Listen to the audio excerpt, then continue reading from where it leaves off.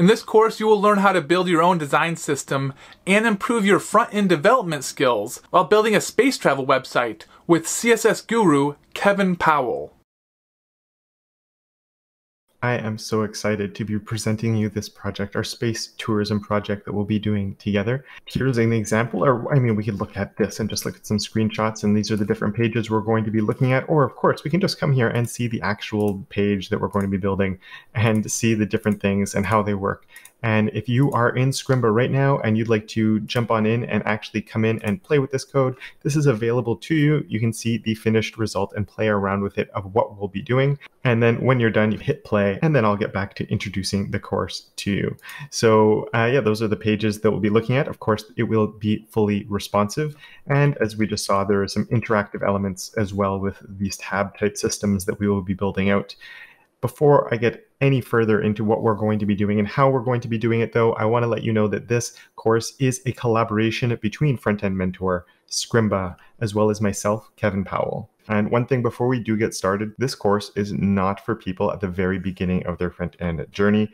Having a good base in HTML is really going to help, as well as experience having already created responsive layouts with CSS. I'm not saying that you need to be an expert in creating layouts. We're going to be breaking things down as much as we can, but I am assuming previous knowledge of using CSS and HTML. So I'll break it down as much as I can, and I'll be challenging you along the way as well to help reinforce what we're learning to make sure you have a proper understanding of it. But if you're new to HTML and CSS, I do think you'd become a little bit lost along the way. So this could be something fun to come back to later once you feel comfortable making a more complex page. Also, if you do have a base in JavaScript or you're comfortable in JavaScript, it will definitely be helpful. But though it is not a prerequisite, though when we do get into the JavaScript parts, at least a basic understanding of it will go a really long way. But you could build out this entire project with very little JavaScript if you wanted to. And that's because there are a lot of different ways that you can actually approach this project. You could build it only with HTML, CSS, and a touch of JavaScript. Or if you're more experienced or you've been learning something like React or Vue or maybe even a static site generator, you don't have to follow along exactly like I'm doing this. I would actually encourage you not to follow along exactly as I'm doing things. So if you've just learned a new framework or you're in the middle of learning a framework or a static site generator, you can definitely use this as a really good project to help reinforce those skills. And of course, there is a whole middle ground to this as well, which is more where I'm going to be focusing things, where we're going to be using vanilla HTML, CSS, and JavaScript. But we're going to be sort of going a little bit deeper than a touch of JS to build in a little bit more interactivity into this project. Some of the main topics that we will be doing, and one of the very, very big topics of this entire course, is building out a CSS design system. And to do this, we're going to be creating a lot of our own utility classes, as well as using a lot of custom properties. Creating your own CSS design system, it can seem like a lot of setup, but it's one of those things that in the real world would be a really useful thing to have, because then everything else can come together really fast. I'm also going to talk about the balance between utility classes and component styles and things like that, and the usefulness of custom properties in both of them. So we're going to be diving pretty deep into that world at the beginning of the course. For the layout, we're going to be using both Flexbox and Grid for this. Neither one of them will be too complex, but at least a basic understanding of both of them could really help you out. And it's one of those things that if you don't have experience with Grid, it could be a nice introduction to it, because we're not doing anything too complex, but we are using some grid lines in some areas, and we will also be using grid areas as well. Another really important thing for me in this course is to look at the accessibility of the site that we're going to be building. So throughout the course, I will be bringing up and mentioning accessibility. We're going to be slowly adding in accessibility through the course. So sometimes I might even do things in a less than ideal way, that are sort of the common ways that we see things done. And then as we go through the course, I'm going to be adding the accessibility into it and making small tweaks to what we've already created. So this is going to include just writing proper semantic HTML, as well as getting into role attributes and ARIA and other things like that. We won't be going in so deep that it's going to feel overwhelming. I want to show you that proper accessibility can be added to a project without things having to be very complex. With all that out of the way, it is time to get into the project itself. I would really encourage you to head on over to Front-End Mentor, because this challenge, as we've mentioned already, is being provided by them. And it is part of their new Free Plus category, which means that everything you could need for this challenge is included for free, including all the assets, JPEG design files for both mobile and desktop, and the Sketch and Figma design files. So you can click on over and you can get access to all of that. You can download the starter files, and you can also get the Sketch and Figma files that you can download from here. Just really quick, I use Figma personally, so throughout this course, I might be saying you can reference this in the Figma file Of course, if you're in Sketch, you can also reference it from the Sketch file as well, but I do say Figma most of the time when I'm referring to them. And if you do want to jump in, and you can just click on this link that is right here in this slide, and it should bring you to the challenge page where you can get the starter code and the Sketch files. You'll notice there's also a submit solution button right here, which means when you're done with this challenge or any other challenges on Front-End Mentor, you can submit your solution. You can also see other people's solutions, and you can share the link of yours with others to get feedback on your solution that you've managed to come up with. And so you can access these files on Front-End Mentor. This link will bring you right to that challenge as well. And I've also created a GitHub repo that you can access the files for. So if you're following along this course with files on your computer, instead of following along with the files here on Scrimba, you can download everything from the GitHub repo. And it's also going to have the start and ending stage of every one of the lessons in this course. Because as I said, I'm going to be offering challenges throughout the course. So that way, if you're not following my exact code, you are doing things in a little bit of a different way, you'll be able to get the exact code we have for that challenge at any given time through the GitHub repo. But now it is time to jump into the actual project itself and get started with it. I'm really looking forward to this. I hope you are as well. Let's go do this. All right, so as I mentioned in the introduction, the first thing we are going to be doing is focusing on the design system itself. And that design system has been provided to us from Front-End Mentor. We can see it here on this slide. And this is what we're going to start by building because it gives us an overview of the styling we need for our entire project, or at least most of it anyway. So rather than trying to style everything page by page, we can design this design system, which is going to allow us to work really fast when we want to start working on the actual pages. So how I'm going to be approaching this, first of all, is I'm going to be using a lot of custom properties because they're absolutely the best and allow us to work really well. And I'm going to show you a few cool things that we can do with custom properties to sort of open up extra doors and things like that along the way. We're also going to be using a lot of utility classes because even though it takes a little bit of time to set them up, they allow us to save a lot of time in the long run. The one thing this design system that Front-End Mentor has provided us with is it has all the things we need other than the layout. So I'm not going to worry too much about the layout, even though we can make a few quick columns and other things like that along the way. And lastly, when we're finished with it, like we won't have all the layout parts that we need. We won't have everything completely done, but we're really going to be off to a running start, and it's going to enable us to work so much faster. So we're almost ready to dive in. The first thing we're going to do is create a general reset, just because CSS, as you might know, comes with a few little things along the way that can be kind of annoying. So before we even worry about the document itself, we're going to create a general reset. Then we're going to create some generic utility classes that I just create on every single project. Then finally, we're going to dive into creating the design system itself. And we're going to break down everything into multiple lessons. It's not going to be one big giant thing. I'm going to have lots of challenges for you along the way to be taking steps and seeing what you can do. And then I'll be giving solutions to those as well as we go through all this. And one really important thing to start with is we're really starting with blank files. We have nothing here to start with. I haven't brought in the assets or anything like that yet because we don't need them. We'll bring all of that in later in the project. But one thing I have done, just in case you want to make your life a little bit easier, I have included this preview.html file in the design system. So if you go into this one and you just hit run or hit save, it should load it up and you can preview what the design system looks like here if you need to get font sizes or get other things from it, because sometimes when you're looking at it in the slides, my screenshots might be a little bit small. But of course, this is just a JPEG. You can't copy and paste things or anything like that. So if you want to be able to work a little bit faster, copy and paste text, you can do all of that from either the Sketch or Figma file, which is being provided by Front-End Mentor. So, that might be a little bit easier of a way to work. But if ever you need to reference something really quickly, you can reference this preview.html file if you just need to grab a few values or something like that. I know I'm anxious to start writing some code, so I'm sure you are too. So in the next lesson, we're going to be doing just that. All right, so it's time to work on our reset. And so for that, all of the CSS I'm writing now is going to go just in my index.css file because this is the one that will be controlling our entire site. We'll be using this across all of our pages. And if you don't already know what a reset is for, it is something that just helps us make sure we're starting on a good base before we really get into anything.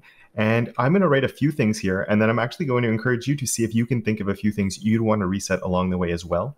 And so the very first thing I am going to do, though, is create a comment here at the top. So I can do that. You can just write out the comment thing, or you can use Control//, and that will set this up. And I'm going to put a whole bunch of dots here because this is sort of, or dashes, I should say, as this is going to create a section for us.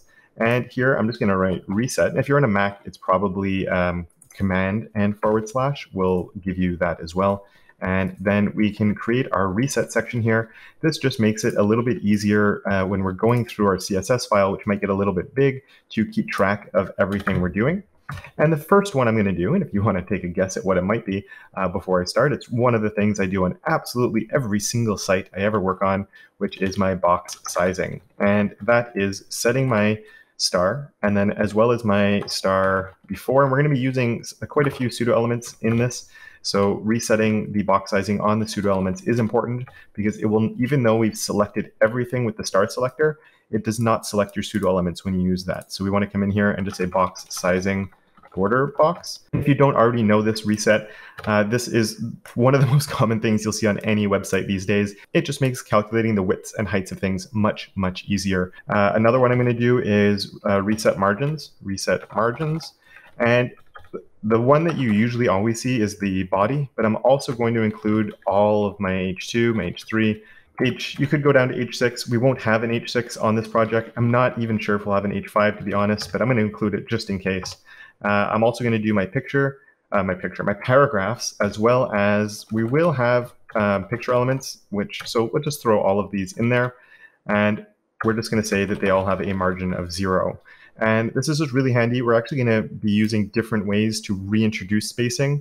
And one of the most frustrating things with CSS is collapsing margins when everything has a margin top and bottom of it. So we're going to see simple ways that we can sort of reintroduce spacing without having to worry about things like collapsing margins. And there's a few other things that I'm going to bring in here in a second, but I want you to try and think of a few things that you might reset or common resets that you do. So throw them in here, create a bit of a reset yourself. You can see sort of the types of things. I'm trying to bring CSS to something that is a nice place to start from. So see if you can think of anything that you've seen or things that you commonly use in projects, and then we can compare that to what I end up doing in mine. So yeah, you can go at it, and in a few seconds, I'll finish this up on my end. All right, so I'm going to keep on going here, and I'm actually going to take a second before I do that just to come up here, and in a comment, I'm going to put this, which is Andy Bell's Modern CSS Reset. And this is something that I use a variation of in all the projects. So this is actually a variation of that that I'll be using. I won't use everything he has, but this is a really nice starting point for resets if ever you just need something to copy and paste into your projects quickly.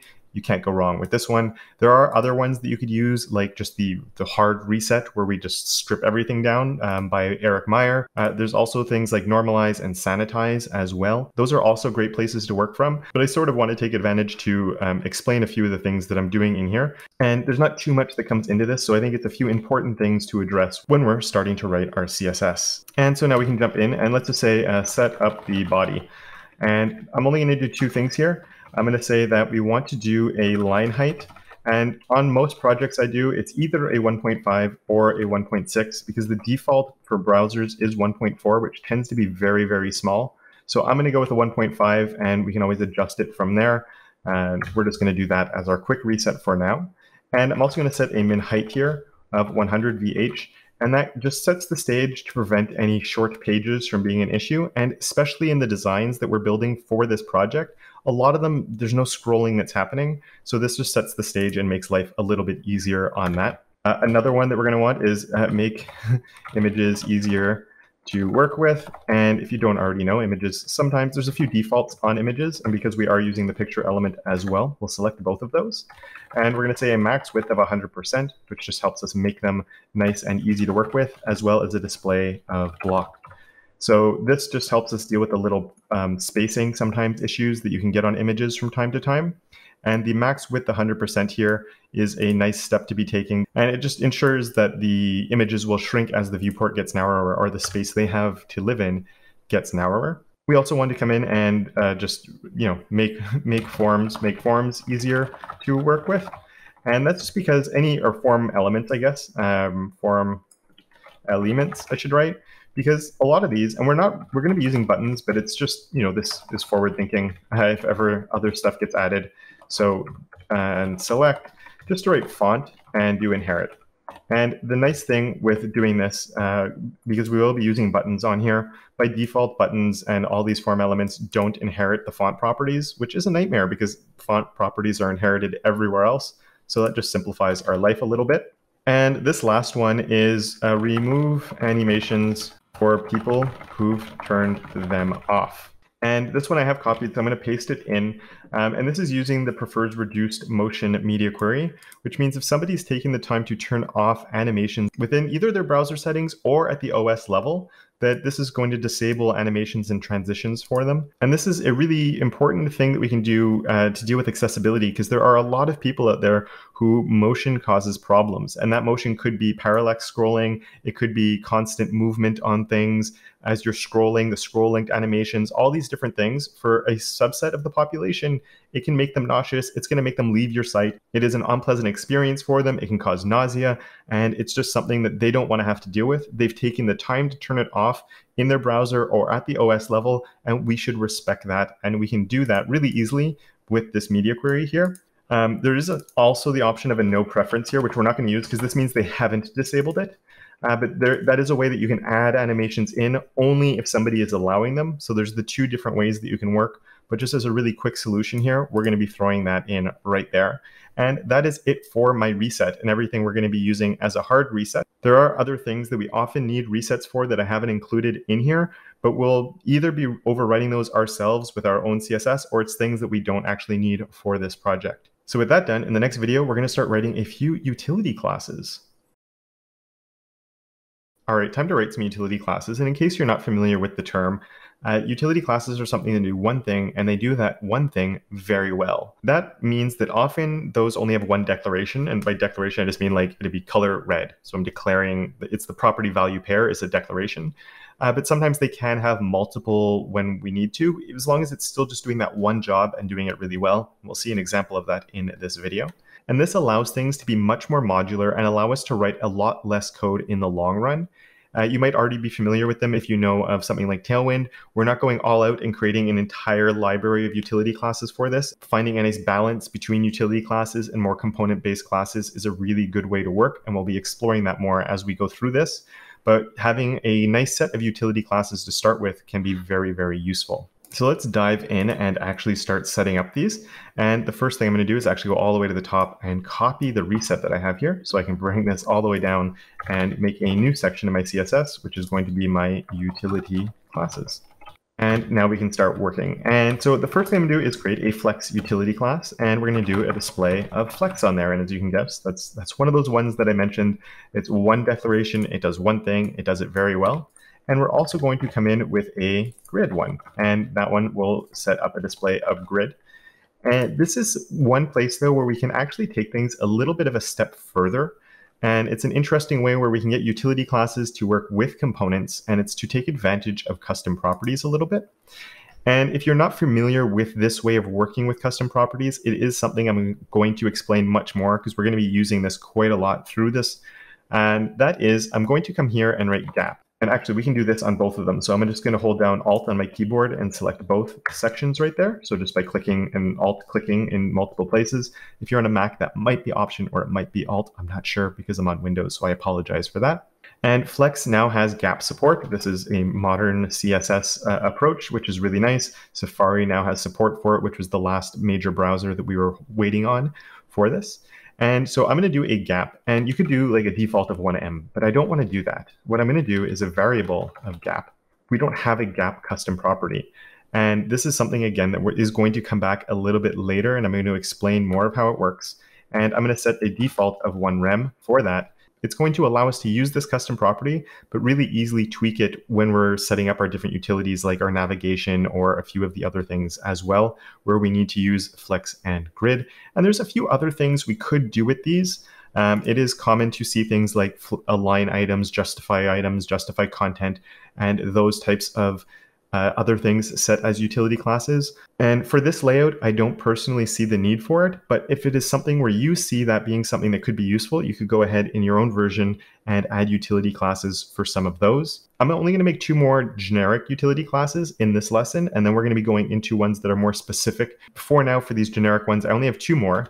And the first one is going to be a container. And I'm sure you're familiar with either a container or a wrapper. And if you are, I want you to write your own, and then I'm going to show you my own version of it, and I want you to see if it's actually the same as what I would do. Don't just think it in your head. Take the time to write it out. Think of all the different properties you might need on something like this, because this is one of those utility classes where you definitely need more than one declaration to really make it worthwhile. As far as what width to use, don't worry too much about the maximum width on it. Just as long as you have a value in there, and then I'll show you my own solution in a few seconds. All right, so the very first thing I'm going to do is I'm going to write padding, and very often you'll see something like padding 2M0, and I'll show another solution here that we could also use for this, which means no padding on the top and then 2 on the left and the right, which just prevents things from like touching the side of the page, which can obviously be very useful. Another way that we can do this with more modern CSS is actually to use padding inline and then come in with 2M. Scrimba's underlining this right now because this is a new CSS property. It's called a logical property. And what it's doing is looking at the inline axis of my container. So it's going to be the left and the right side and not the top and the bottom. And even though Scrimba is sort of complaining about this as well as Gap here, don't worry, it's going to work even in the Scrimba previewer that we're going to be using. And it's also something that's supported in all the major browsers now. So browser support, as long as you're only worrying about newer browsers, there's no issues with it at all. And I'm going to come in and write a max width. I said not to worry. We're going to start with 80 rem, and maybe we have to modify that. And that could be somewhere where you actually use a custom property for this instead, but we're going to stick with a set number just because I want it to be consistent between all of my pages. And the last thing I need is my margin auto to hold the content in the middle of the page. I only need the margin on the left and the right side. So can you guess and maybe write the line of code now, similar to our padding, that would work with our margin? And so hopefully you thought of or wrote margin inline of auto, which once again is going to be my margin left and my margin right, and it just doesn't set any value to the top and the bottom. Even though you generally don't run into conflicts with these, this could technically prevent conflicts. And the last thing I'm going to include in my reset for now is an SR only class, which are super, super useful. I'm going to paste it in because there's quite a bit in here. This is a really common utility that you're going to see, which is screen reader only. And what that means is it's only for assistive technologies that are reading the page to somebody if they're visiting the page and they're visually impaired. And let's say we have content on a page that might be, say, a button that doesn't have any text in it, but visually it's very clear what that button does. So somebody who's a sighted user can see it and know if I click this, this is what's going to happen. But if it's a screen reader who's reading through the content on a page, it's just going to announce that there's a button there, and the user's going to have no idea what that button does if there's no text in it. So we can use this to visually hide content for sighted users, but then keep that content in the page as something that's actually there. So if a screen reader comes across it, it can give that extra context to the users that are using those assistive technologies. It's a very easy thing to do, and we're going to be using it in several different places throughout this project. So in the next lesson, we're going to dive in and start creating our own utilities. But first, before that, I want you to get a little bit of practice using these ones that we've created right here. So I'm going to jump over to the HTML file, and this is just sort of a standalone. We'll delete everything that's in here once we're done.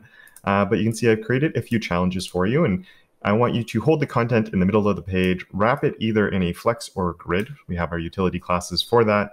Try changing the gap variable without modifying the original utility class, and to use the SR only class on a div to see what happens. And by this one, what I mean is find a way to modify this variable here without actually coming onto here and changing it. See if you can find a different place you can change it and to get a different gap than the default 1 rem that's on there. And you might be saying, what content? So I'm going to come and give you some really quickly.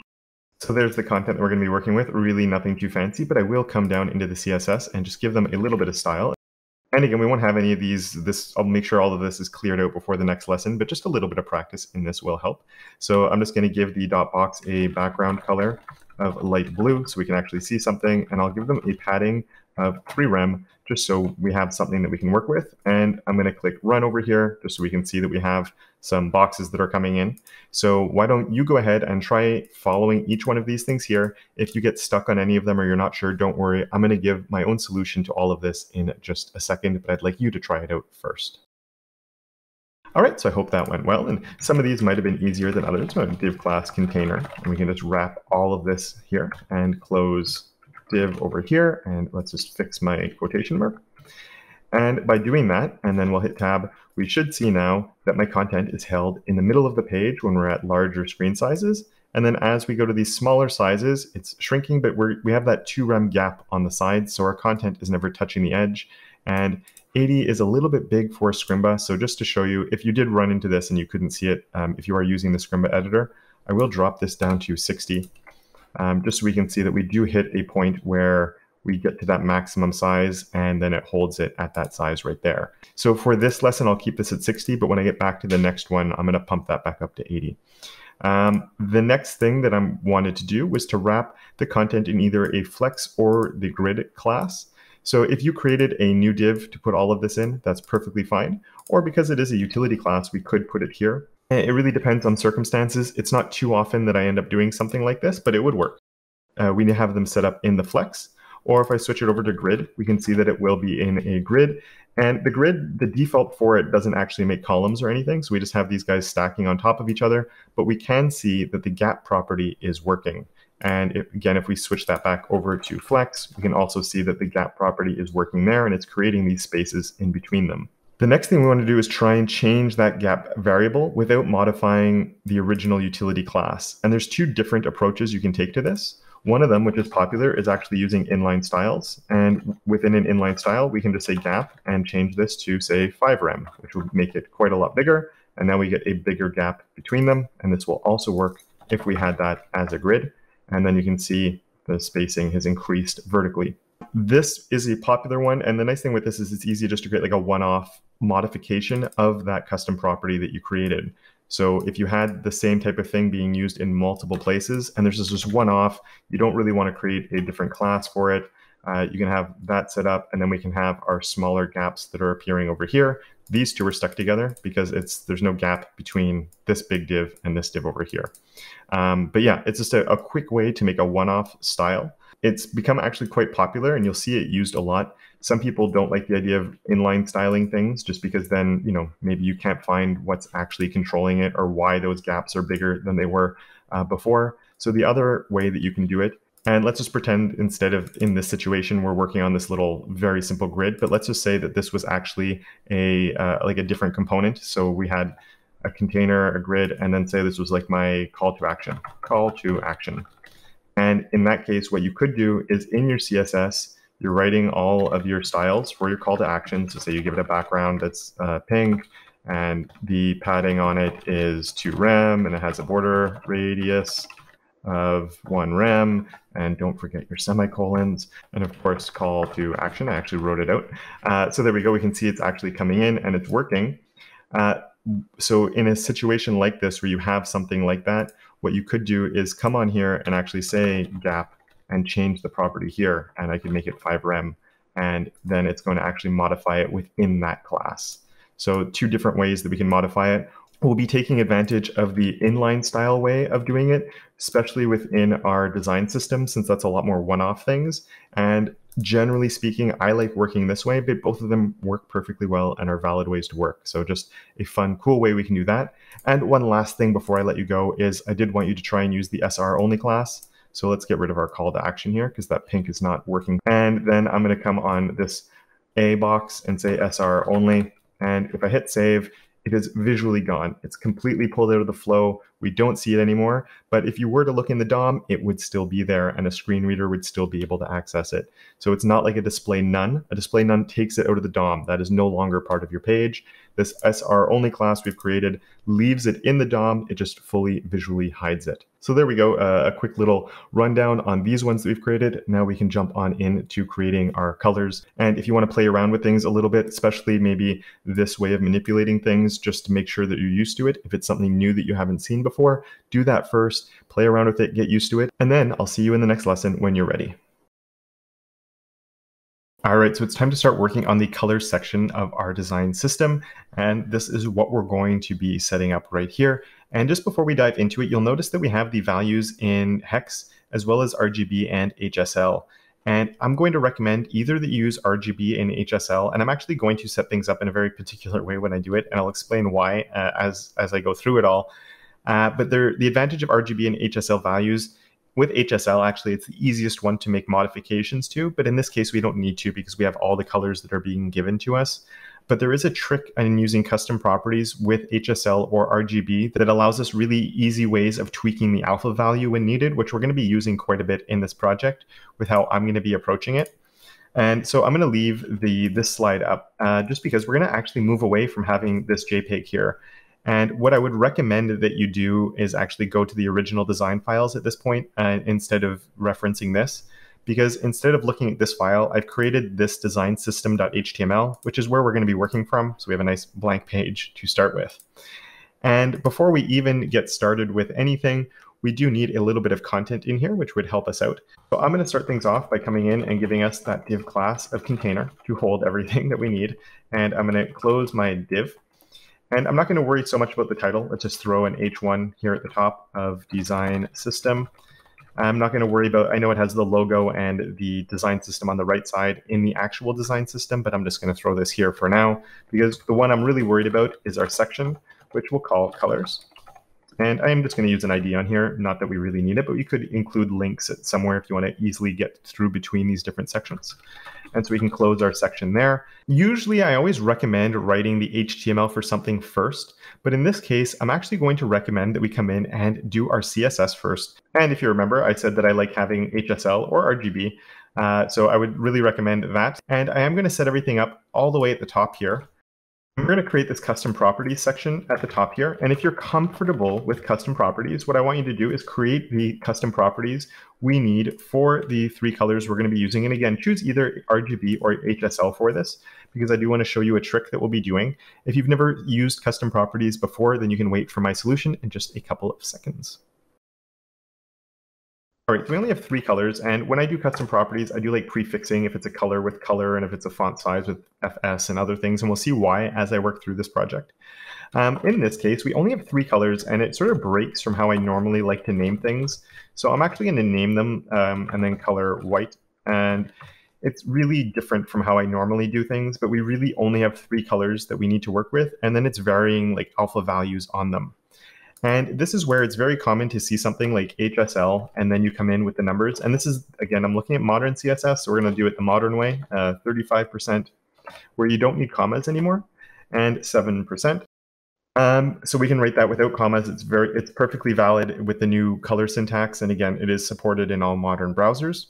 And the advantage with writing it like this is you can come in and do a slash and like 0.5, and that would be your alpha value. But the issue is if we store it like this in a custom property, we lose the ability to manipulate that alpha value very easily. And there are ways you could do it with another custom property and sort of play around with things and get clever with it. But what I actually like doing is storing this value as my custom property instead, which might look a little bit weird, but I'll explain why in a second. But first, I'm just going to fill out these two really quickly. All right, so we have those there. And now to explain how I'm going to use them when they're just values like that, let's go down and create those custom property colors. So I'm going to come here and we'll create a colors section, just like that. And I'm calling it a colors section. So here's our general classes. And then underneath that, we can have our colors, which are all utility classes. And you might also be wondering at this point, like, why would I make utility classes as well as custom properties? And I'm going to explain as we go through the course why I would do that. So let's start with a BG dark. And I'm going to say that that means the background color is the value that I wanted. But you remember, I'm using the HSL values. So I'm actually going to write HSL like this. And then inside of there, I'm going to write my variable color dark. And we can do that. And what that means is, and this will enable us to use it. So just to show you that working, I'm going to come over to my design system on the body here. I'm going to give that a class is equal to BG dark. I'm going to hit save, and the background has changed over to that color. And so what I'm going to do is challenge you now to create background class for the three different colors we have, and another class that will set up the text color for the three different colors that we have as well. All right, so what I'm going to do is just copy this and paste it so we can work a little faster. And you know what? I'm actually going to paste it again here because I'm going to be doing my BG dark. And what I'm going to do is actually change all three of these. So again, I'm holding Alt down, and I'm going to call these text dark. What I actually like doing on something like this, I'm going to select both of these. And it's a little weird because I did do a color of light. And here I'm going to call it color accent just because I'm funny that way in how I like to name things. But that's what I'm going to do. And then this one, we will do a color white. And I'm just going to update these so they match everything that we have. I almost left this here using background colors on all of these, and that would have been a little silly of me. And while we have enough to get started in creating what we have on the screen right now, before we do that, I have a little bit of a challenge for you, and we'll see that challenge in the next lesson. So before we start building this out and to give you a little bit of practice, I want to give you a little bit of a challenge first that's also going to explore the alpha value thing that I was talking about with our custom properties. So the first thing I want you to do is to give this first div here a light blue background and a dark text color. This second one here, we're going to give it a white background and we're going to give it a dark text color. And this is only using the utility classes that we've created so far. And this third one is going to be a little bit different in that we can't necessarily use one of our utility classes for it, but I want you to give that third div a light blue background, but with an alpha value of 20% and with a white text in there.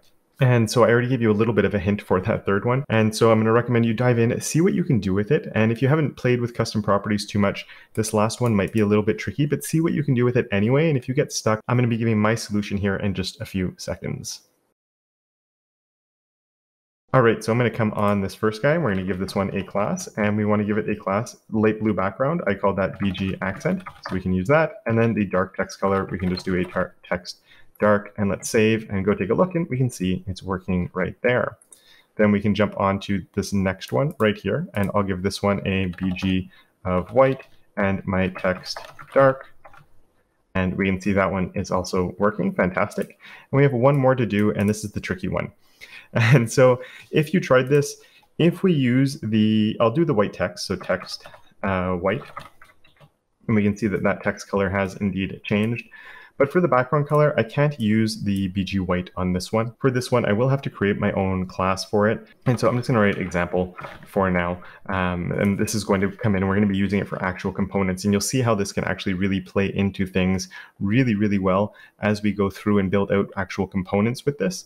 So maybe even example component might be a better name, component. And this can work whether it's a text color or whether it's a background color. And it's going to be something that we use quite a lot actually through this project. So I want to make sure you understand how it works. So we're going to jump over here to my CSS, and I'm going to do example component. And on that example component, we need to do something. So I'm going to say that we have a background color. That makes sense, I think. And obviously we have our HSL, and I want it to be the light color. And that's the light blue. And if I just do that right now, let's hit save and go take a look, and it has the regular light blue background on there. And I'd mentioned that we can change the opacity on it. So if you got stuck before and now you might have a little memory of how to do it, why don't you try and do it? And if not, or if you don't remember, I'll show you the solution in just a second.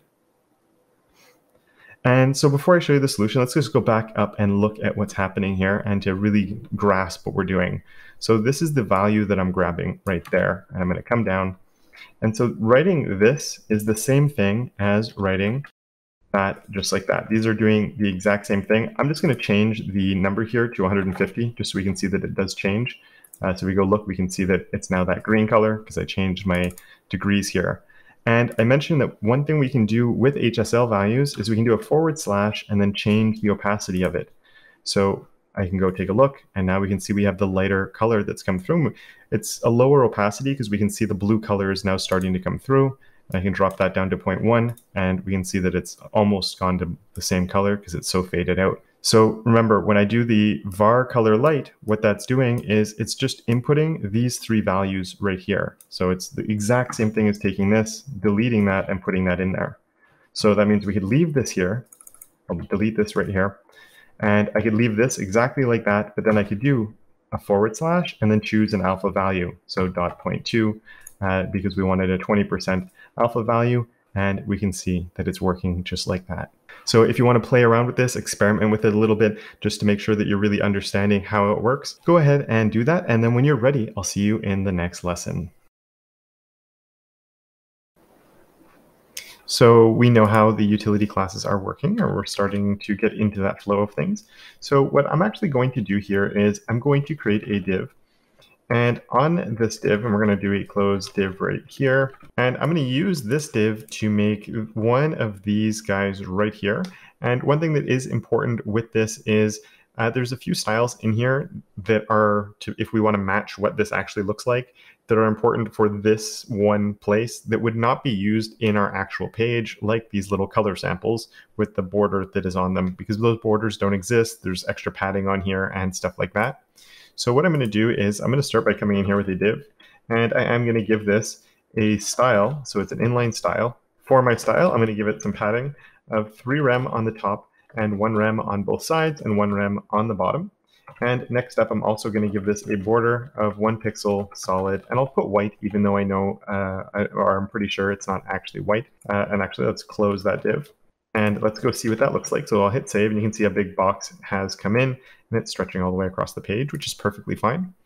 And then here, I would have 2 paragraphs. So paragraph, close paragraph, and we need another one underneath that. And I'll just bring the content in here really quickly.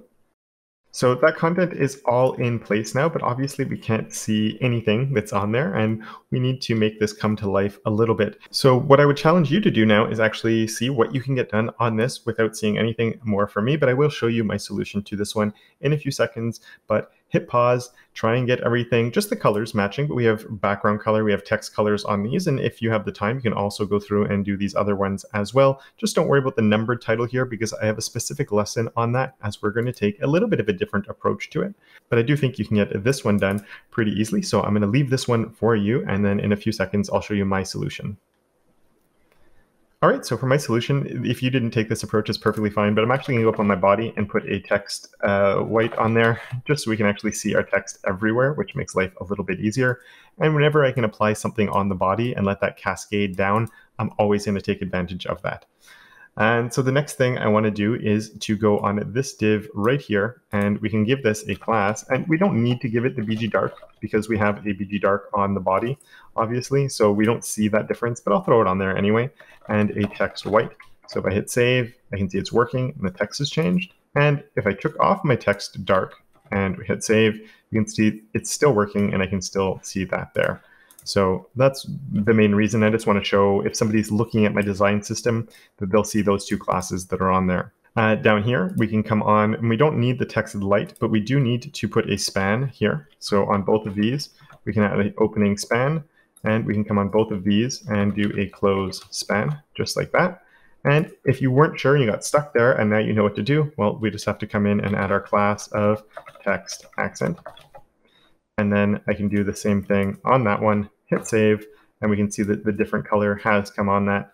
And that is pretty much what we needed to do for this one.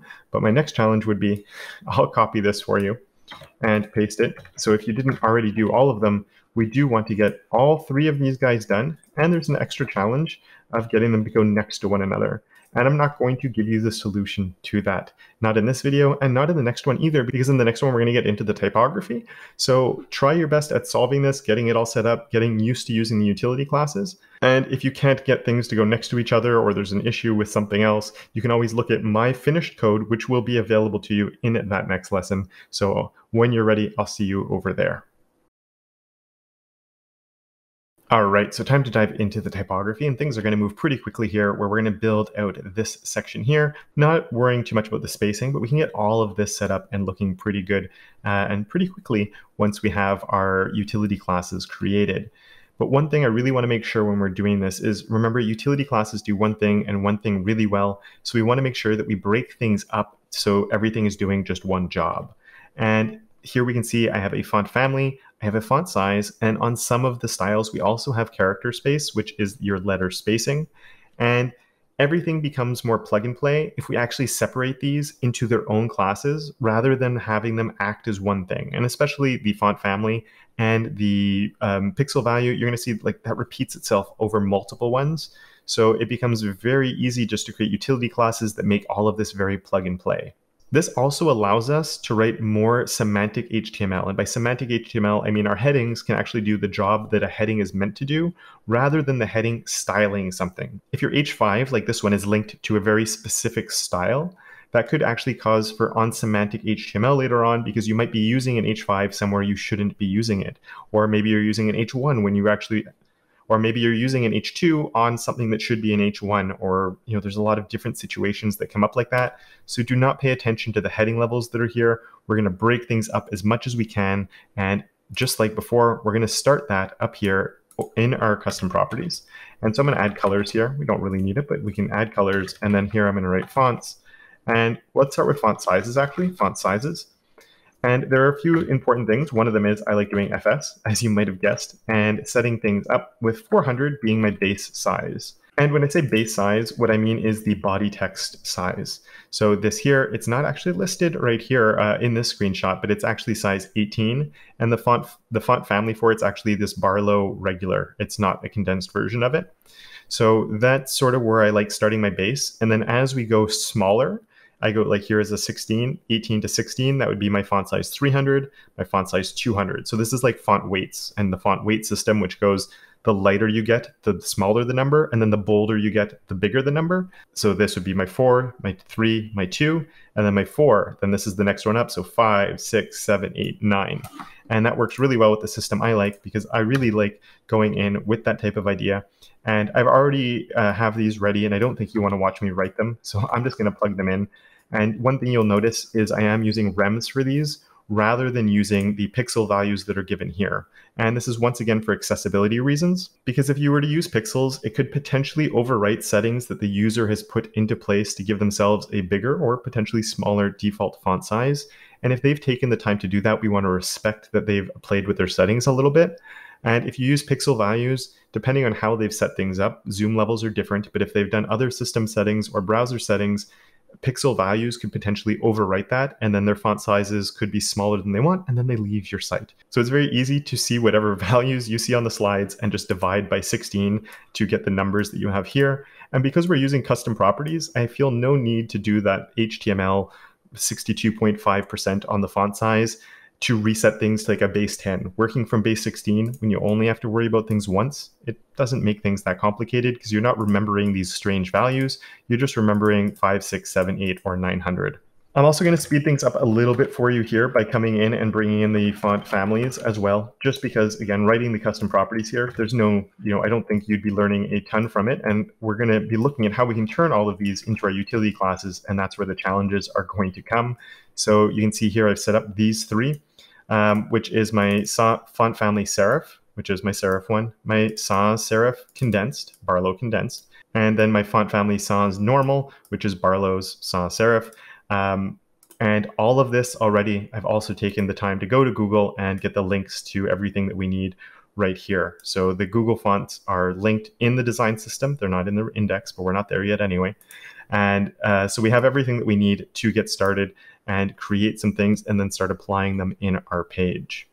Now you'll notice one thing I didn't do is turn the letter spacing ones into custom properties.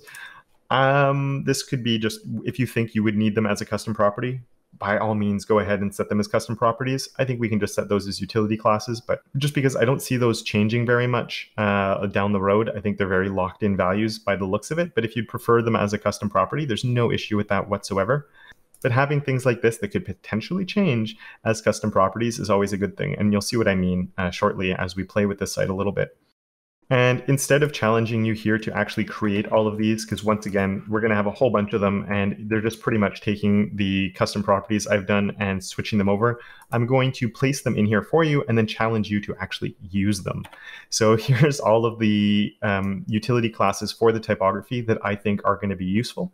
And so we have our different font families that we can control here. We have our letter spacing ones that we can control here. And so it's the biggest to the smallest. Then we have my uppercase, which is something that's not actually listed. But if we come and look, a lot of these are uppercase, but every now and then you might not want an uppercase. So I created an uppercase one just to make it easier to make changes, because it sucks coming in and actually trying to like retype something in your HTML to get it to be uppercase. So this is a very handy little utility class. We have all the font sizes set here. And I've also come in and changed the line height on these bigger font sizes, just because the line height, when the lines break, gets really, really ugly. So I've taken the time to go and make that change right there. And one thing we're going to do before actually starting to use these, just to speed things up a little bit. If you look through all the different pages that are supplied in the design, there is one thing that we can do that's going to help a little bit and cut down on some extra stuff we're doing is when we set up our body here. And so the first thing I'm going to do on here is set my font family. And there are different ones we can do, but the nice thing with this is I can do a dash dash, and I know you can't see it on your screen, so I'm going to get you to practice it or try this out in a second. But as soon as I do that, I see all of my custom properties, and then I can put FF, and it's only going to show me the ones I prefixed with that. And in this case, I'm going to choose the sans normal, just because that's the one that is on my body, and that's, you know, my paragraphs and my regular body text. So I'm going to put that on my body. You could make a case on the site to put this as the condensed, because you might actually have to use less utility classes along the way, but I'm going to do it like this. And then what I want you to do is try this out. So we also have a font family. Another one we need is the font size. And if you remember, my font size is the 400 is the default. So what I want you to do is pause the video now and do the double hyphen and see the whole list that comes up here in Scrimba. And this would be the same in text editors like VS Code. Do the double hyphen, you get the full list. Do your prefix, FS for font size, and then you only see the font sizes, and then you can just choose the one that you want from there. So I'll give you a second to try that out, and then we'll look at a couple of other little adjustments we can make before we start using all of this. Great, so I hope you saw how nice that is. So we have my font size, and we said we want the 400 on there. So I can do that. It auto-populates it just by selecting it, and we're starting to be off and running. There are two other properties that I'm actually going to add to here. And that is, it would be kind of annoying if we had to always come in and add this on every single one of them. And these utility classes work great, but setting that every time on the body is a little bit annoying. So I'm actually going to remove them, and we're going to come back into here, and we're going to add them here. So if you want to do that to get a little bit more practice with the double hyphen, just seeing how it populates, making sure you're comfortable with it, you can do that right now. And in 1 second, I'll add my own in. All right, and you might have had a little gotcha there along the way, and that would mean that you would have had to have remembered that we actually need to, because of how I've set things up, wrap things in the HSL, because I did things a little bit differently. And so here on my color, instead of just doing the custom prop, I'm going to do my HSL, and then I'm going to choose my color light, just like that. And then on my background, oh, I don't want light, I want color white actually. And then on the background color, we can come and do the same thing, HSL, and choose my color dark. And there we go. That should set things up nicely. There we go. We can already see it's come back and it's starting to work. So that's fantastic. All right, and with that set up, we can come over, and I'm going to do one thing really quickly because we're going to see there's one more problem that we're actually going to run into. And before we get into that next section, I can start using some of those classes up here and on here. And I just want to highlight what the problem is going to be. So actually here where we have our design system, I'm going to come on and give this a class is equal to font family serif. And I know we don't need to do that, but you might notice, and maybe it looks okay for you, but the rendering of things looks a little bizarre on my end. And if we look here, every single heading level is not using a bold, which is the default. And because I didn't include the bold from Google Fonts, because we didn't need it for the serif font, it actually renders things really bizarrely. And so you can play with your font size a little bit if you want to highlight that a little bit. But I don't want to have to come in on all my headings because by default they're all bold and have to reset them because this normally wouldn't be bold, this wouldn't be. All of the headings through here are nowhere is using the bold. So one last extra step that we can take is coming in and just saying that. And I don't think we're going to get to the H6, but I'm still going to come in and say the font weight here is 400. And if you want to be even more explicit, we could also say that my paragraph's default font weight is also 400. Because we're not going to see a lot of bold in here. But by doing that, again, the P we might not need, but we're just sort of explicitly setting it. And even that could be set on the body instead of the paragraph. But just by doing that, it's going to set us at a little bit of a better starting point as we come through, and we can see things are already looking a little bit better. So what I'm going to challenge you to do is to set everything up properly here from our font sizes and our font families. You can use the uppercase where we need the uppercase. And in the next video, we're going to continue on and look at this section and make sure we can set up everything there to make sure that we have all the utility classes we need and to give ourselves a little bit of practice using them as well. All right, so I've been very nice to you, and I'm not going to make you type out everything we need for all of these different parts because it would just take you a little while, and I don't think you'd be benefiting from it too much, but I do want you to get some practice using what we've learned so far. And I've also done a few things here, just some inline styles, just to style things and space them out a little bit. The one thing I'm going to say now is don't worry about the spaces in between these guys. We're just going to try and style this up to be matching what we see as a whole here as closely as possible. in terms of font sizes, colors, and all of that. But don't worry about the spacing. We're going to come to that in a future lesson. And so I'm going to do a couple of these and then get you to do the rest of them. And so here we have all of these are actually the same. So that speeds things up a little bit, where we can come on all of those and say that all of these have a class that is equal to the text accent. And remember, that's my color that's going to come on that. And so we go and look, that's looking pretty much what we need it to be, I think. And so those are looking pretty good. And now the next thing we need to do is actually style these other ones up. So here I'm going to do this one, class is equal to, and on that one, it would be my font size 900. And what else do we need on there? We need an uppercase, and we need to set the font family. So I'm going to come here and say font family of serif. And let's come and actually, I'm going to copy this one here and just place it on the next one. And then what we're going to do is I want to look at why I like having utility classes and custom properties and all of that set up. So here, this is going to go down to an 8, and we can see that they're both looking just like they should be looking. And so one thing that's nice about this, and we can even come and add this on this one, and this is where I could have it styling up properly, and then I can easily come and change the font size. You can see how the same styles are working, but things are becoming very plug and play with this approach, because I can just plug in the different things that I need. But it's also very plug and play because I can easily come on here and say that this should actually be my sans condensed instead. And in another situation, maybe that's exactly what I need right there. So the sans condensed is coming in and it's working. So that's really good. And it just makes my life a little bit easier being able to make those changes here, plug and play whatever I need. And then it's updating and we're getting what we need there. But also I could then come over to here and I could actually change what my font family is here. And maybe instead of Belfair, at one point the brand gets updated, this ends up becoming something else. And let's just take off serif and let's just put this as cursive, just so we can see. Then I can quickly update all of the places that we're using that in one shot. So that is why I like having a utility class as well as a custom property.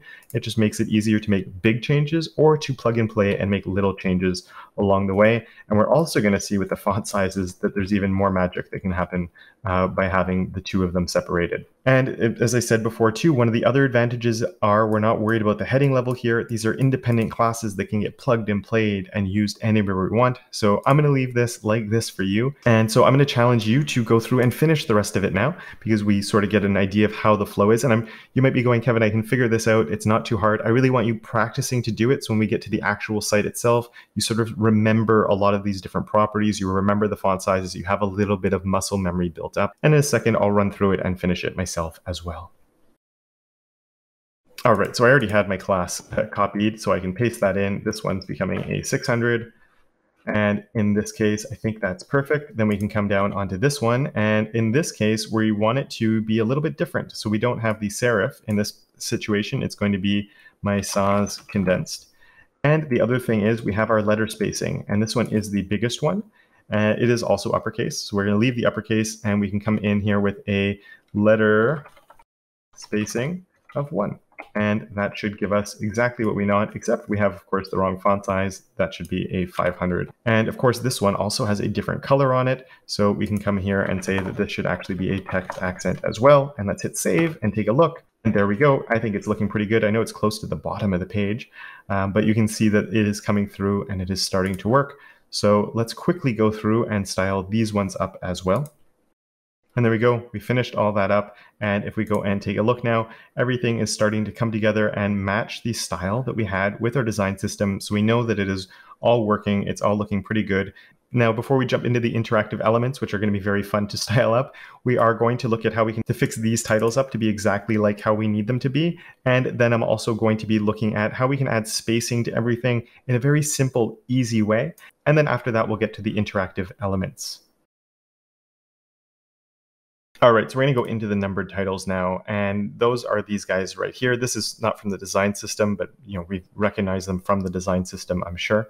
And these are the ones, but these are the ones that we see on the actual pages, and they're everywhere except for the home page. And I want to look at these in a way that talking about how we can find the right balance when it comes to things like utility classes, because utility classes definitely allow us to work very quickly. As you would have seen when you did that last section, we just added those classes in and really quickly we can style any piece of text to look any way we need it to be. But When we have something like numbered titles that are always the same, it can be a good idea to find a balance. And so with these, they always have the same font family, they always have the same font size, they always have the same letter spacing, and they always have this number that's the same, that's actually like faded out and looks a little different. There's always this space here. And this is where you'd end up, having to come up with a new utility class potentially for these numbers. And like every single time we do it, it's always going to be literally exactly the same. So I do think this is where having a little sort of utility class plus, because it's not quite a component, but maybe we could call it like a mini component, where those things start to work really well, just like we applied several styles to our body to allow us to work a little bit faster. And it really depends on your workflow and how you like to work, but I'm going to be setting up a specific class just for these numbered titles. So it does a little bit more than what you might consider a normal utility class to do, but let's just come and we're going to add it here, and we'll call it numbered title because it describes exactly what it is. And there's a few different things we're going to want to do. And what I'm going to do before anything else is let's come up and add that class all the way on our first one that we had in our colors area, which is right here. I'm actually going to delete this uppercase, and I'm going to call this numbered title, just like that. And I'm going to challenge you to style it up and make it look the way we want it to be. You'll notice there is a span in here. And so, we want to take advantage of that. Do the best you can on it. Even if you're really not sure where to start, we have all of our custom properties that you can rely on. And if you get stuck at anything, don't worry too much about it and do your best to style it up. And I'll give you my solution in just a few seconds. All right, so for these, we have a few different things we need to do. One of them is going to be my font family, which is going to be my sans condensed. So once again, I'm just going to do that, double FF, and then I can find my sans condensed really nice and easily. We also want to set our font size, which always is the same one. And in this case, it's once again, FS, and it's right there. I just have to choose the right one, and it will be 500 in this case. Then we need to come in and set a text transform of uppercase. And again, you could mix and match a little bit with the utility classes here as well, and there's nothing wrong with doing that. So maybe you want to mix it with your letter spacing one, but I'm just going to come in and do this. And I just realized I didn't talk about why I set these in pixels. And earlier I talked about setting font sizes with rems, and if you know me, I like ems and rems for most things when it comes to sizing things. And here I left the pixels, it's just these like decimal points that are very specific, and they're very small numbers, so I thought it was fine to leave them as pixel values. That's just the reason why I did that. So there's nothing wrong with using pixels for very small things or very specific things every now and then. And so if we go and look at what we have, we can see it's coming together pretty good compared to the design of what we want it to look like. I think it's actually very close. The only issue is our numbers over here. And this is one of those places that the custom properties for my colors that I set up are really going to shine. So I'm going to create a numbered title span. And you'll notice I'm not putting a different class here. You might hear that you should use a class for absolutely everything. But as we go through this, we're going to see that sometimes maybe you don't want to, and doing something like this, and if you wanted to be very specific, you could do something like that. But when we have a span inside our numbered title, I want to style it in a specific way. And this sort of scopes the style of the span to the numbered title. It can't escape out of there. And we're going to see this as we work on some other things. The first thing I'm going to do is add a margin to the right side. And I'm going to try a 0.5 M, which is the, if you don't know M, it's going to be relative to this font size. So that means if ever we had a different font size that would come on, that spacing would adapt with it. And there we go. We get a nice healthy space right there. We also need it to be bold, a font weight of 700. And the last thing we need to do is to change the color of it, because obviously it's not the right color. And if you try the accent, you'll also realize it's not the right color. If you look in the Figma file, the opacity of it is 25%. So if you haven't already done it or you weren't able to do that, the only thing left is to do this color. See if you can think of how to do it. We looked at it briefly when I looked at how I set up my colors with the custom properties. If you forget, that's okay, but pause, think about it, maybe even go back to that video when I set it all up to remind yourself so you can try it and do it now to see if you can get it to work or not. And I'll give you the solution in just a few seconds. All right, so I hope you did it. I hope you gave it a shot, and hopefully you got it right. But if not, no big deal. Remember from now on. And that's where I want to come in with an HSL value. And then in here, we can do my custom property. So I want this custom property, my color light. or color white, I should say, because we want to keep it white, but it's at 25%. So what I can then do is the / and 0.25, which sets the alpha value. And if we go and take a look now, look at that. Perfect. It's exactly what we needed. So there we go. It's the numbered titles that are set up. So we can then run through, just take this numbered title class, apply it anywhere we need it. And in these cases, it just so happens to be on an H2, but it could be something that it doesn't have to be on an H2. This could be on an H1, or it could be on a paragraph, or it could be on anything. It's a class that can be plug and played and used in any way that we need it to be. And so with that done, we can move on to adding the spacing that we need with a very convenient way to add spacing, in my opinion. And then after that, we'll get into those interactive components. All right, so we're going to be looking now at how we can add the spacing in ways that is very adaptable and very easy to update depending on the type of spacing we need. And we can do this with a utility class. And there are also other common systems where you're using utility classes like M1, M2, M3, P1, P2, P3 to add margin or padding around elements. Then you have other utility classes like MX2, which would be only left and right, and then MY2, which would only be top and bottom, and so on and so forth. You could do it with borders as well. And those can be very useful, but in this case, I don't think we need it for this design. And I want to show you a very modern approach that we can take to doing it with just one utility class and a modern pseudo class that's recently been added to CSS, which does have good browser support with the modern browsers, because we don't need all those other utility classes. And I think it's going to speed us up overall just by using the one. So if we dive back into here, I'm going to go to my CSS file, and I'm actually going to come up back into this section here, which is my general utility classes. And here what we're going to do is we're going to create one called .flow. And if you remember earlier when I talked about the reset, I talked about somebody called Andy Bell. And this is also where this idea originates from and where I picked it up. And Andy is a very smart CSS person. So if you want to give him a follow, I'd always recommend it. And I'm going to start this off how Andy does it, and then I'm going to make a modified version of it of how I'm going to do it, which I think makes it a little bit more readable. And what I'm going to do right now is add a margin top of 1 rem, and we're going to modify this, but I'm also going to put an outline just so we can actually see what this is doing. 1 pixel solid red. So maybe you've already seen this. This is the lobotomized owl, but if you haven't, it can be kind of confusing. So I want to take a quick look at how this is going to work. If you've already seen it and you understand how it works, you can skip ahead a little bit in the video because I will be modifying this, and I will actually be modifying this right here. So don't skip to the next lesson, just skip ahead within this lesson to when I make these adjustments. But I want to explain how this is working first. It won't take me very long to do. And we're going to come into this section here, which is my typography. And in here where I have this div class, I'm going to add I have a div, and I'm going to add a class, add that class of flow. And we're going to look at what it does. And you'll notice now that we have Earth doesn't have a box around it, but these 4 do. And if we look here, the direct children of flow has my heading 1, and then we also have this div, this div, this div. And they're all getting a red border around it, except for this one. And the way that this selector here, which again, this is, it was Hayden Pickering who termed the coin the lobotomized owl. The way that this is working is the plus here is an adjacent sibling combinator. So it's looking for elements that have adjacent siblings that come before it. So select everything that has an adjacent sibling before it, or a sibling directly before it. So if we look here, we have this guy. Does he have a sibling before it? He does. Does this one have a sibling before it? He does. Does this one? Yes. Does this one? Yes. And does this one? No, he doesn't have a sibling before it. He doesn't have it. He doesn't get any of those styles applied to him. Now, the one complaint that I hear about this is it's hard to read. If you didn't get the explanation that I just gave to you and you just stumbled across it, it can be hard to understand. You could come in with a comment to explain what it's actually doing. Or we can do it another way that a lot of people like, which is the star and then not. And then we can do a first child. And this isn't the finished version. We're going to modify this again from here. But this is doing the exact same thing. It's saying anything that's not the first child.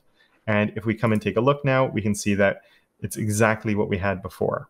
And if you're going, why are we not selecting the first child? Or you could also do this with last child as well. Some people like doing it with last child and doing this as a margin bottom instead. So either way would work perfectly fine because you can see it's selecting all of them except for the last one.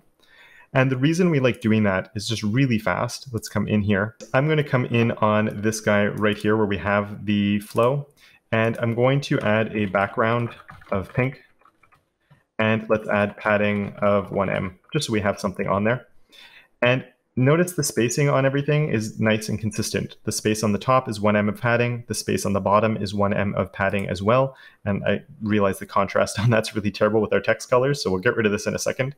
But if we did the same thing where we're just adding the padding on everything, but we say we just did this instead, where we're adding the margin bottom, well, now it's going to mess up my spacing here. This space here is actually twice as big as the space on the top. So what we're trying to do here is say the first element has no space on the top and the last element has no space on the bottom.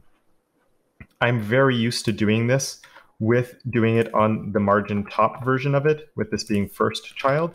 So I'm going to work this way. You can, in the future, if ever you use this, you could choose whichever way makes more sense to you. But this is just what I've gotten used to, and I use it basically in all my projects now. So I'm going to leave it like that. And now we can go through and get rid of that pink background color. All right. And now what I'm going to do is, I said I'm going to do one more modification to this. And the reason that Andy does it with the star plus star is this has no extra specificity to it. The flow has the specificity, which is important because on our paragraphs and all our headings, we set a margin of 0. So we need this to overwrite that to add a margin top on them. But this doesn't actually add any specificity. Whereas when we do this, this is a pseudo class, which has the same specificity as a class selector. And that does lead to potential problems where you can't overwrite something or you need an importance somewhere, which you probably don't want to have to do or worry about. So one way that we can actually overcome that is with a very modern piece of CSS. And it makes this a little bit more verbose, but we can add a where. And if you've never seen this, where and is are new selectors that we have. If we did an is, it's not actually going to help at all. It's the exact same situation. And where and is are generally used as a different way to group things. So before you might do let's just say we had a card, and I know we don't have one, but I'm going to say you had a card and you wanted to style titles in it. So you had card H1, card H2, card H3. And that can be kind of annoying to have to write out the same thing with your nested selector like that. So what you can actually do now is card where, and then say H1, H2, H3. And that would be exactly the same thing. Or you could also have an is here. The difference between is and where is where is will take the highest specificity selector inside here and apply it to that entire rule. Where, on the other hand, doesn't add any specificity. So everything in here gets no added specificity. So it just helps keep it a little bit lower. This is actually used in the sanitize CSS reset now, and I've started seeing it in other resets as well. So it's so it is sort of a new way that we can eliminate specificity from selectors to make it easier to overwrite in situations where we might have to. I'm actually going to leave the outline on here just so it's easier to visualize what's happening. But what I'm going to do is I'm going to change my margin top here to be a var of flow space. And I don't want just flow space. It doesn't exist. It's doing nothing now. I'm going to do comma 1rem. And this could actually be another custom property if you wanted to have like a spacer custom property up top. And then, all of these could actually use a spacer custom property, but I won't get into that now. We'll keep things a little simpler.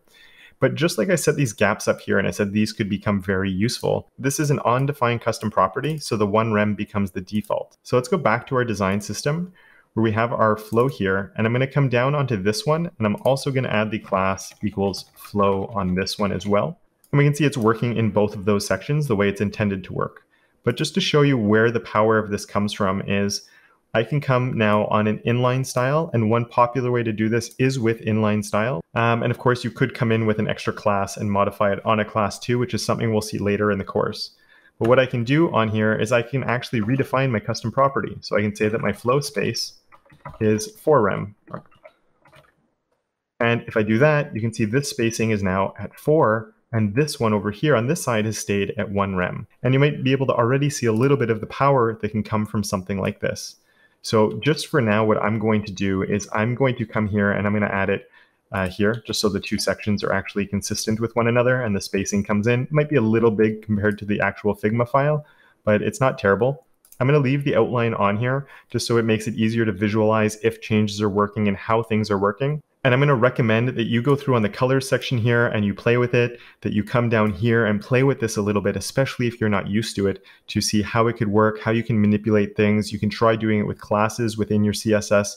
as well, instead of just applying it to as an inline style if you want to experiment a little bit with that. And once you're done playing with that, once you feel comfortable with it, then I'll see you in the next video where we're going to be diving into the interactive elements.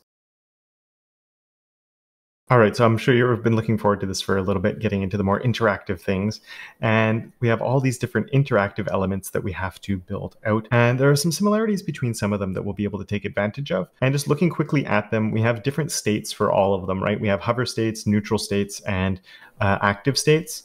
And we'll dive more into the ones that have 3 states shortly, but we're going to start with this, which only has the regular state as well as a hover state on there. And it'd be a nice jumping off point, I think, before we get into some of these other ones that are a little bit more complex. And so this explore button, it's very unique to the entire site, which is important because often buttons, and I'm calling it a button, it is a link, but it's sort of this big button-y thing that we can click on. And often buttons have a whole bunch of different versions of buttons throughout a site. We don't have to have one with primary colors, secondary color, tertiary colors, and all of that. We just have to have this one guy right here. And another thing that's interesting is we do have these 2 states, but could we add some animations to it as well? That is something when you get static designs that we can't always explore. Some teams will have people who animate them to show the dev what it should look like. In this case, we don't have that. So we're going to have to figure that out on our own and make some decisions. So let's jump on over to the code. And you can see I've actually set things up a little bit here in this interactive elements section that I've created. And actually, you know what? We should also have a class is equal to flow on there just to add a little bit of spacing. And you can see I've set up a section for our navigation, and right here I've set up a spot for our button. And in this case, because it is a link, I am going to style it with a link.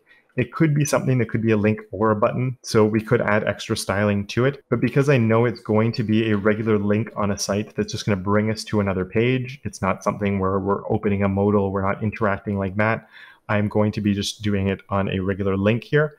And then we're going to give this a class. And I'm going to call it large button instead of explore button, just because trying to forward think, it might change the text inside of it, might change one day. It could also end up maybe the site gets bigger. They need more large buttons on other pages. So I just think it makes it a little bit more versatile. I'm going to write explore in there, close A.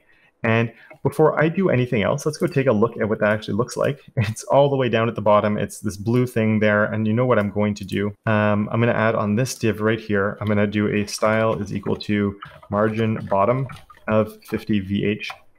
Just so when we're working here, I can actually scroll down and we can see what we're looking at. And we have some margin down there at the bottom. So we have an explore button that looks like this. And what I want you to do is before we even do anything, one thing that we could think of is maybe we could style a lot of these things up with utility classes instead of styling everything specific to the large button. So there are some things the large button will have to have. So we can't make it a circle and we can't do the hover effects, but we can add utility classes here to get us along all the way. And I'm going to tell you why I think it could be a good idea in this situation compared to when we did our numbered titles here. So add as many utility classes as we have that can get us closer, and then we'll talk about it more in just a few seconds. All right, so I'm going to come in, we're going to add an uppercase on there. We can add a font family of serif, and we can add the text dark and a BG of white. And it's not all the way there, but look at that. It's coming together pretty nicely. And there's one more that we could also add on here actually, which would be my font size of 600, just to give us the right font size. And it's coming together. And I know it's not all the way there, but it is a decent start. And one of the reasons I like that idea is maybe in the future it gets updated. Maybe we need a second button, right? So someone, they add another design somewhere else where there's a second button that comes in. It looks exactly the same, but maybe this time it actually needs to be a bit smaller. So it's going to be the small version of the same thing. And we don't need to create a new class to be able to accommodate it. We could just update the font size here and it's going to change it. Or maybe they decide that there's going to be two buttons that are next to each other, an explore and a different button. And one of them is going to be a white background and another one is going to be the accent background. And then so we can get the two different buttons very easily, very quickly. So setting these up with some utility classes and then finishing things up with my large button class that will add the finishing touches is one approach that you could take, and one that I'm going to stick with in this case. You might say that we could do the same thing on the number title, and 100% you could take the same approach there, but I do want to show you different ways of working at the same time. And one thing just very quickly, if you are going to take this approach with utility classes and a component type class here, is I would always start with this one and then add the utilities after, or vice versa. Do all the utilities first and then add the more component-based one after, just to make it so it's very consistent every time you do it. Is I prefer having the component first and then all my utility classes, just because of what I'm used to. But if you think the other way around makes more sense, it's up to you. And so I'm going to hit save on that. We have my Explore button there. So let's come down into my CSS file, and I'm actually going to go all the way to the top just for 1 second to grab this guy, and then we're going to go all the way back down, because now we're outside of the utilities and we're coming into the world of components. And components are things that are a little bit bigger. They have more pieces going on. There's multiple things inside of them. Now this button, it's not really multiple things. It's just one thing, but it still falls into that world of components. But the other things in our design system, like these are definitely components where we have different pieces that are all part of one bigger thing. So we're going to enter into the world of components for these interactive elements, and we call this a large button.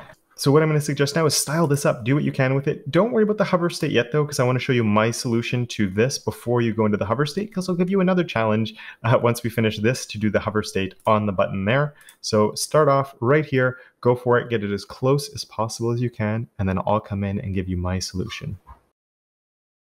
All right, so the very first thing I'm going to do is give this guy a bit of padding.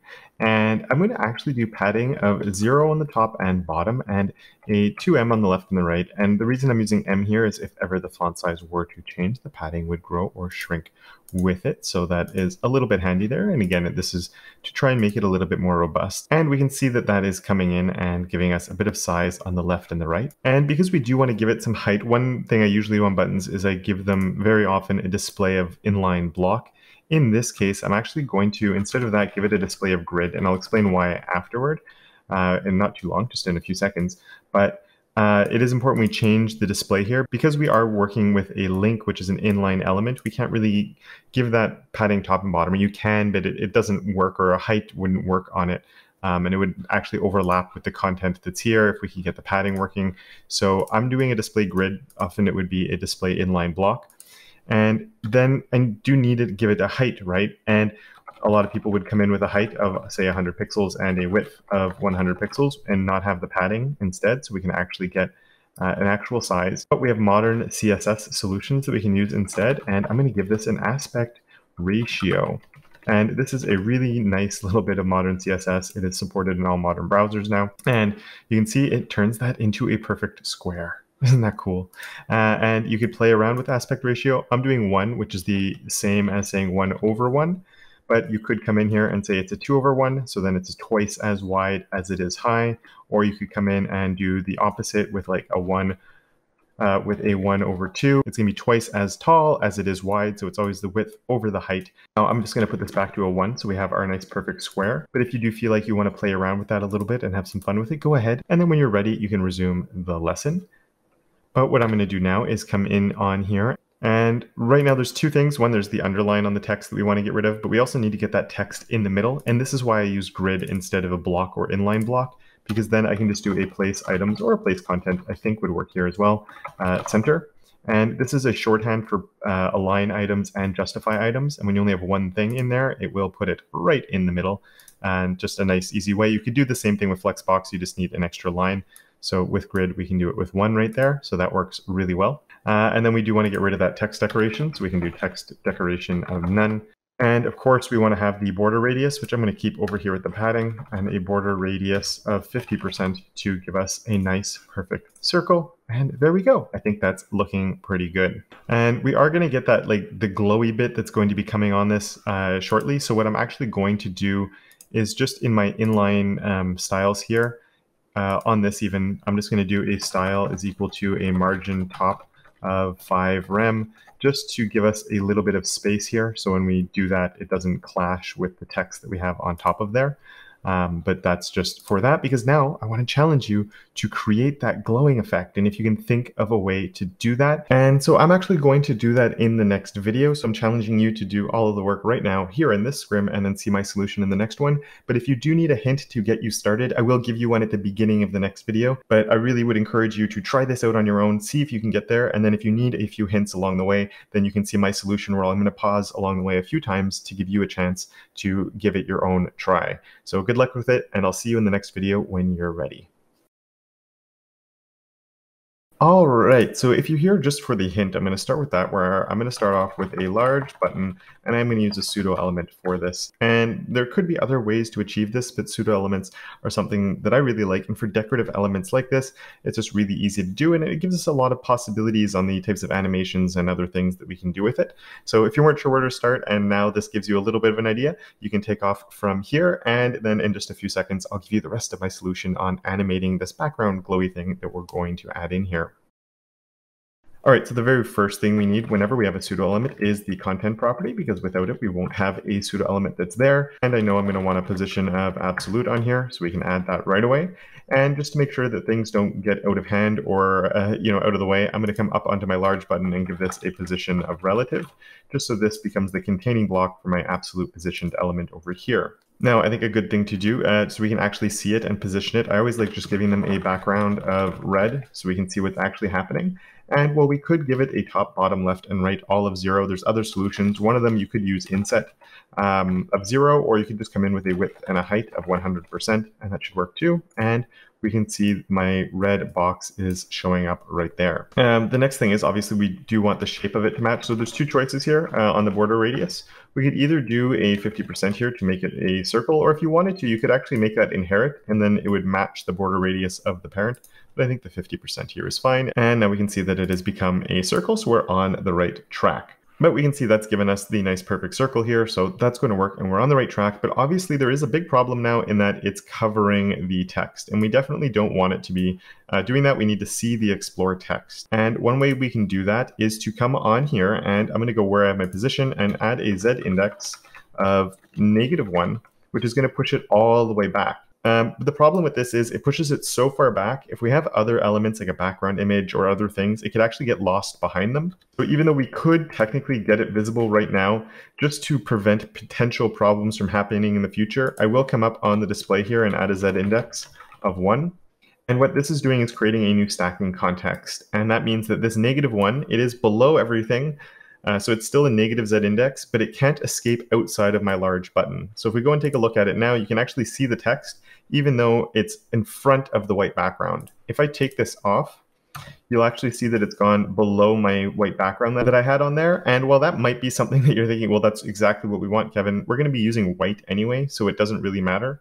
And again, this, I don't think we'd run into a problem with it on this site, but whenever I have a absolutely positioned element within something else, it's usually a good idea to force a new stacking context just to prevent weird problems from happening, especially because you might end up doing an animation or transition that creates a new stacking context anyway, and then all of a sudden things are changing when the animation's happening, which could be an absolute nightmare. So this is a nice fix. And of course, this background actually won't be red. Like I just mentioned, on this we can use my HSL and use our color white. And I think we're going to try like a 0.15 and we'll see how that looks. But we need to add the animation in now. And if you didn't already do this part and you sort of wanted to follow along a little bit to set the stage now, you could also try and just do the animation for it at this stage. And we're not going to do anything too complex. And if you're not too sure where to start, I will give a small hint in just a second. So if you need a little push in the right direction, just wait around, or if not, hit pause right now and jump into it. All right, so the hint here is if you aren't used to using or animating pseudo elements, we want this to be on hover. So we do have to choose our large button, the hover, and then choose the after here to be able to do the hover animation on it. And because we are doing a hover, we should also come in and add in a focus here as well. So if somebody tabs onto it, we still get the same type of effect going. So if that was the little push you needed just to get you started, you can go ahead and add your animation in now, and I'll come in with my final solution in just a few seconds. All right, so with that working, I'm actually going to move my background just because of how I like to organize my own CSS. I'm going to move that right to here. Not that it changes anything in the big picture of things. And then we can come on here, and I'm going to here do a transform and do a scale of about 1.5. I think that's going to work out nicely. And let's go take a look before I add the animation on that, and we can see that, there we go, it's getting bigger and smaller, which is exactly what we wanted. Now, one thing that's really important with this, instead of doing an animation on the width and the height, which are actually kind of expensive for the browser to do, if we do that, it would actually, even though we've positioned this absolute, it could potentially lead to repaints and actually reflows of content on the page. When you do animations or transitions on the transforms, like scale, translate, or rotate, then those don't actually cause any reflows on the page, and they're also GPU accelerated, so you get some nice smoother animations that way, and it's a bit easier for the browser. And so with that, we just need to come up on here and we can add a transition. So we can do transition, and I want to do my transform. We'll say 500 milliseconds, and I'll just do an ease in out. And so if we go and take a look at it, we can see that we get now a nice little animation that happens there. And I think we can improve that just a touch, so we can keep that like that. But another thing I'm going to do is I'm actually going to change the opacity here to 0. And on here, we can then say that the opacity becomes 1. Now, this isn't actually going to be transitioning, so you can link together multiple ones. So I can do opacity, 500 milliseconds, and linear, and you just comma separate them. And you might be wondering, well, why do both of them and not just do an all? Again, I want to choose the different ones that I'm doing. I can choose different timing functions for them by doing it this way. So that can be a nice little touch. So now we should see with the opacity, it just gives it a nice little, the glow comes in as it's expanding, and then it sort of fades out at the same time. So I think that looks a little better. And I said we can have different timing functions, but we can also have different times as well. And you can even have delays on some of them if you want and not on other ones. So by separating out the different properties you're doing, you're getting that extra level of control, and you won't accidentally animate things that you're not meaning to do as well. So I always like specifying the exact things that I want to actually be animating. And now if we go take a look, I just think that looks really great. And the opacity being at a little bit of a different speed than the transition, for me, gives it a nice little extra effect. And I think it looks pretty good. Now, if you want to step your game up and experiment with this a little bit more, I'd suggest going in and trying to play with these timing functions here. And if you haven't done things with cubic Beziers before, this could be a nice opportunity to get it more to like snap into place, or to do a little bounce, or to come up with some interesting effects. But this is my final solution, so I'm going to encourage you to play with it some more, and when you're ready, I'll see you in the next lesson. All right, so we can move on to the next element, which is going to be our underline indicators, and not specifically the navigation. And that reason is, you can see here I have an underline indicator, here I have one, over here we have some too. And so these indicators, we have a hover state and an active state for them. And you'll notice, even though this is the navigation and this one over here is some tabs, it's just an underline. So we have the navigation with an underline, and over here we have the tabs over here with the same type of underline action going on. The hover state's the same and everything. There's some spacing differences and some minor changes to them, but overall they're very, very similar to one another. So we can tackle these both at the same time a little bit. Now this part will be broken up over multiple lessons because there is a few things we need to do to sort of set the stage and make sure that we're on the right track. So let's go and start things off here. And we'll come over to my design system once again. And now we are going to build in the quick navigation as well as our tabs over here. So for the navigation, typically you'll see something like this. And, you know, we just have our nav with a UL, we have our LIs with our links inside of it, and it usually is not anything too special. And we start with something that looks like that. And there are a few things we can do before we even get into styling anything specific for the primary navigation. We've already created a few utility classes we could use here just to sort of get things off in the right foot. So why don't you go ahead and do that and use some of the classes that we've already created to try and get this as far along as you can without writing any extra CSS. All right, so I hope you're starting to see the benefits of having these utility classes if it's something that is newer to you. So we're going to come in here and give these a class, and we'll do equals. And there's a few different things that we can put on these. First, we'll do an uppercase, and we'll also follow this up with having a text white. And let's go and take a look, and that already looks a lot better. Let's just go and take a look here. I'm pretty happy with already the progress that that gave us. There's one other class that we can give these, and that is the letter spacing 2. These are not outlined or given to us in the design spec anywhere, but if you look in the Figma file, or if you just look closely, you might notice that we have those. We can give that on all of those, and it just spaces the letters out a little bit for us. And there's one other one. Maybe you've already done this when we did this, but we can come over here and add our flex class on there right away. and we can see it also spaces things out a little bit. Now, I'm not going to stress too much on the actual big spaces that we see here, just because the finished design does have a smaller one. But once again, we could come on here and say that we have a style and do the gap and make this bigger. Say we do 4 rem instead, and that's going to add to the spaces. Maybe you want bigger, you can come in with an 8 rem or something like that, and we can space things out more and more based on what we're putting here. So that could be a way to get started with it. And that's, again, one of the nice things with having that custom property here. Another option that you could do instead of doing an inline style, I've mentioned it, but I haven't looked at it yet, would be to, over here, we could actually create our primary navigation. And on there, we could come in and say the gap is 8 rem. And that's going to have the exact same effect. If we come back and take a look, we can see the nice big spaces are there. And if I knock that down to a 1 rem, and we go and take a new look, you can see that those spaces have gone down and it's much closer together. So custom properties are amazing is my big takeaway from that. Let's jump that back up to 8. And of course, there's a few other things that we need to do on this. So we'll do a list style of none, just so we don't have anything there. And I will do a padding of 0, margin of 0, just because it is a UL that we're placing all of this on. And there's some default styling in there that I do want to get rid of. So we can come and take a look, and I think that's looking a little bit better. Now, another thing we can do on our primary navigation is we can come in and say that we have our primary navigation, and we can do our links that are in here and say that these links are a text declaration of none. And this is we're really in components here, so I really don't see any issues with using descendant selectors like this, where we're scoping the style of the link within a primary navigation. And we're going to see more and more of this, especially as we go into the tab system as well. So we've done a nice job setting the stage. There's one more thing I want to do before we worry about the underlines, and that is adding those numbers in there, because we did see, we have the numbers here that we don't have down here. And this is very similar to our numbered titles, where I'm going to throw a span on this one, and I'll do this really fast.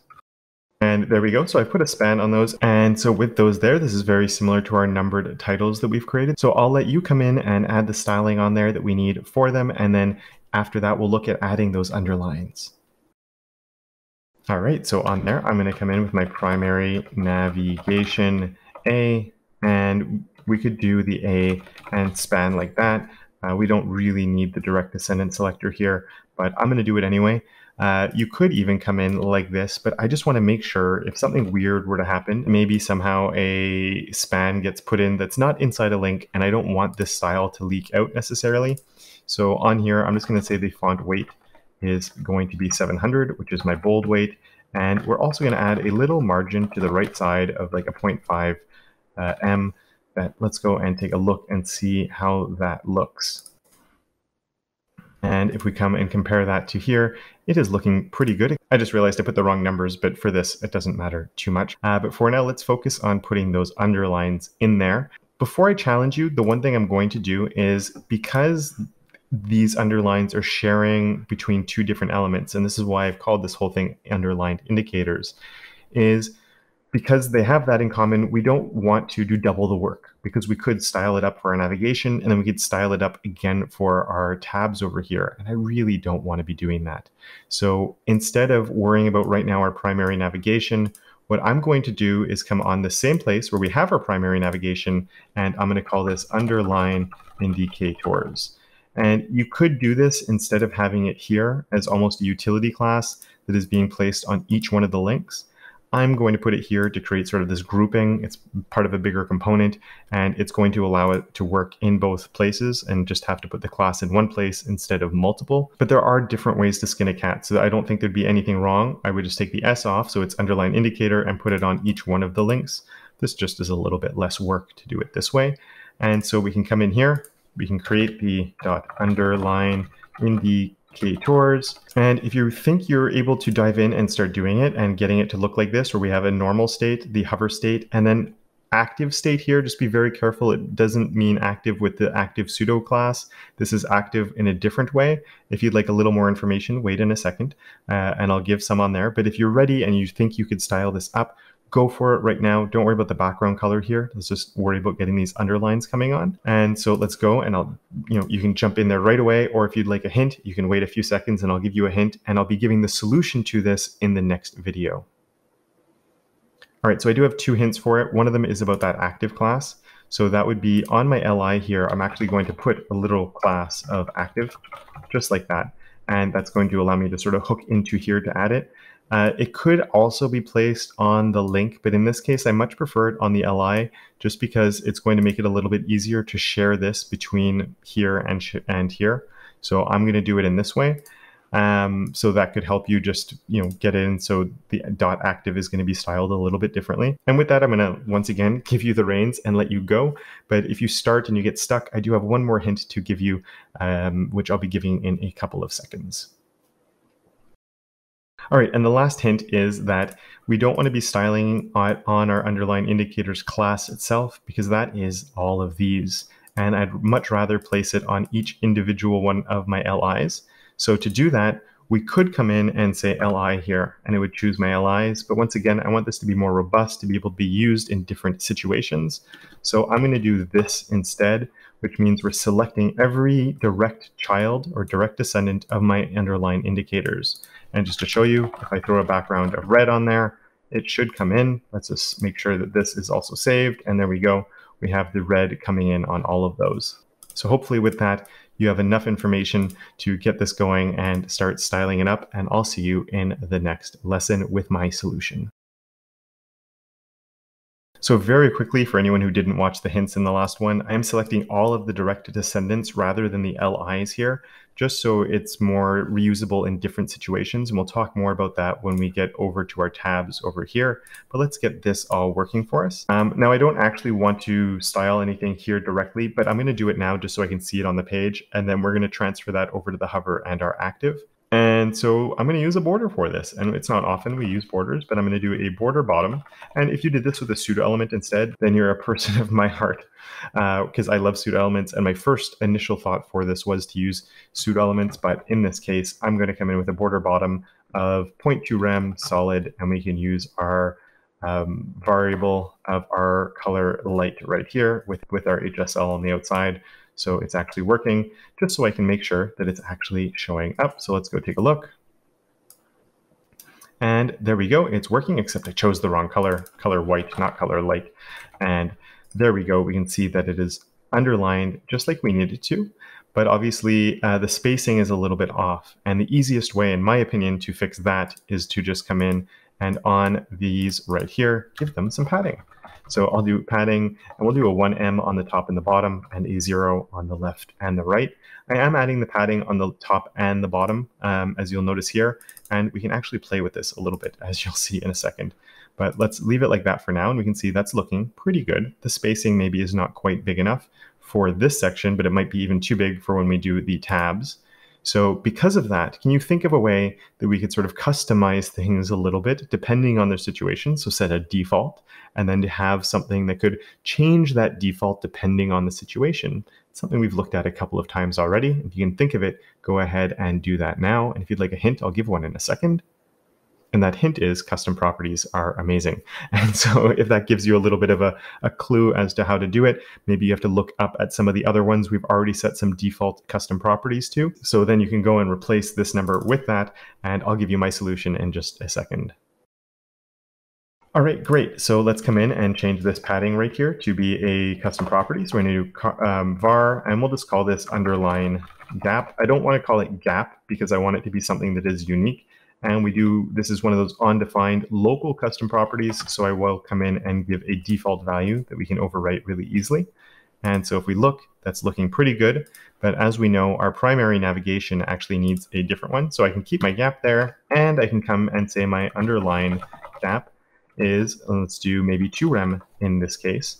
And because this is on the padding, it will affect the padding top and bottom. So there we go. We have the bigger space, just like we see in the design here, where it's a much bigger space. And that's going to give us the padding on the top here as well, which is going to be very handy because that's going to sort of set the stage for this background that we'll be bringing in once we get to the actual pages, because there's some interesting things with that background that we're going to have to do. So I know that everything is looking good, and what I'm actually going to do is change the opacity on here to be 0, because then just by setting it up there, and you don't have to do it this way, if you just change the border bottom each time, that would work perfectly fine. But I'm just going to set the color to 0, and then what we can do is say that my underline indicators hover, and we can come in with the, we don't need the whole border bottom actually. All we need to do now is our border color, and we can change that and say it's our HSL with our color white once again, but come in with a bit of an opacity on it. And if we have a hover, before I forget, we should also have a focus state. So we can come in and bring this right here with our focus as well. And then we can also come in, and I'll just copy this actually, paste right there. And instead of having all this, we can just come in and say a dot active. And if you left the star there, you said star dot active, but we don't really need it. So we can just say that a dot active that is a direct descendant of our underline indicator will come in and get this white with a solid one here. And let's go and take a look at how that's looking. So my active is perfect. Let's see. Hover is also working. And there we go. That's looking pretty great to me.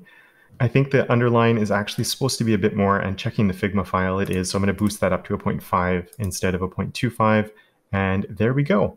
Really, really cool, works really well. The hover doesn't change on this one because the active here is overriding it, and I think that is pretty awesome. So in the next video, we're going to look at how we can come in and get this tab component to come in instead and just get the same functionality in there, and it should be easy breezy because we've already set up the component, though there will be a few little tweaks and extra styling we'll have to do, not so much on this one, but just for the tabs themselves.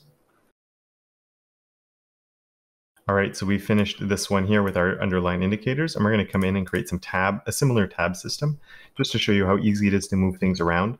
And I'm going to be asking you to do most of the work here, but I'm going to do set the stage a little bit, and we're going to have a div class there, and actually I'll leave that empty, and we'll do a close div. And in here, instead of using a list, we're just going to be coming in with buttons, because this will be an interactive section we're going to be doing.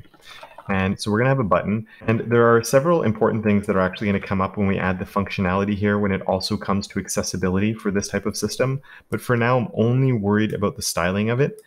We can have our 3 buttons. If we go and actually take a look at that, we have these 3 buttons that are showing up, and there's nothing in them. And in here right away, we can add our text. We can do our moon.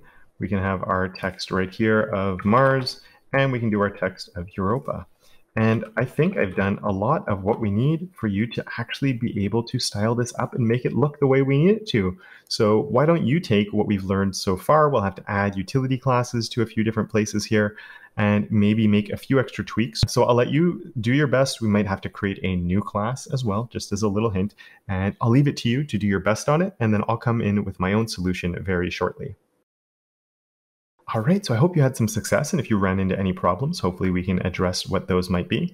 So the first thing I'm actually going to do is on all these buttons here, let's come in on these with a class is equal to, and what do we need? We need them to be uppercase, we need them to be text, and I'm actually going to do this on all of them, and you'll see we'll sort of tweak things a little bit because I think it'll make life easier. So on all of them, I'm going to do the text accent. And if you change that for the moon button, because the moon one should be white, whereas the other ones have the accent color, perfectly fine. And I'll just talk about in a minute why I'm making this difference, or why I'm including it on all 3, I should say. So we can have the text accent that's on all of those. We also have some letter spacing, so we can do our letter spacing too, just like in the navigation, it's the same letter spacing. Another thing we could do, since we're here, and we do need to set a background on them anyway to get rid of the default background. So if you did a BG dark here, that'd be fantastic. We have the borders that are really ugly, but at least the rest of it is working. And the last thing that we need to do is our font family. So let's come right here on these and do our font family, sans condensed, and they're pretty much there, but we need those underline indicators. That shouldn't be too hard. We can come up to here and say underline indicator, and we did a lot of work on that. Don't forget the S, and it's sort of working, though there's some weird border stuff going on with it, so I hope that didn't trip you up too much. And there's 2 other things that I can think of doing before we leave is Even though they're next to one another, we need some more spacing on them. And we saw that we can add spacing quite easily by using a flex class. And there we've got a bit of spacing, and maybe we want to tweak that with the gap property that we can play with, or that custom property that we have. Why don't we start there? And one of the easy ways to do that is I'm going to call this my tab list as its own class. Just like up here, we had our primary navigation and our underline indicators. Here I'm going to have my underline indicators, but also a tab list, just because this does need a little bit of custom styling on it. You could say, could our underline indicators set the stage for both of these? And 100%, we could definitely make that a little bit more robust by coming in and let's go find that. When we set our border bottom here, we could come in first and say that there's a border of 0. And that just means it doesn't matter if there wasn't one, like with our links, but if there was a border, it would actually eliminate those right away. And look at that, it's already looking much, much better. Another thing that we could probably do on this is the cursor, because on this it was links and we're getting the hand cursor. And I realize you can't see it now while I'm doing this because the Scrimba icon is the same, but I'm getting a hand icon here and I'm getting the regular arrow on those. So why don't we come in on here and also say that we have a cursor of pointer, which just because of how I like to organize my CSS, I'm going to move up to right here. And again, this is just making things more robust, whether it's a link or whether it's a button. So they will work no matter what. And there we go. That's working pretty good. Now I did add my tab list, so we can come down and say that we have our tab list. And in here, I can change my gap. So let's make it maybe 3 rem. And if we go take a look, there we go. We have a better spacing on those. Maybe 2.5 would actually be, or a 2 or a 2.5 would actually be right in the ballhouse of what we need. So that's looking pretty good. And last but not least, we do need to have the active one. And I'm almost guaranteed use an active class when you did this, which is perfectly fine. And it works. And it's what I've taught you to do and what you probably assumed would be the solution. I am going to do things a little bit different for this one, just because I was talking about accessibility. So I do want to come in on these guys right here. And instead of using the active class, I'm actually going to come on this first button and I'm going to write area selected is equal to true. And we're going to take this same thing and we're going to put it on our other buttons, but we're going to switch them to false. And if you don't know what an area is, it stands for Accessible Rich Internet Applications. And basically, it's something that we can use to give extra context, once again, to assistive technologies. And because we're going to be turning this into a tab system, it's a way to let them know that this is actually the selected tab. That's very different than links, because when you go to a different page, we're going to have to manually move this class one to the next. But when we click on a link, we're going to literally another HTML page. Whereas here, we're staying on the same page and we're changing content around. And we're going to have tabs that are related to each one of these buttons. And this is going to let the assistive technology know which one of the tabs is actually open. And we're going to have more area stuff that's going to be coming into here. Area is something that can seem overwhelming if you first start getting into it because there's so many different properties. But in general, if you're using semantic HTML, you don't need to worry about it too much. But for something like a tab list, it is going to really help us out. And one way that we can sort of try and enforce people using these types of things is to come in, and here we have our active. Another way that we could do the same thing is with our underline indicators. We could say that anything that has the attribute here, you can actually put attribute selectors. So anything with an area selected equals true. And now if we go and take a look, we can see it's added that underneath because that's the area selected equals true.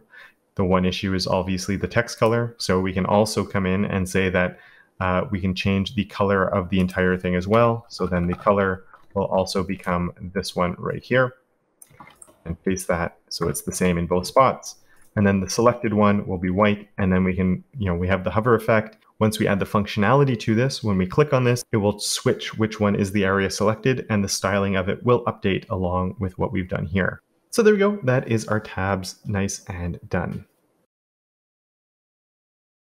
All right, so we're moving on into our dot indicators now, which are these guys right here. And there's really nothing too much complex or nothing new about these other than one little thing that I want to look at with you before I give you the challenge of completing them.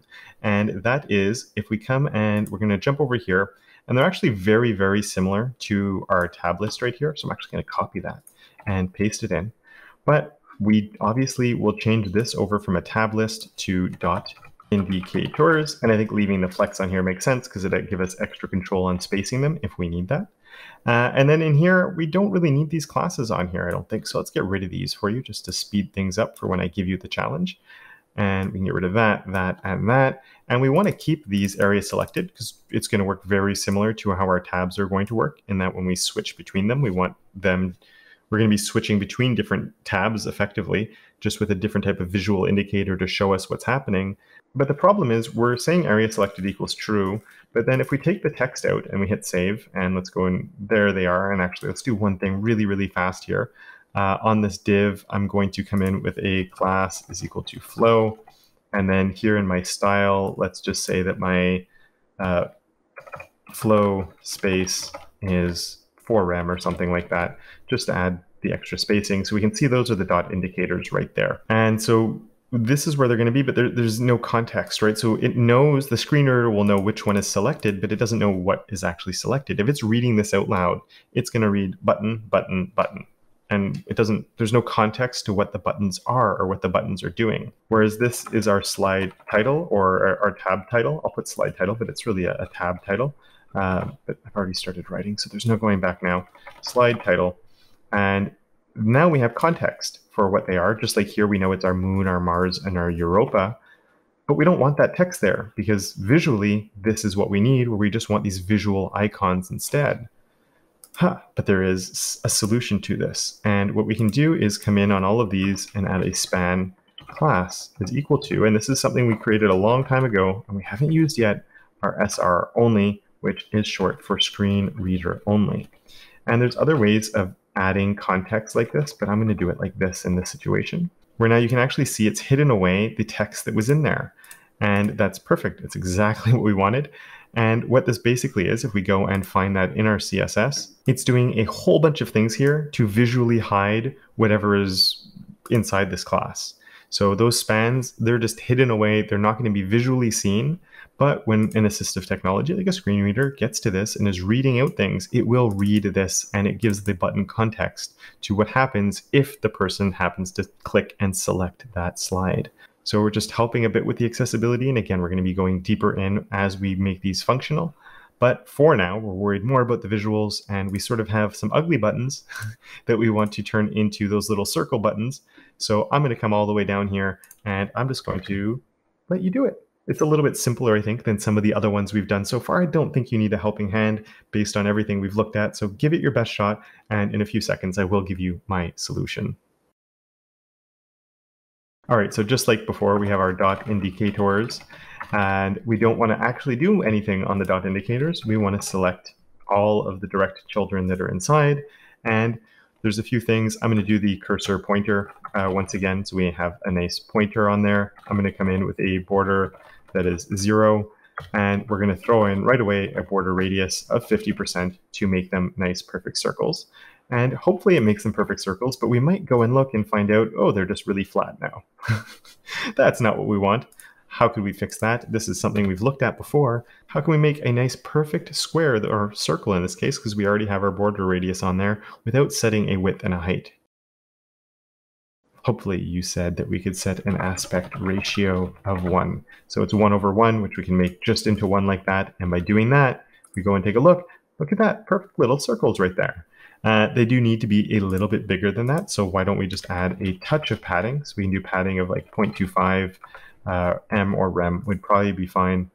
You know what? That made them too small. Let's try a 0.5 instead and go take a look. And that's more in line with the actual size that we want on them. And of course, we need the now set the colors. So we have very faded, medium faded, and not faded at all. So we can come in and set first a background color right there. And I'll do my HSL and choose the 0.25 as my starting point. And then what I'm actually going to do, just to speed things up, let's copy that, paste it, and make this my hover.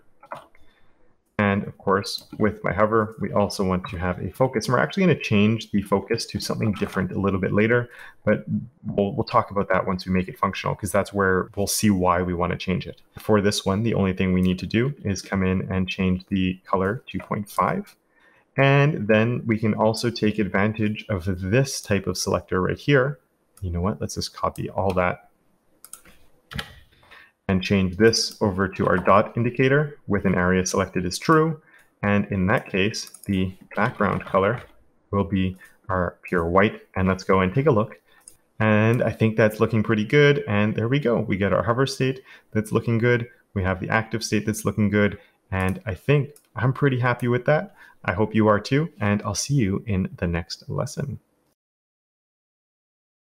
So it's time for the last interactive element, which is our numbered indicators. And before you started this, you might have noticed that this lesson is actually a lot shorter than pretty much all the other ones we've done so far. And that's because I'm not helping you with this one. I'm leaving this one completely up to you. I'm not providing any solutions.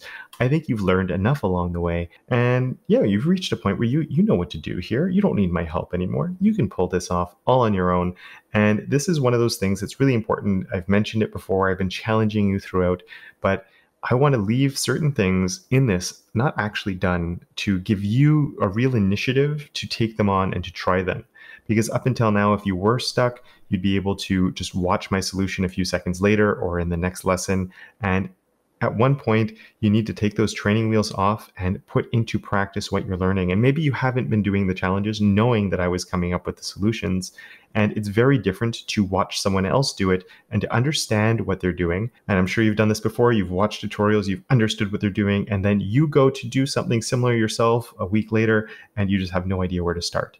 So it's really important. We've done a lot of things. There's a lot of similarities. There's a few little things that are going to be different here. And I want you to take what you've learned throughout all of this and put it into practice. And if you get stuck along the way, refer back to those previous lessons where you might remember, I know Kevin covered this, I just don't remember exactly how to do it. And then you can come and fix whatever you were stuck on and keep going forward until you're done, because that's what's really going to reinforce everything that you're learning here. You're in probably the most interactive way to learn code. You just have to, come in, pause the video and start typing stuff. Take advantage of that and do as much coding as you can. So yeah, I'm not giving you a solution. I'm leaving this one completely up to you. I'll give you a little helping hand just by going over to here, putting the indicator right here where you need to start, and take as much time as you need with it. Don't feel rushed, because I know you're going to be excited to get to the next lesson where we're going to be starting to get into the actual design, the actual pages, and making things come to life. But please do take the time to complete this first, and then I will see you in that next lesson when you're ready.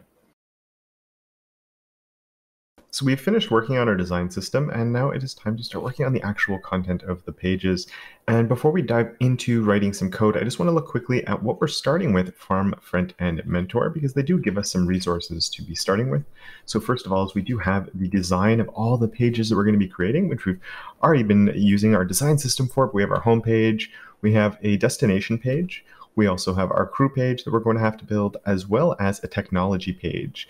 And there's different ways that we might approach this, and this is where you need to make some choices in how you're going to do that. And this is just a screenshot. We can see all the files are here as well in this scrim. And if you download the files from Front-End Mentor, this is in the starter code section where we have a lot of HTML files. And this is where you're going to have to make a decision based on where your experience level is at with HTML, CSS, JavaScript, any frameworks you might be using, and all of that. Because if we look here, we have all of these crew pages right here. We have all these destination pages right here. And we have all these technology pages that are right there. And you might be going, well, why do I have all of those? And that's because when we're on any given one of those designs, so let's rewind just a second. And if I look at this, on my technologies one, we have 3 pages because there's 3 different slides here. So they're providing us the content for each one of those as a separate page. And if you're newer in your front-end journey, you might decide to take this on as actual links. And when you click one of these, it just goes to another HTML page. And then this one goes to another HTML page. They're links, they're not buttons.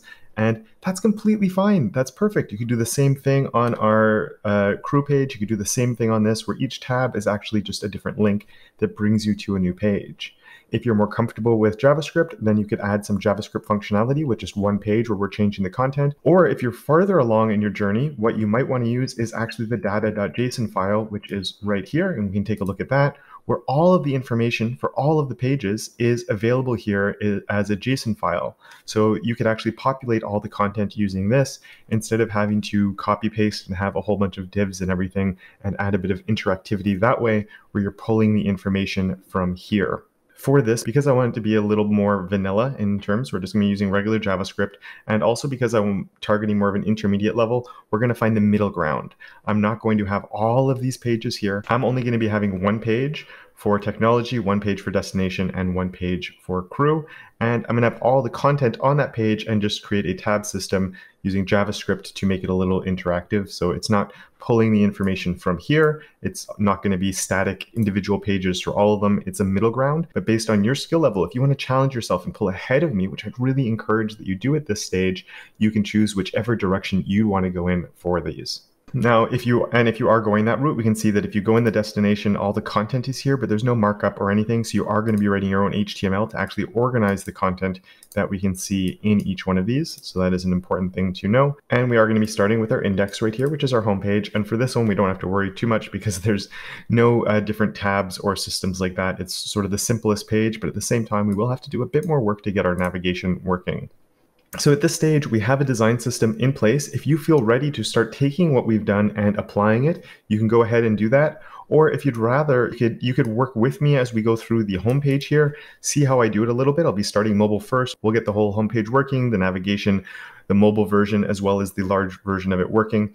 And then from there, we're going to work our way into the other pages. So you could always see how I do this first page and then take what you've learned from here to push ahead of me to finish off the other pages before I look at my solutions for them. All right, so it's time to start our work on the homepage, and I'm really excited for that. And here is the design that we are going to be focused on.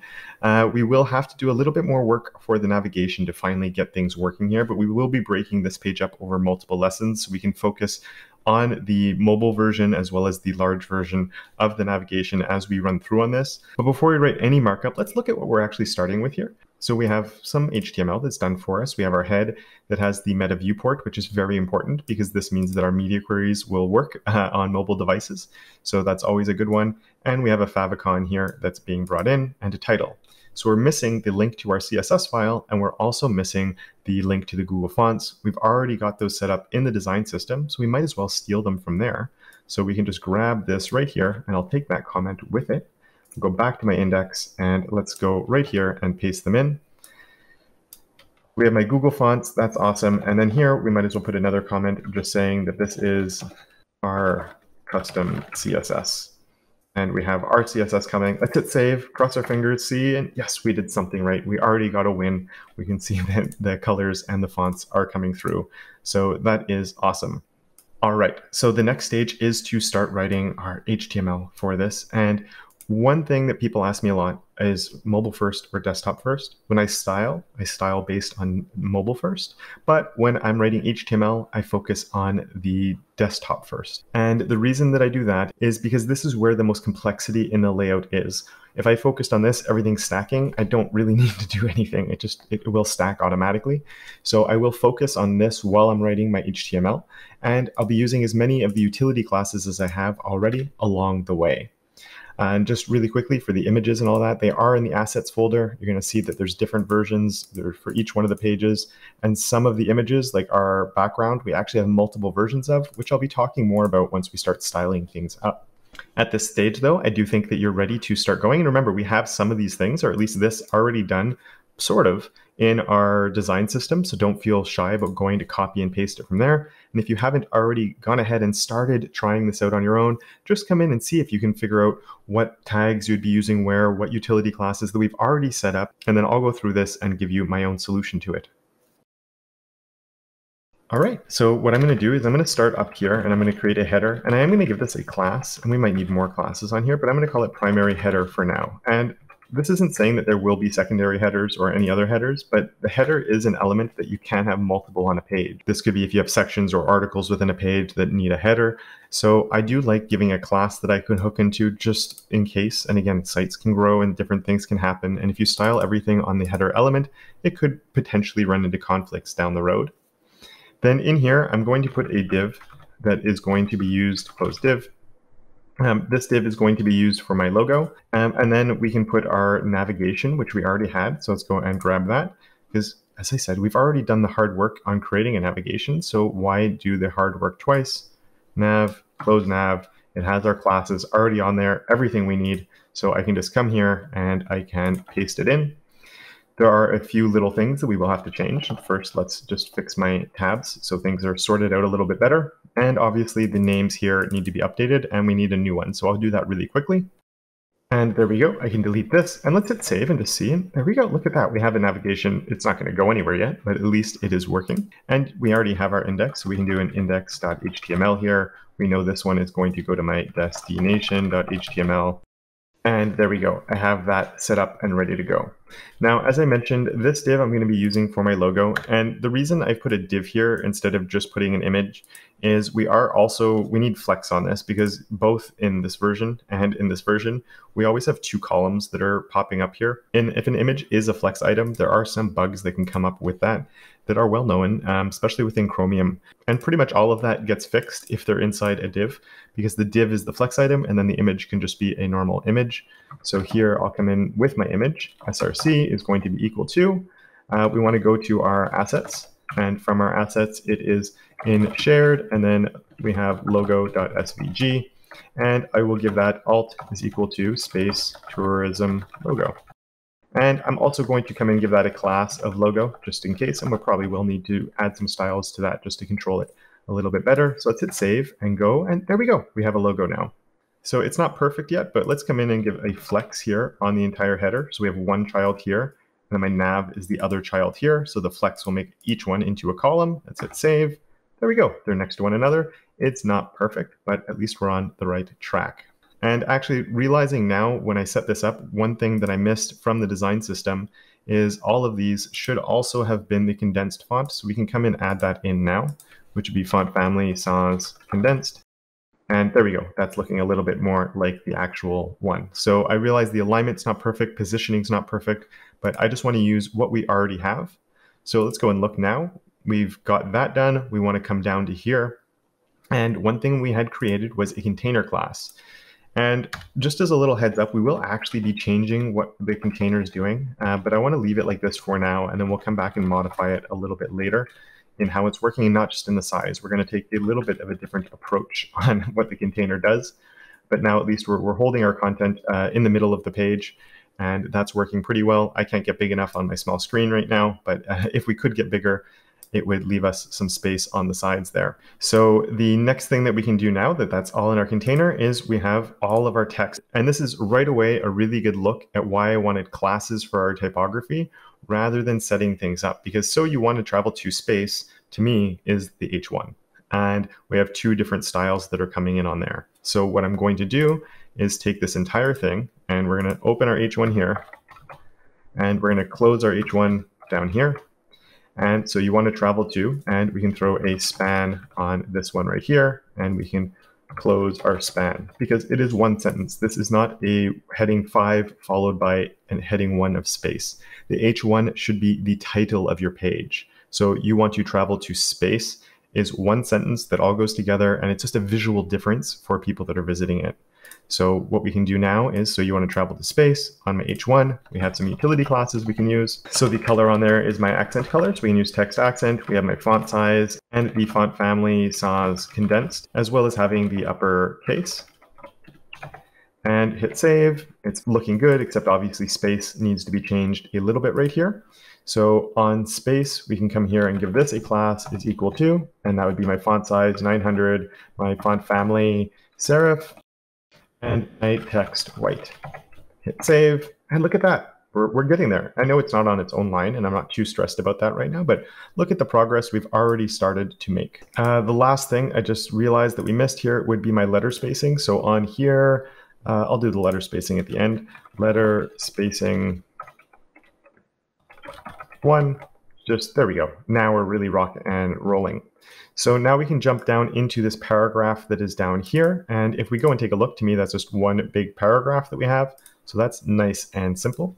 We can just throw a P and close our paragraph right here. And we shouldn't actually have to do anything else on that I can think of. So I'm going to leave that just like that. So let's style this explore button. And well, look at that. We've already done all that. We don't have to do it again. So we can go to our design system. And right here, we have my explore button. So I can just copy that, come back on over to here and paste that in and hit save.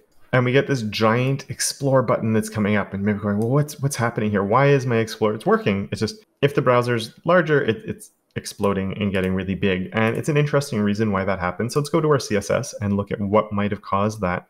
And it has to do with our display of grid. Large button, we did a display grid so we could easily center the text in the middle of it. The problem with this is when you do a display of grid, it's actually making it into the grid is an inner display value, and the outer display value becomes block. And because it's a block level element, it's just growing to fit the page automatically. I think how I'm going to end up setting this up in this 2-column section like this, it's not really going to change too much along the way.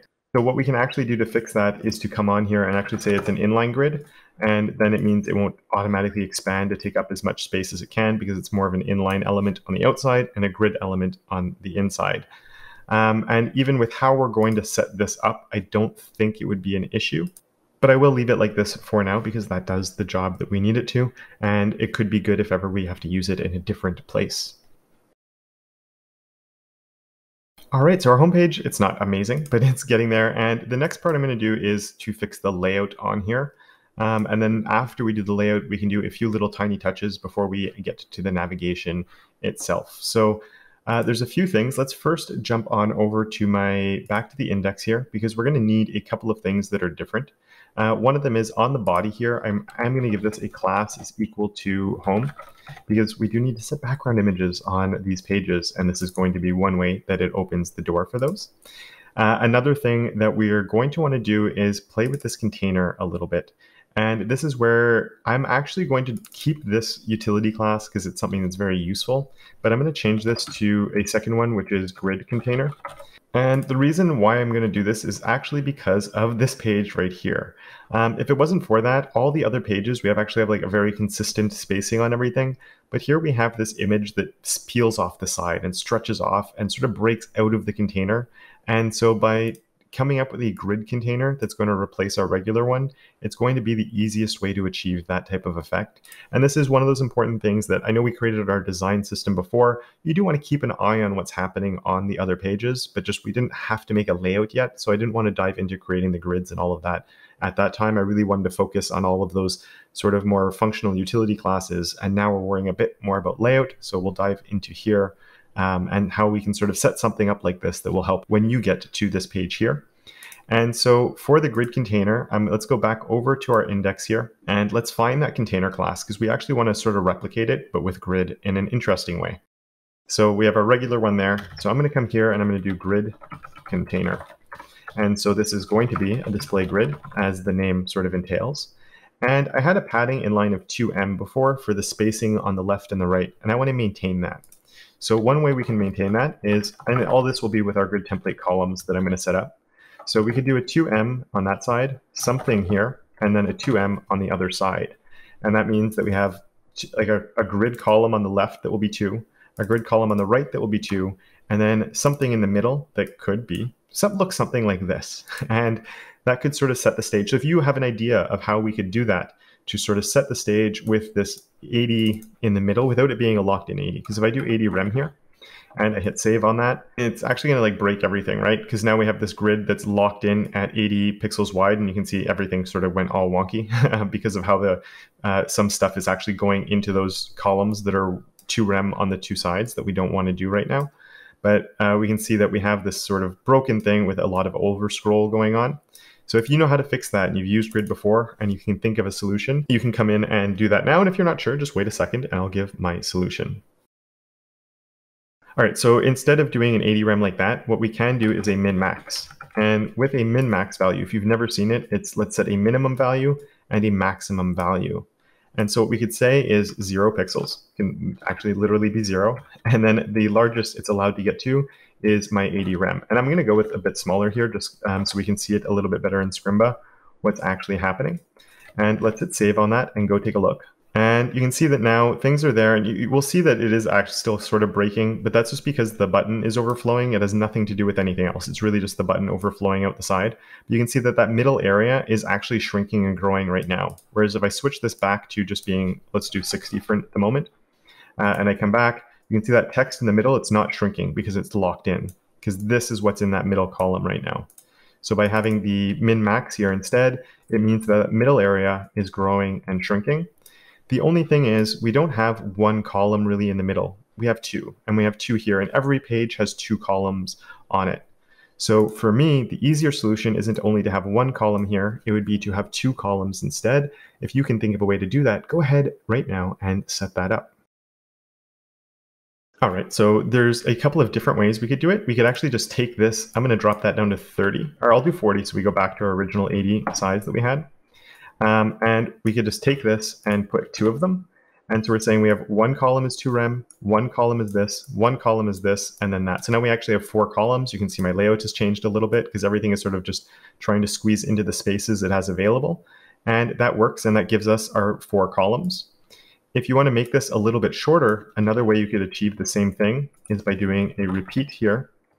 And then with repeat, you can repeat things, as the name sort of implies. So we do repeat, comma, and then so repeat 2 times and this. So we're getting 2 columns of our min-max 0, 40, and then a 2m on both sides. Now I'm going to do one more step and then give you a little challenge to do. So let's go and take a look at what we've created just really fast here, where we have our grid container and we have all of this in our grid container. So for this to really work, and the easiest way, I think, just to make sure this is grouped on one side and that button is grouped over on the other side, I'm going to wrap this. And I'm not even going to name this class. I'm just going to do a div that ends right here, close div. And if you named it, that's perfectly fine, but we don't really need to name it for this purpose. And then we open a div there, and we're going to close that div right here, close div. And let's just fix our spacing a little bit here. Okay, so we have a grid container with 1 and 2 children in there. And in every situation for the other pages, we can do the same thing. So here we could have 1 for this one and then 1 over here, and the other pages as well. We can set these all up to have 2 columns effectively inside of them. And even our button, I don't know if it even needs to be in a div necessarily. We could just leave that on its own, but we'll leave this like this for now, just because it makes it a bit more repeatable, where you just throw whatever content you need into each one of the columns. So what we can do for that is, and again, this wouldn't necessarily work for every possible site that you're doing in the future, but in this one, where it's very consistent how this grid container is going to work from page to page to page, we could say the first child is a grid column of 1 over 2. And we could just say 1 and it's going to work. And then we could take that same thing, and you want to guess what I'm going to change this to? That would be last child here, and that would get a grid column of 2. And I just realized this should actually be 2 and 3. Now, the one problem that we're running into, if we go and take a look, is, well, we have some overflow, and we're going to talk about that in a minute.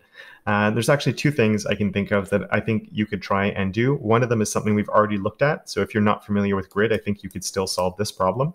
And there's a second one where our content is actually stuck to the left of the page instead of being centered on the page. And again, we're trying to recreate this idea with a margin of 0 auto, or auto on the left and the right. We're not doing that with our grid. This is my auto feature or function right here. So the first thing is I want some spacing in between them. Now we have overflow that's happening because of the sizes on some of this, and this text is actually overflowing because it's one word. We're going to solve that problem later. But I want, like here, you can see how close this text is getting to my button. So think of something we've done before that has allowed us to add space. So you can try doing that. And if you're familiar with grid, see if you can find a solution to these 2m things on the side to actually have them act as a buffer at small screens that will allow as much space as we need at big screens. So let's start with one of them, which is my gap. And we can just come in and say gap of, say, 2rem. And that's going to give us a space. And I'm actually going to do this one only as a column gap. Not that we have any rows, but just in case. And so the column gap is in between these. So you can just see now, compared to before, and if you want, you can pause and comment the code out and play with it. You'll just notice that this text here isn't getting as close to there. Delete the word space even if you want, and it might give you a better illustration that we're getting now a gap in between my button and what we have on this side. So you can give that a try if you want. But we've also seen that we can come in and we can come in here and give this a var. And I'm going to call this one container gutter, and it could be container, or no, we'll go with container gap just because it would be more consistent with the naming that we've had on other gaps throughout here. And we could default that to rem. And that way, if we need to change it for some of the different pages where we need less space or more space, it becomes very easy to do. And if we don't need to change it, it just sticks at the to rem. The other solution was that spacing thing on the sides where we don't want it to stay here. So for this, and this, if you don't know grid, you probably wouldn't know the solution to this, but it would be a min-max where the minimum is 2m, and these could be rem too. It wouldn't change anything in this situation. And then the large is a 1fr. And fr pretty much just means take as much space as you need, or take the available space and use it. So if both of this have a 1fr and a 1fr, when we get to the larger sizes, it will hold the content in the middle now. The only issue is in my window right now in Scrimba is a little bit small. So I'm going to bring this down to 30 just so we can really visualize what's happening. But if you're on a larger screen, you could leave that at 40, or you could choose a different number that you want for the total there. And what we can do is come take a look now, and we should see, let's refresh our page. And when it's at the small sizes, we have our 2 columns, ignoring the overflowing text. But you can see that this text and this text is breaking. So we have 2 columns right there. And actually, let's highlight those. Let's just come here and say outline 1 pixel solid red, just so we can really see what's happening. And this one can be a 1 pixel solid yellow. And if we go and take a look, we can see our 2 columns now, and just that the space is overflowing out. And they're going to get bigger, bigger, bigger. And then at one point, there we go, they lock in at that size. And those 2 other ones, those FRs, come in and save the day and just hold everything in the middle of the page. And that's one of my favorite things to do with grid. So we can see that I think, is looking really nice right now. It's working great. So if you want to play around with this, experiment with that a little to really understand what's happening, go ahead and do that. And then I'll see you soon in the next lesson. All right, so we can continue on our homepage and start trying to get it a little bit closer to what we see on the page right now. One of the things that we are going to do, though, is we're going to take advantage, and you might remember a long time ago when we did our reset on the body itself, I gave it a minimum height of 100 VH. And this is really going to help us, because if we come and look at our grid container right now, and I look at here and I look at the height of it, let's do an outline of 5 pixels solid, and we'll do lime green so it stands out compared to the other outlines we have. And it's not stretching the entire space that we need. And ideally, it would just take up the rest of the available space on the page. So one way we can take advantage of that minimum height we did on our body, and this is going to help us on all these pages that we're creating right now, is along with this, we're going to add a little bit more. We're actually going to throw a display of grid on here, which is going to help all the items that are on here stretch out. Now, when we go and take a look, what's happened is now you can actually see it is stretching out, and we don't quite see the bottom of this, but effectively they're stretching. But there's this weird thing going on in the height, as you can see, which is that it's sort of dividing the space somewhat equally. And it's the leftover space underneath my navigation is the same as the leftover space here, and it's dividing it between the 2 of them. So to fix that, I'm going to set up a grid template rows, and we're going to do a min content for the top, and an auto or 1FR for the bottom. And what that's going to give us now, if we go back, look at that. We have the grid itself is stretching. The outline's actually bleeding off the side of the page a little bit. So maybe what we'll do is we'll find our grid container here, and we'll just switch that outline that we had to a border. So now we'll actually see, there we go, we can actually see the border on our screen. And now we can see how that's sort of giving us a lot more room to play with. So our entire page is a display grid, which is allowing this to stretch and fit that minimum height that we have. And now we also have the advantage within this of because the green box, our grid container is a grid, that we have the grid inside here, and we can play with the positioning of our elements within that. Now, obviously, we've run into a few little things as small screens. This is definitely not working. So let's fix that. And we're going to use a media query to do it. So here where I have my grid container, it's really nice and easy to do. We can keep everything here exactly the same. I'm just going to grab this, take it out, and put a media query. So add media. And I'm going to do a min width. And we'll talk about what my min width is going to be in a second. But then we can choose our grid container once again and throw that right in there. The other thing I do want to do is actually grab these right here and also move them up into this media query, because this is a display grid. And we could move this grid down to here, but it could come in and be useful for gaps and other things. So I'm going to leave the grid on the grid container itself. But that could be something we move off into the media query. But because this has a grid column 2 and a grid column of 3, even though we're not defining any grid columns here, it will actually place them on a grid column 2 and 3. It will create those columns for us because we're telling them they have to live there. So if we do this, now what it's going to do is actually, it will only apply them when we've created our explicit columns here. And I'm going to go with a 45 rem, which comes out to, I think it's about 760 pixels, which is often where like these tablet layouts sort of reach that maximum size you want and things start looking ugly on them. And we want to sort of go more into the desktop style layout. So I'm going to do it like that. And let's go and take a look at what that's given us. So when we look at the smaller sizes now, we can see that there we go, it's breaking. We have some overflow that's happening because of the navigation. So why don't, in the meantime, until we get to that, let's just take our navigation and comment it out so we can really focus on what's happening here. So there we go. We can see we have my 2 columns that are then turning into 1 column and everything is stacking. And then we can go back to our 2.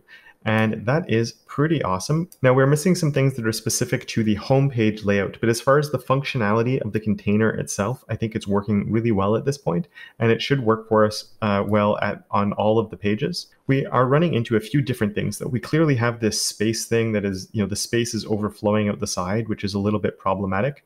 And ideally, our container would probably be a little bit bigger than this, as I mentioned, but I set it to a smaller size, but it would still run into this potential problem of some overflow happening. And that is something that's actually going to affect us across multiple pages with the titles. And I'll explore why that is in the next lesson. Okay, so this space right here is causing us some issues where it's overflowing. And as I mentioned, this is going to happen on other pages as well. And this is going to happen because we focused on the design system that was provided, and actually all the font sizes there were based on the largest sizes available and not on the tablet or on the smallest one. And if you go into your Figma file, you'll be able to do the inspect and find all the font sizes you need. And you'll see that some of them are only smaller at smallest screen sizes. Some of them at the tablet screen size, they're a little bit bigger, and then they get even bigger at the large one. And our big space title here is one of those ones that does adjust between the different screen sizes and the different layouts. And there are many other ones that do as well. So if you want to go through and dive in and get them, you can. I don't mind if you do all the hard work there, but this is going to be made a lot easier for us because of these utility classes and especially these custom properties that we created. If you come from a background with Sass variables and you haven't done a lot with custom properties, you might remember a system where you'd have like a font size small 900, font size medium 900, font size large 900. And then you'd actually have media queries where you're changing what this is, the font size every time.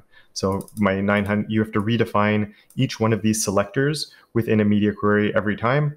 Luckily, we don't have to do that anymore with custom properties because we can redefine custom properties within a media query. And we've already made that executive decision that our larger screen sizes will kick in here at the 45 rem. So I'm going to come up and use that over here. I'm going to say that we're going to have our at media with a min width of 45 rem. And in here, we can do our root. And if you're up to it and you want to redefine all the sizes, these are, as I mentioned, the ones from our largest screen size. So that would be the ones that go here. If we want to sort of follow along with what was provided in the Figma file, we can have an at media min width of around 35 rem, which would be our tablet sizes. And this comes out to 560 pixels. And actually, I put rem on all of these. I normally use M for my media queries.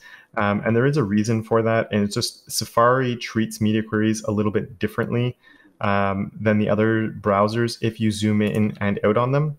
And if you use rem or pixels, whereas if you have them set in M, it actually treats it in a similar way. So we'll go with M on these. So everything sort of behaves the same between all the different browsers. And this is where the tablet one would come in. As I said, it's around 560 pixels. So it's a little bit bigger than the mobile design, but we're getting into that tablet. And then here we'd hit the largest sizes at this point. So if you want to go through and dive in and try and redefine them all and get all of these and then see if it matches up with what I come up with, by all means, you can go for it. And in just a few seconds, I'll just come in and do it. So if you just want to wait for that and then see the magic results of it all, you can come in. And then we're going to do one more thing with our typography before I let you go.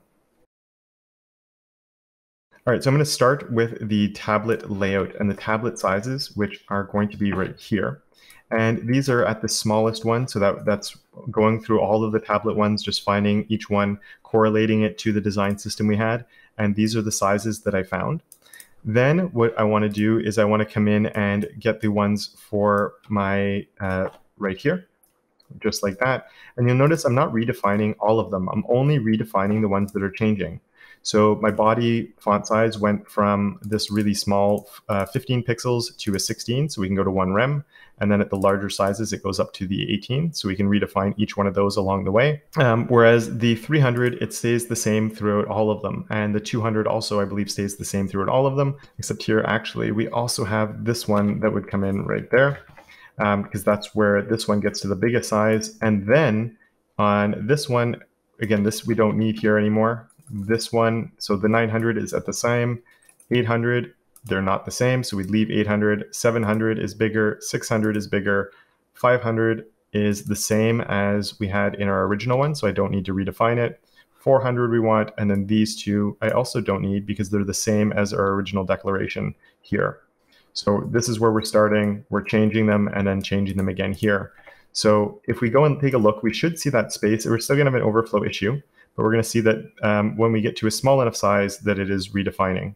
So we know the media query is working, and we can see that everything is working. We can see those font sizes switching on the body as well as we go through on these, and the body font size gets smaller, and then it gets smaller again, even though some of those changes are a little minor and hard to see.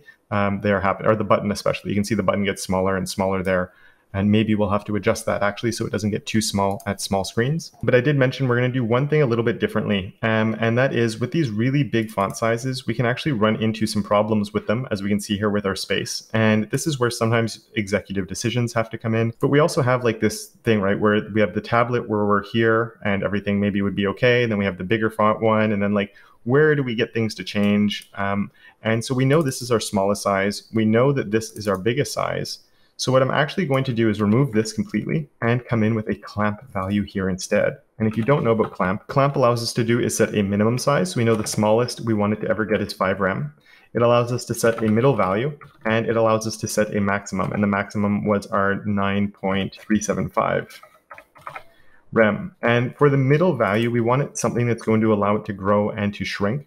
So what we often see is viewport units. And usually if you're using viewport units, it's a good idea to also include a rem value as well, just to, viewport units won't react to zooming in and out. So if somebody needs to zoom in and out, it could lock things in. So even though this is really big, I'm still going to do it just for best practice. And the one thing that can be really hard to figure out is this, and it just takes experimentation. You could try with 10, and then we could take a look at what it's looking like. So we can see that that text is getting bigger and smaller as the screen is shrinking. And we see it's not actually causing any issues. So maybe you like 10, and you can see here, it's not shrinking anymore. And when we get big enough, at one point, if we had a bigger screen, it would lock in and it wouldn't get any bigger. And we're probably very close to where it's locking in. And you could try doing this at a smaller growth factor. So 5 would be much smaller. So you can see the text is really small. It's going to be harder for that to even start to grow because that 5 viewport unit's not even kicking in, or you could come in with 50 viewport units, and then it's basically always going to be the biggest size because 50 viewport units is so big. And the viewport units is just based on the width of the screen. So if you want to experiment, play with this, I'm going to go with around 8, but if you want to play with that, experiment with this. There's also a vmin and vmax that you can play around with and have some fun with it. Do a quick search on those if you haven't heard of them, because they look at either the width or the height depending on the situation, and they can be kind of interesting too. And play with that. If you want to try playing around with some of these other ones instead and replacing them with clamps as well, go for it, explore that, and then when you're ready, I'll see you in the next lesson. All right, so we've fixed some problems, but we still have other ones that are left. And one of those problems is our title going in a big string all the way across like this at certain screen sizes before it breaks back down like that. And even here, you can see like the word to is squeezing in next to it, and it doesn't look very nice. We have some layout issues as well, but for this lesson, I just want to focus on fixing this title. So let's just quickly look at my markup or how we did that. We have an H1 right there with our span inside of it. And if you have a rough idea of maybe how we can fix that from happening, why don't you jump in and tackle that right now? And then in a second, I will show you my own solution.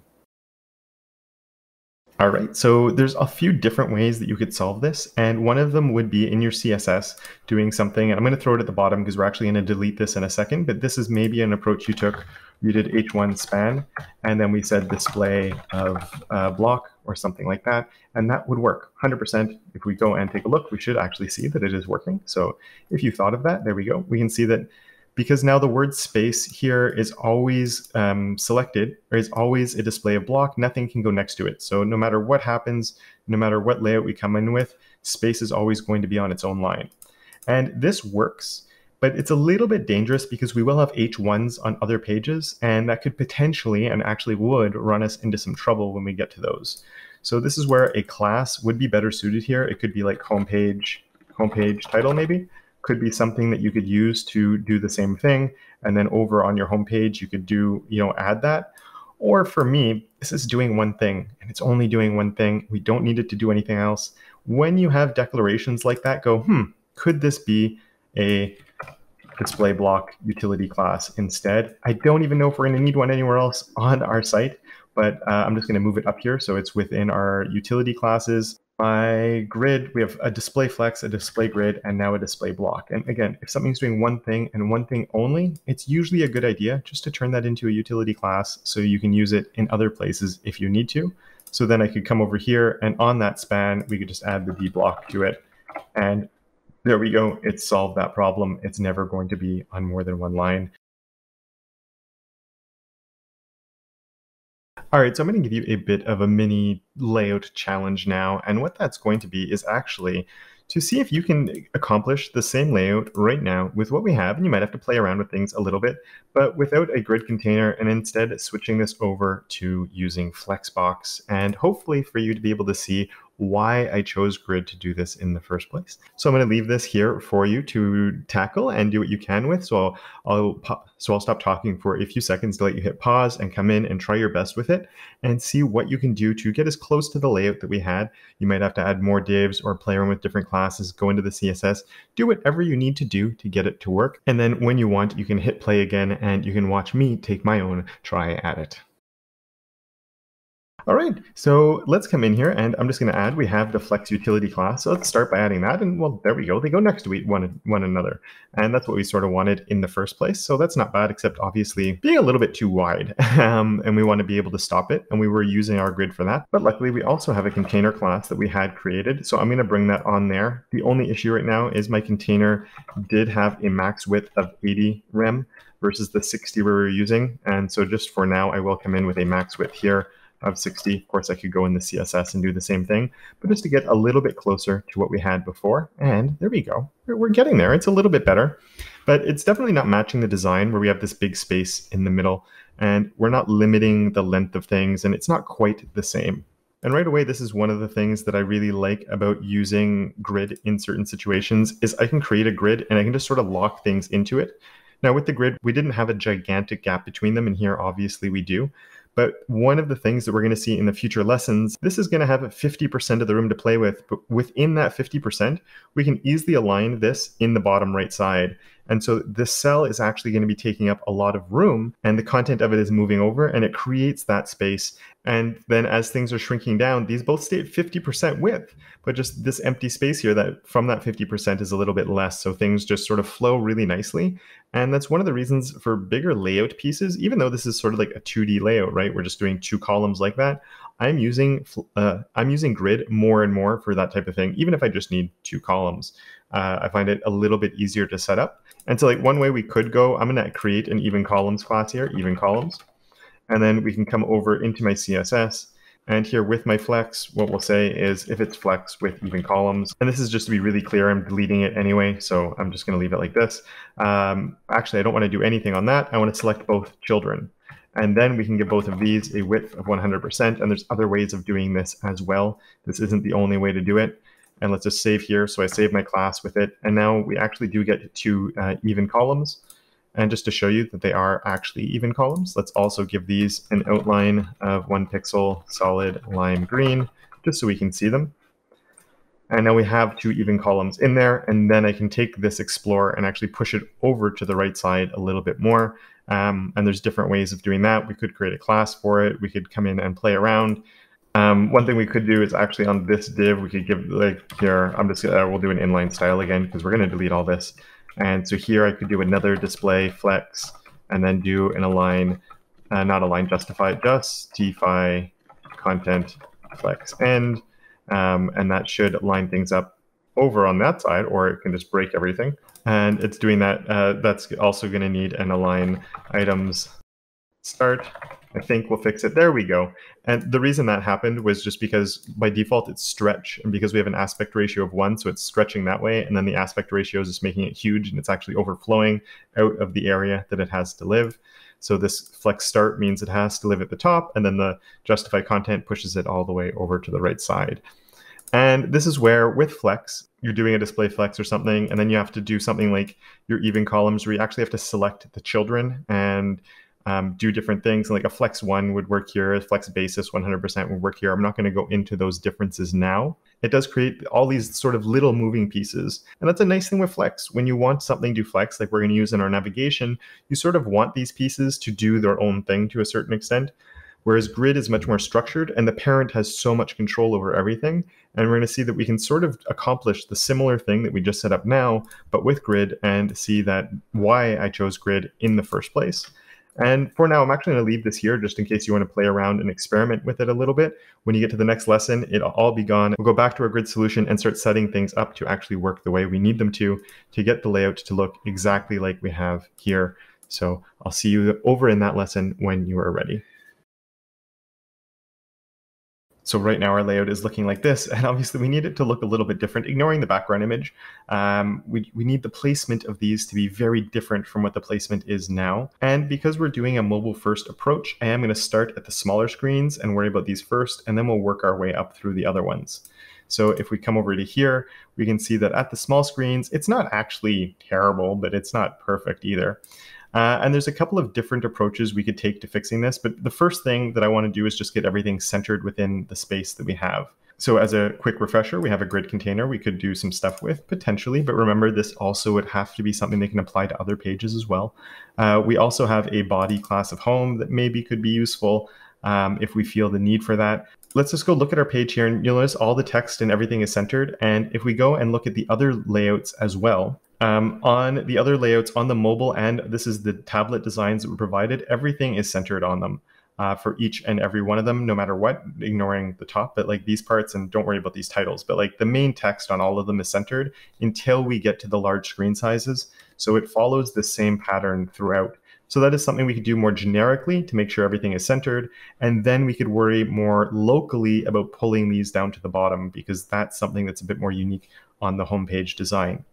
So if you know how we can get everything centered like this, then why don't you go ahead and do that based on what I just talked about. I'll drop you right here. I won't give you any hints, and I'll let you go. And then shortly, I'll give my own solution. All right, so the very first thing I'm going to do is actually on my grid container here, I am going to come and say a text align center. The reason I'm doing it on the grid container and not on the body is I don't think it would have any effect on my navigation anyway because of how I'm setting things up, but it's very specific on all the pages that it's sort of like the main things here that it's happening with. I think if you put it on the body, it wouldn't actually cause any issues, so it'd be perfectly fine. And then we already have our media query set up here for it, which also is kind of convenient because then I could put my text align here and switch it back to left. So when we get to the large screen sizes, we can go back and forth. So for the text alignment, that fixes that, and it's already looking a little bit better, I think.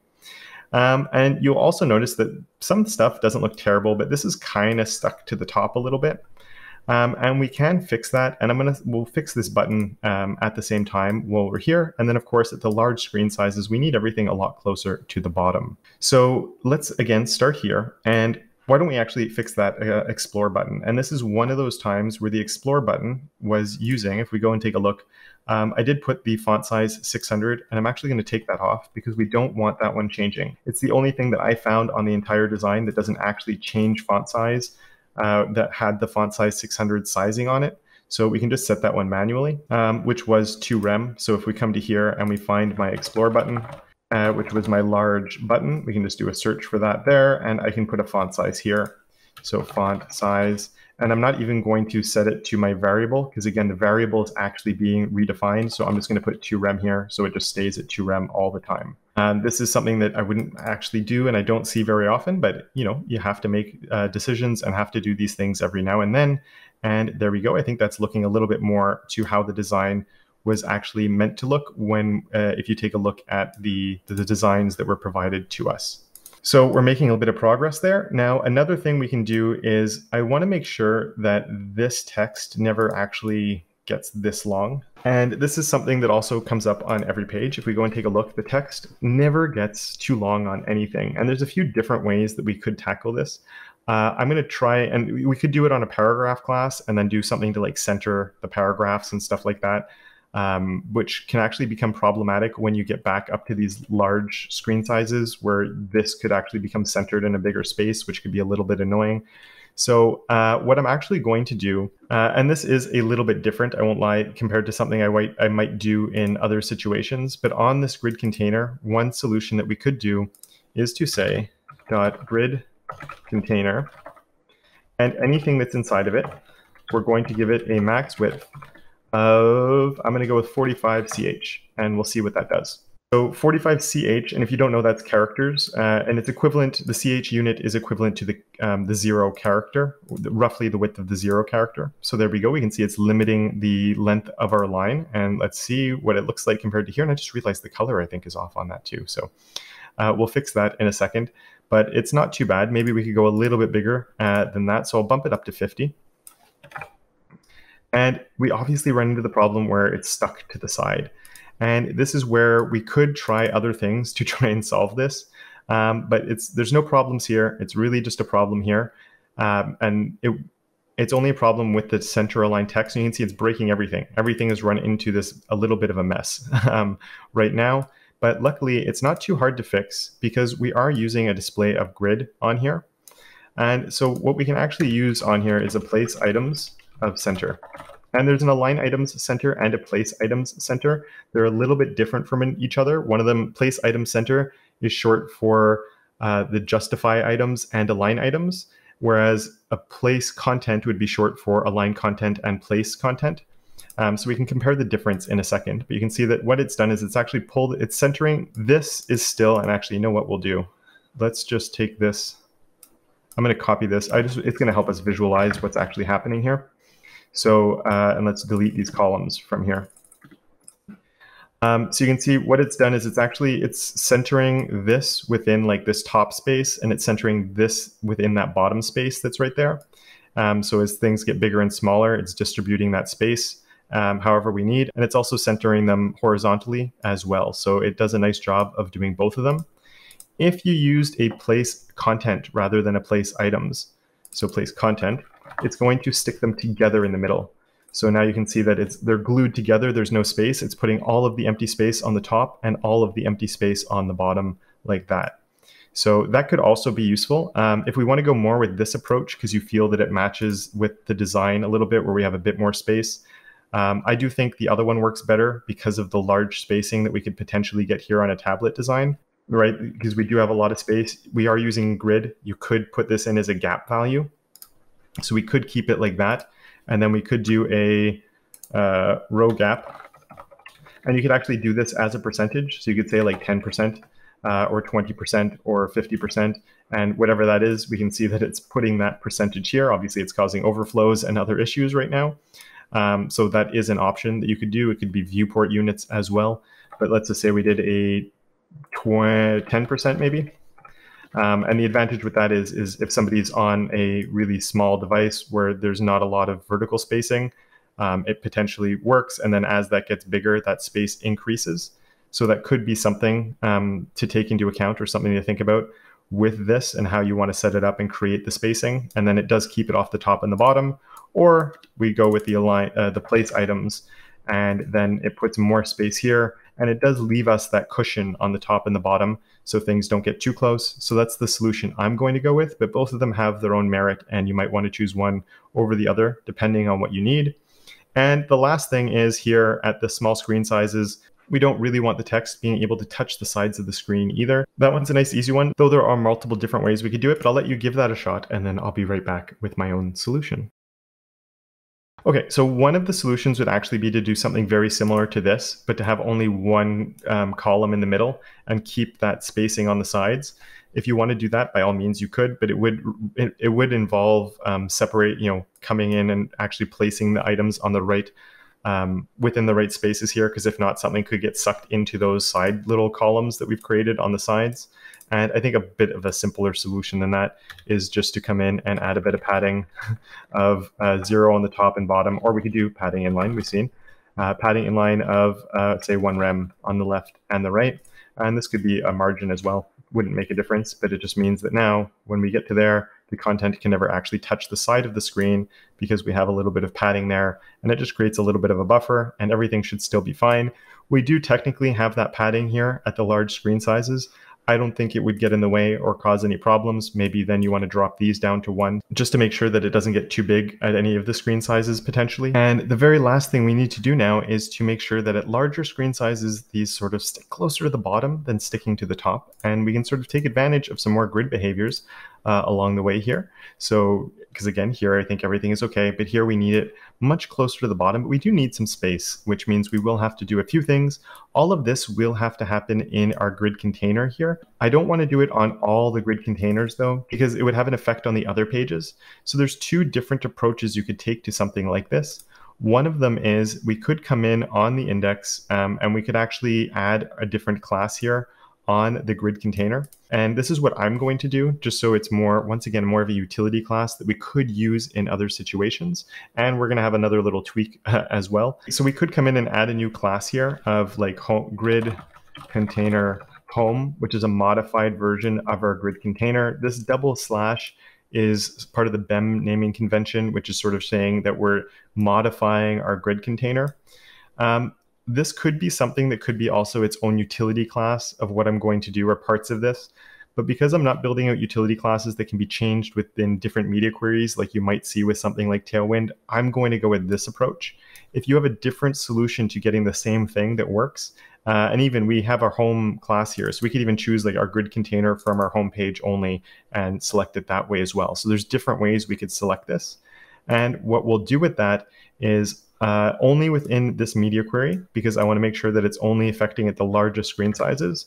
I am going to say that the grid container home is going to do 2 things. One of them is it's going to have a padding bottom to create all that extra space on the bottom. So I'm going to say that it's about 6 rem. And why don't you try and figure out what it is to move within grid items all the way to the bottom. If you're not familiar with grid, you've seen a few things coming up now. So maybe you have some ideas that you can test, or just hit pause, go into Google and Google that, research it, see if you can find the solution before I give it to you in just a few seconds, because that way you're reinforcing your learning. You're going to remember a lot more. So take the time to see if you can figure it out. And as I said, I will give you a solution. I won't leave you hanging. Okay, so I hope you did find that solution, and I'm going to do an align items and put end on here, which should move them all the way down to the bottom. And with that, I'm also going to save over here, and look at that. We have that. They're lining up now on the bottom of the page, and then as we get to the smaller screen size, they stack back one on top of each other, and we're okay. And then we can go back to the bigger one, and they're always going to be stuck on the bottom. Another solution that we can do that's kind of interesting with this bottom is we could actually put in a max function, which would be 6 rem, and we could put a percentage or viewport heights, so say 20 viewport height. And the advantage of this is if somebody was on a really big screen, maybe you don't want it all the way stuck on the bottom, and this max function, it will take the bigger of the 2 values. So it's bigger, 20 viewport height units or 6 rem. And let's go and take a look. I don't know if we can actually get it high enough to start influencing things right now. I can't right now. So I think it actually is changing. So you can see that this is actually a little bit bigger. And then it's going to lock in at one point and it's going to get stuck to 6 rem. And so I could even exaggerate this. Why don't we choose that at like 50? And you can see it's really big. And now it's always going to be choosing the 51, and it's actually causing overflow because of it, because it's always using the 50 viewport height. Or if I made this 1, now the 6 rem is bigger. So the 6 rem will probably always be bigger, and it's always going to lock in just at the 6 rem. So something I think like a 10 or a 20 finds that nice balance where once it gets to a certain size, that space is allowed to continue to grow. So if you're on one of those ultra wide, huge monitors that some people have these days, at least things won't be like glued to the bottom of the page if for some reason they're actually on a full screen, which I don't think many people do. All right, so there we go. That's looking pretty good. I think we can get rid of all of these borders now because we can see how things are fitting on the page and how everything is looking. So when you get to the next lesson, all of those will be turned off and we're going to be getting into the background images. All right, so with our background images here, you can actually see the image itself changes. Here we have it stuck to the bottom, and then when the layout breaks and goes the other way, we can see that things change and it goes on the side here instead of being stuck to the bottom. And if we look in our assets, we actually have 3 different images to use. So let's go and take a look. That's my home page. And then we have a desktop, a mobile, and the tablet version that are all going to be coming in. And then we can use all of them in our CSS. And that is one of the reasons we have our home class right here that will enable us to select that. So for that, in my CSS, I'm going to come all the way down to the bottom, and we're going to create a new category called page specific. We could take some of the container things that I created that were specific to this page and include them here if we wanted to. And here I will put home for the home page because we will have some different ones that get changed for each of the different pages. But overall, we shouldn't have too much other than the background images, actually. And so here, .home, let's start off with just putting a background image on here and seeing what happens. So with the background image, we need a URL, and we need, in this case, it's going to be from our root, we're going into our assets, and then assets, it goes to home, and then it goes to our background. And I'm going to do home mobile first, .jpg, because we're doing mobile first. And there we go. We can see a background image has come in, and it's repeating itself like crazy, but at least it's there and it's working. And that's sort of as you'd expect at small screen, at a big screen, that smaller image will repeat itself. So let's do a few things here. Let's say that the background size is cover. And we don't need to bother with the background repeat, no repeat, because we do have the cover on there. But the one thing that happens with the cover is it crops the image, and I don't like how it crops it because if this for some reason we have a shorter page or whatever's happening, the planet sort of disappears. And I think there's a lot of visual interest with the planet. So I'm also going to say background position of bottom center, which is more or less where the interest lies in that. So let's go take a look. And now we're always keeping that planet bottom center. Of course, it's getting too big here, but that's okay because we're going to change it. And then here too, it's not looking good. We can't read our text, but we're going to be changing the image along the way. So it shouldn't cause any problems as we go on to these bigger sizes. Now, these shouldn't actually be on the home page. So I'm going to take those off of here. And I'm going to come body right here and place those here just to keep it a bit more organized. I'm actually going to say backgrounds. And this will just be for background images, I think, because I don't think we need any other page-specific styling for anything. And then it makes sense a little bit more having this body that's right there. And what I want you to actually try and do now is to see if you can find a way to bring those other images in when we get to the different breakpoints, and just use the same breakpoints that I used above. I think they should work perfectly fine for you. All right, so let's see how I would do that. I would just come in here with a media query, and on this media query, we're going to give it a min width. And the first one I used was a 35 rem, so we can come in with that. And then we can come and copy this right here, paste it in, fix the tabs, and then change this over to tablet. And I saw something change already. So when we're at the smallest screen sizes, it's looking like that. We start going, and you can actually see the image is switching there because you can see it's getting blurry, and then the crop on the image actually changes. And it's when that crop happens that we're switching over. And then when we get to the biggest screen size, we need to change it once again. So if you didn't do it the first time, you can go ahead and bring in your own background image now at the next breakpoint. All right, so I'm going to copy that. We're going to change this one up to a 45, and then we can come in here with the desktop and take a look at it. So let's go and see if that worked. And we're going to look at this in a little bit more detail, but there we go. Perfect. So we have it there for the smallest, then we get to the next one, and then it's going to break over and go to this. And this is a situation where it's potentially possible that you'd want different media queries based on a landscape or portrait as well. But because I'm really focused on screen width at the moment for when this is going from 1 column to 2 column, when that happens and when it goes from 1 column here to 2 columns here, I really think it's important that we're switching from this image to this image because it's going to keep the text readable. Now we can see a little bit at like something like this, maybe this text is actually getting a little bit hard to read. So maybe it's worth on this one actually changing the background position to be center, or to come in with a media query that's dealing with the orientation instead of the instead of only the screen size. but doing something like that will help fix the crop potentially. So if where they're at a weird screen size, it's not going to run in where the image is exploding out the top. But if they're on a more of a tablet with a bigger screen, everything should be perfect. So I think that's a fine solution. But if you'd rather play around and experiment with different media queries and see if you can get different effects, I'd strongly encourage you to do that right now. But I think for me and what I'm after, this is actually working really well right now, and I'm pretty happy with that. And I'm pretty happy with this entire page and how it's looking right now, with everything on it actually coming together really, really nicely. So now we need to be able to start working on our other pages and actually getting to other pages. And well, we can't do that because we don't have a navigation that's functioning. So in the next lessons, we're going to be diving in and fixing up our navigation. Alrighty, time for the navigation, which are always these little simple components that end up being more work than anything else on the entire page. And we've already seen this version of it.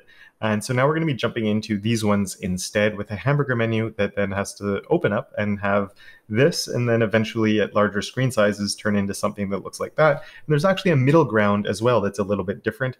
But for now, we're just going to focus on setting up sort of the bare bones of everything we need in place. Then we'll focus on styling it for mobile, and then we'll worry about what happens in the media queries after that. So if we go and look at what we already have, and let's jump over to here.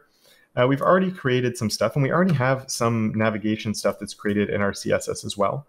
So we've done our primary navigation. We have our underline indicators, which are giving us those little underline guys that we have here. We have the numbers, we have all of that set up.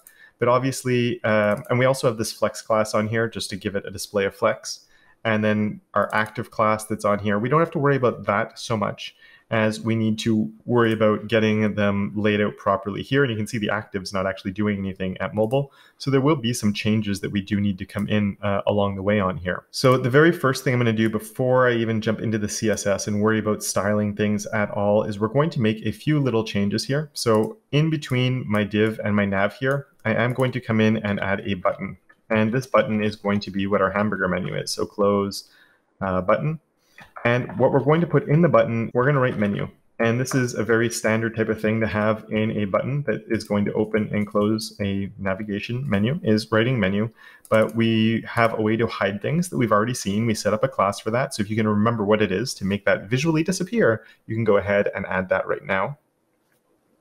And so hopefully you remembered, it is a span class is equal to SR only, which we used when we set up our dot menus. And then we can close that span right there. So now we have a button that's there, but it's visually hidden. Nobody can see the text inside, but we can still access our button. But for accessibility purposes, that is a good thing. We actually, I'm doing small accessibility steps along the way right now. We're going to have a future lesson that's going to go through the entire site later on and sort of fix up some of the other accessibility things, such as the numbers that we have here. But we'll worry about that a little bit later. The other thing that we want to do with this button when you have something like this is you want to, I think actually, let's first give it a class because we need to, be able to select it. So we're going to call this my mobile nav toggle to just explain what it actually is. And we're going to say that it has an area controls. And when you have a button like this that's controlling something else, it's opening and closing my nav, we want to say what it's doing for assistive technologies. So this is a little bit more on the accessibility side. And here I'm going to write primary navigation.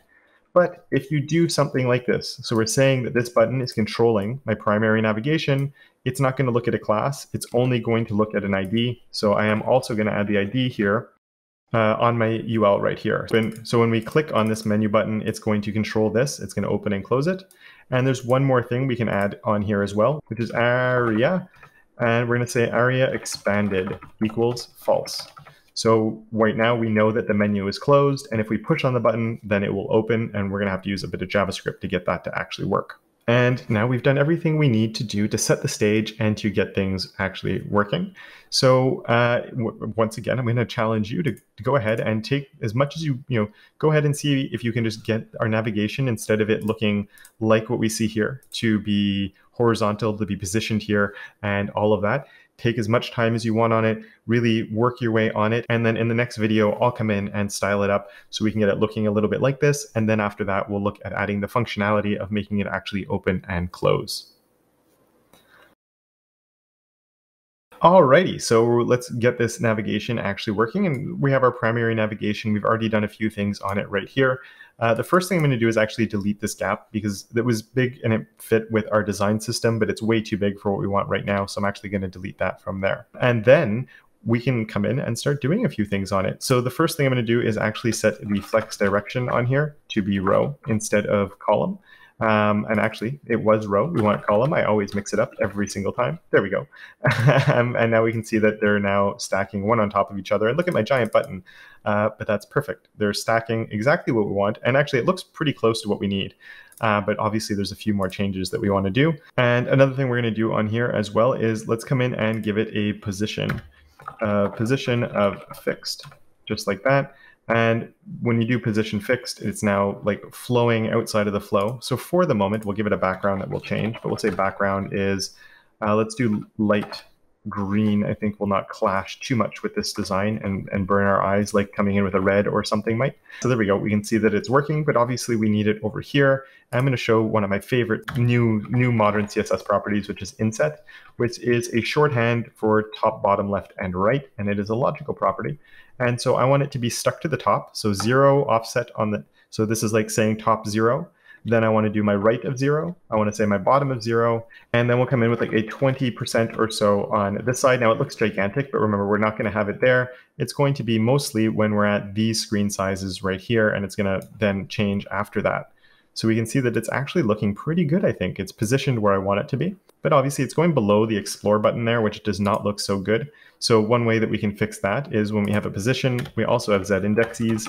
So we can use that, and I'll come in with like just a big one that I'll probably never go above. And usually 1,000 for me is a very big Z index. So we can do that. The next thing I'm going to do, so we have position fixed, we have a background. Let's change the padding. We set padding and margin of 0, 3 rem on the top, and then 2 rem on the sides. So if we go and take a look, we can see it's given us our bigger space there, no space on the sides. And you know what, this light green is bothering me, so let's change it to black, just so we can actually read our text and see a little bit more of what's happening. And there we go. I think that's already pretty close to what we actually need this to be right here, with a few obvious changes that need to happen. So one of them is actually, I think I'm going to increase my padding quite a bit on the top here. And this is because I do want to come in with a big value, but I don't want to risk any issues coming with overflows and stuff. This could be a nice time to use another one. We looked at how max could work, but sometimes you want a minimum. So let's say we do a minimum of 6 rem. Or if someone's on a really narrow, say they're on a vertical display, they've thrown it on their secondary monitor that it's vertical and it's really tall, you could also allow that margin, or sorry, that padding on the top to increase. So here you could do like a 20 VH.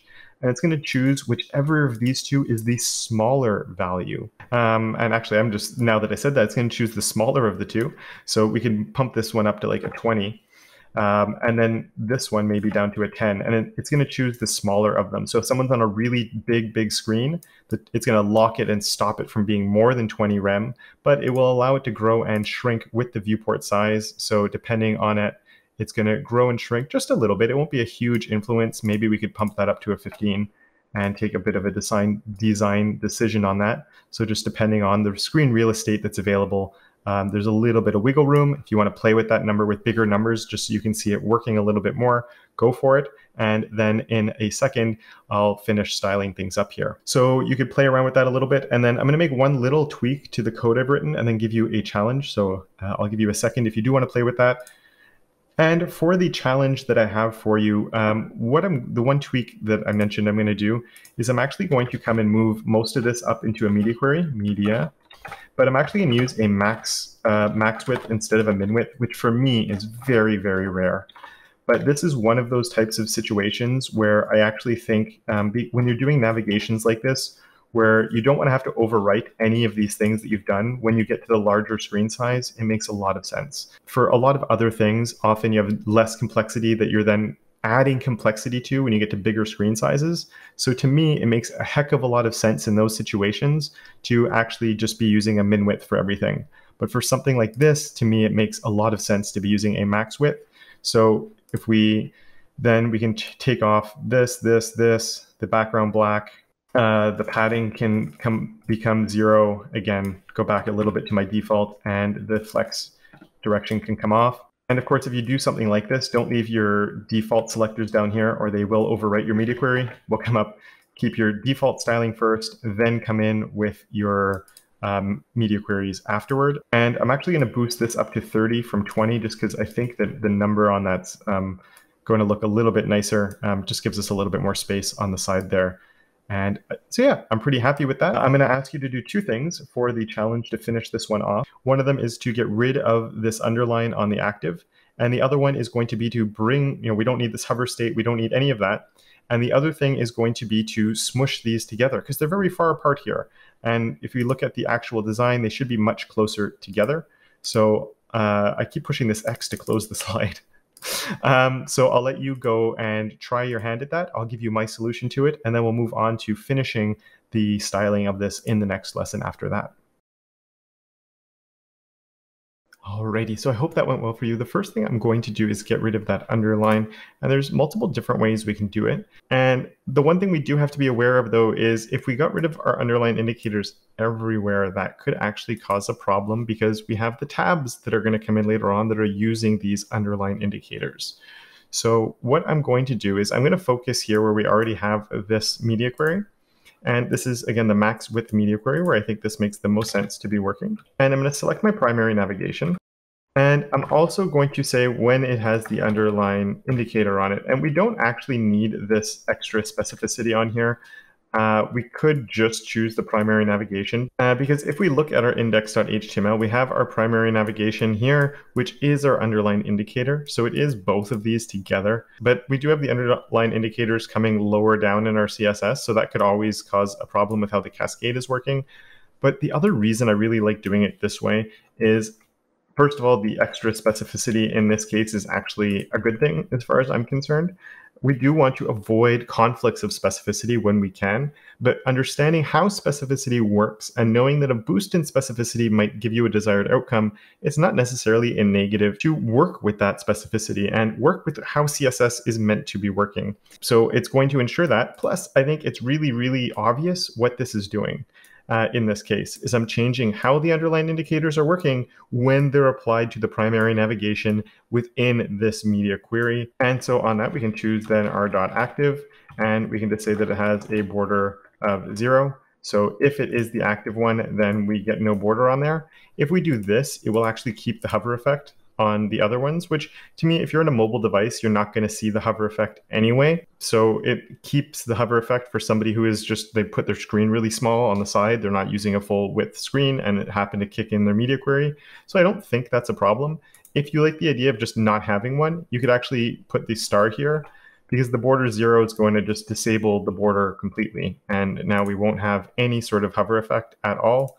But I'm going to stick with having one on there just so we have a little bit of a little something for somebody who might be on a smaller screen who is on a desktop computer that has shrunk their browser window into the corner somewhere. The other thing we want to do is change the spacing, and you'll notice here I actually left the underline gap here as well as having it within here. So I could actually come in and maybe set a 0 or a 1 rem, or I think in this case about a 0.5 will match the design pretty good. So we still can keep our effect like that. If you remove the border completely and you decided to go with having a 0 here, and not just with the active, the spacing might be slightly different, so maybe you'd want to tweak it.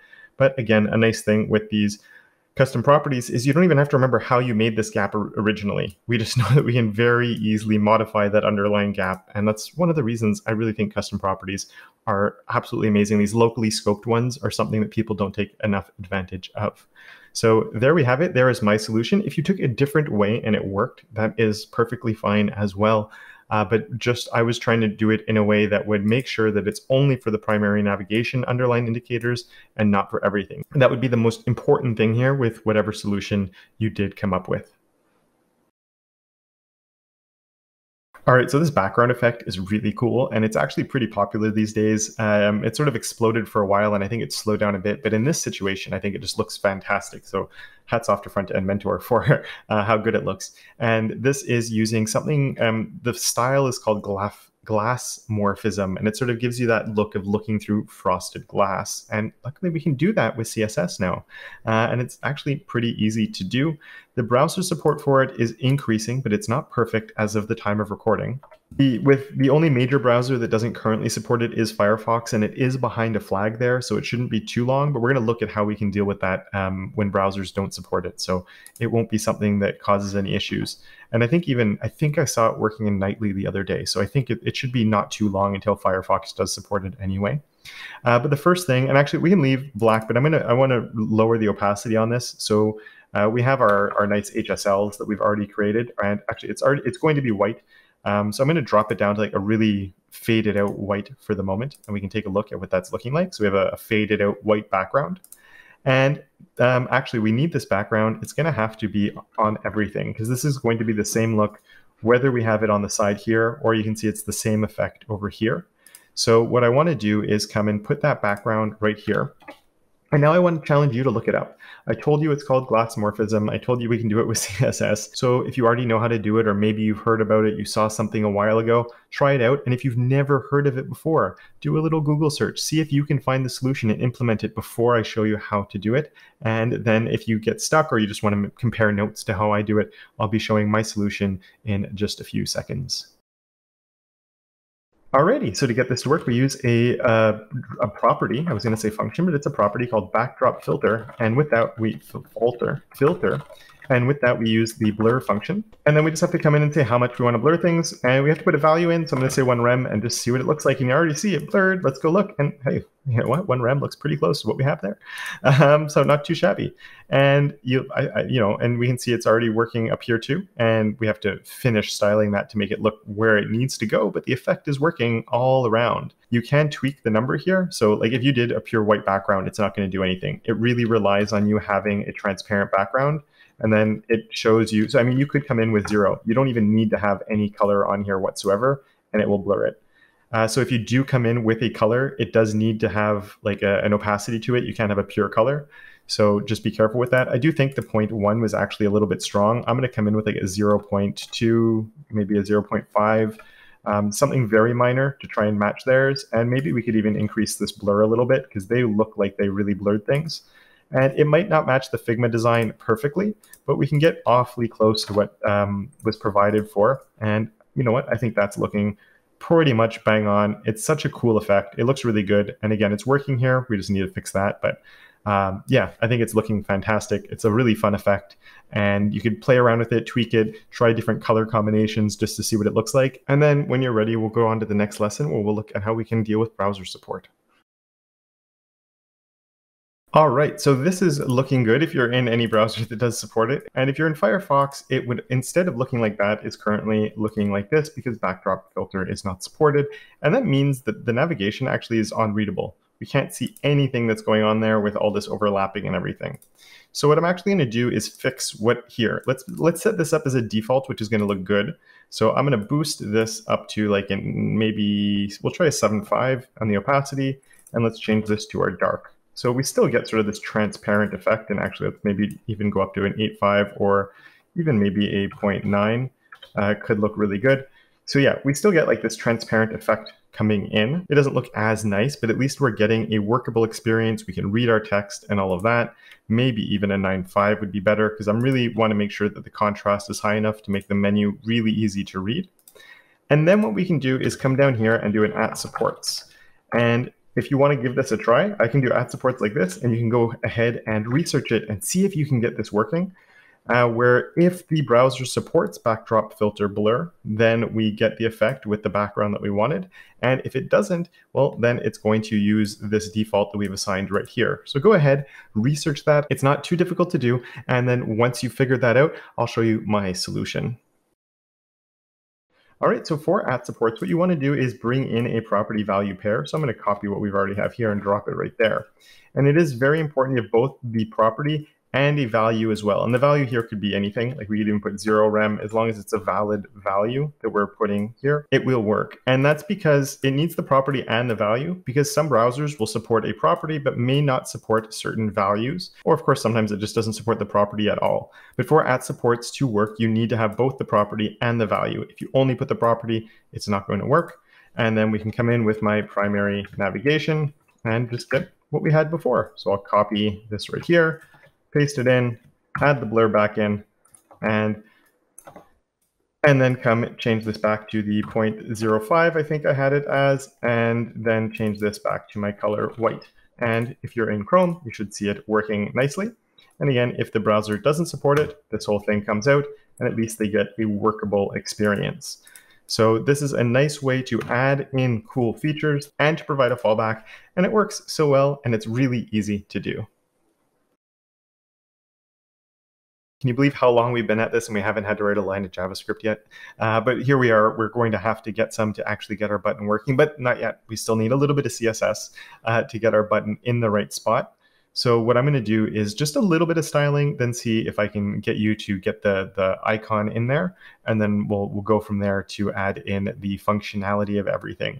So if we go and take a look at our index, we do have our button that is right here, and I did give it the class of mobile nav toggle. So what I'm going to do is actually say right here that my mobile nav toggle is a display of none. So it disappears when well, it just disappears right now, because I don't want it when we're at large screen sizes. And display of none will pull it completely out of the DOM, so it's not something that like an assistive technology or anything like that will run into. But when we're here, we really need that button. So then what we can do is within this media query, we can come in and turn that mobile nav toggle back on by saying display block. We can also then position absolute, because we need it to be wherever we want it to be. We're going to come in with a Z index, and I said 1,000 is really big. We're going to go with a 2,000 now, because we need it to be on top of our primary navigation. And now we just need it to be in the right spot. So I'm going to say right of 1 rem, and we'll do a top of 2 rem, just so we can actually start seeing it come in. We can see that it's actually in the right spot. What we do want, though, is a background of, you can put background none, background transparent, background 0. They all work. I'll use transparent just so it disappears. It's a button, so we also want to say it is a border of 0 on here. And now we need to actually see the icon. And our button is there. It actually exists, but we can't see it. And so I'm going to, how could we get the button to be in there without placing it in our HTML? Because we have our menu text here. So we don't actually want to come and place the image here. So bringing it in with our CSS rather than placing it in the HTML makes sense. So go ahead, place it there right now, and then I'll come and take a look at that in a second. All right, so I'm going to do it with a nice background image. That's it, background image. And if you didn't get it, you might have been overthinking things. And so we're going to go from our root into our assets, into our shared, into our icon, hamburger.svg.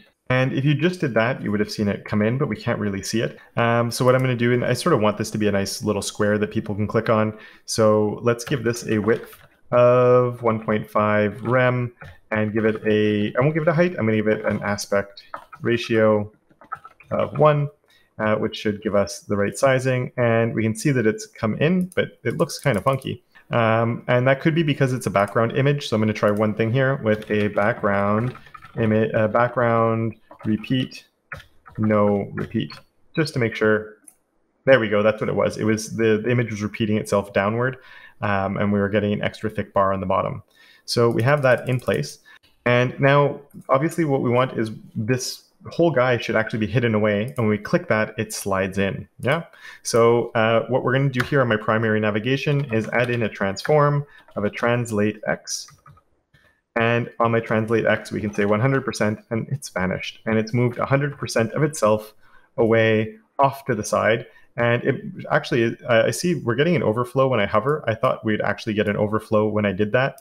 And I was waiting for this point to do an overflow of hidden. So this is one on this site. So we can come all the way up. And just so when things start moving around and we start animating, there is a good chance that there is some overflow that does happen. So I'm going to go here on my body, and we can just say that the overflow X is hidden. Because it is possible that some scrolling will come in when we click, and it should slide our menu open. And so that means we need to come in and start writing some JavaScript. If you're not familiar with JavaScript, don't worry, I will be giving solutions to it. But if you are familiar with JavaScript, I would recommend you seeing if you can come in with a way to get it to slide in and slide out.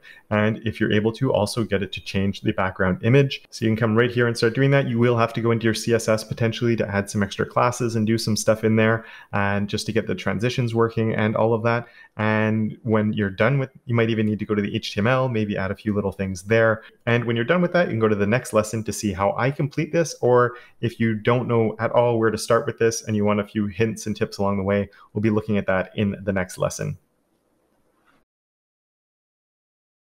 All right, so we can start writing some JavaScript now. So I'm going to delete this comment from here. And before we even get started on this, I'm going to go over to my index and I'm going to come up to the top. And you might hear that you should keep your JavaScript at the bottom. But I'm going to come here. And what I'm going to do is link to our JavaScript. So it's script src is equal to and index.js. And I'm just going to come in here with a defer, just like that. And then click close script, or not click, but write close script. And everything should be perfectly fine here. The deferred here just lets us keep our script at the top so we can have everything here, but it will defer the loading of the JavaScript until the page has been loaded. And now we can go in and start writing some JavaScript. And so what do we want to do? Well, we want when someone clicks the hamburger menu, if the menu is closed, open it. If the menu is open, close it. And we need to, with those, also change the icons, the symbol. We want to change it to the X and back and forth. But for a very simple thing, this is basically what we want to do. So when someone clicks on the hamburger menu, we want to, the hamburger button, I should say, or the hamburger menu. If the menu is closed, open it. If the menu is open, close it. All right, so that means we need two things in our JavaScript. We need our hamburger button. I shouldn't write the hamburger button. And we need to find our navigation. So if the nav is open or closed instead of menu would probably be better. So we need those two things. So first, let's come in and say, we'll get the nav itself. So const nav, and this is a name that I'm making up. If you're not familiar with JavaScript, const is just a way to store things. So I'm going to go into my document and do a query selector. And we're going to select my primary navigation. And we're also going to do a const for my nav toggle, which is my button. And so we need to find that one as well. And now we have both of them that we can access and do something with. So the first thing is when somebody clicks on the hamburger menu. So how can we do that? Well, the hamburger menu is my nav toggle. So we're going to start there. And we need to add an event listener. And an event listener, we're listening for an event that's going to happen. And what are we looking for? Well, we're looking for a click.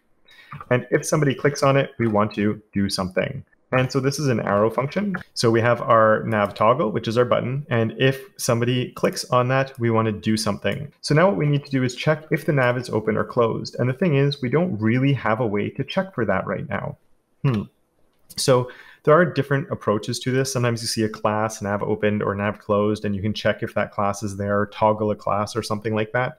But when we're writing JavaScript, I prefer using data attributes, which allow me to hook in and sort of be, I know that my classes are for styling, and then I know that my data attributes are for JavaScript, and it sort of just lets me hook in that way. So we have my primary navigation right here, which is what we've selected right here, and this is what we want to check. We want to see, is it opened or is it closed? So on that primary navigation that we have right here, I'm going to add the data visible is equal to false. Because right now it's not visible. We can't see it. And if you haven't used data attributes before, these are attributes that you get to invent. They're your own ones. You can write anything you want. It's prefixed with data, and you could have like visible, you could even have it like is this visible if you wanted to, but then we're just getting a little long. So I'm just going to say data visible is equal to false. So visible is equal to false. Then we can go back into here and we can use that now. So what we can do is we can check for that visibility first. So we can say visibility is equal to, and now before I was doing a document query selector because I was looking through the whole document to find my primary navigation, but now we already have my nav. So I can choose my nav.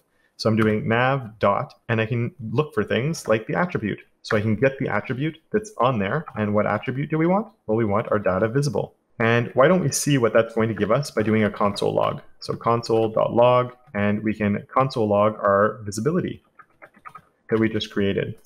So when we click on this, we see false, because every time we click on it, we'll get a false. Or we can even open our console here, and you can see all the falses that are coming in. And every time I click on it, we'll get another false that pops up, because that's what our visibility is currently false. So we know that's working. All right, so if the nav, so we know now that it's working and that we're getting false. So if it is closed, we want to open it. So the first thing we can do is we want to start with if. So we can say if visibility is equal to false.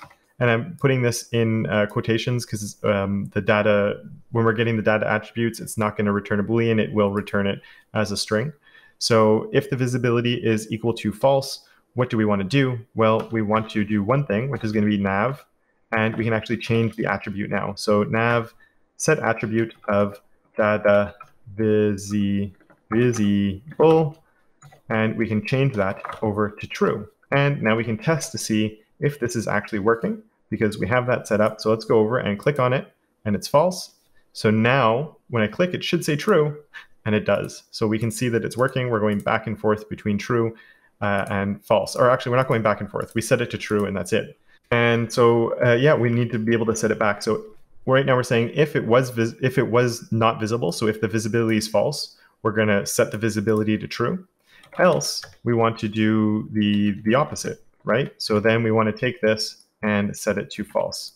So let's do false here. And what that means is it should now go back and forth. False, true, false, true. And now we can actually see it's rotating between them every time we click. So that is perfect. So I don't think we need our comments in here anymore. I think it's pretty, and we already got that. The one issue now is we actually needed to open and close. So there are different ways we could do this, but we might as well. We have our data visible here, and the data visible is switching between true and false. So that means we can come into our CSS and we can actually change that. So then on here with my primary navigation, we can add in primary navigation, and we can add an attribute on here. And so we can check to see if the data visible is equal to true.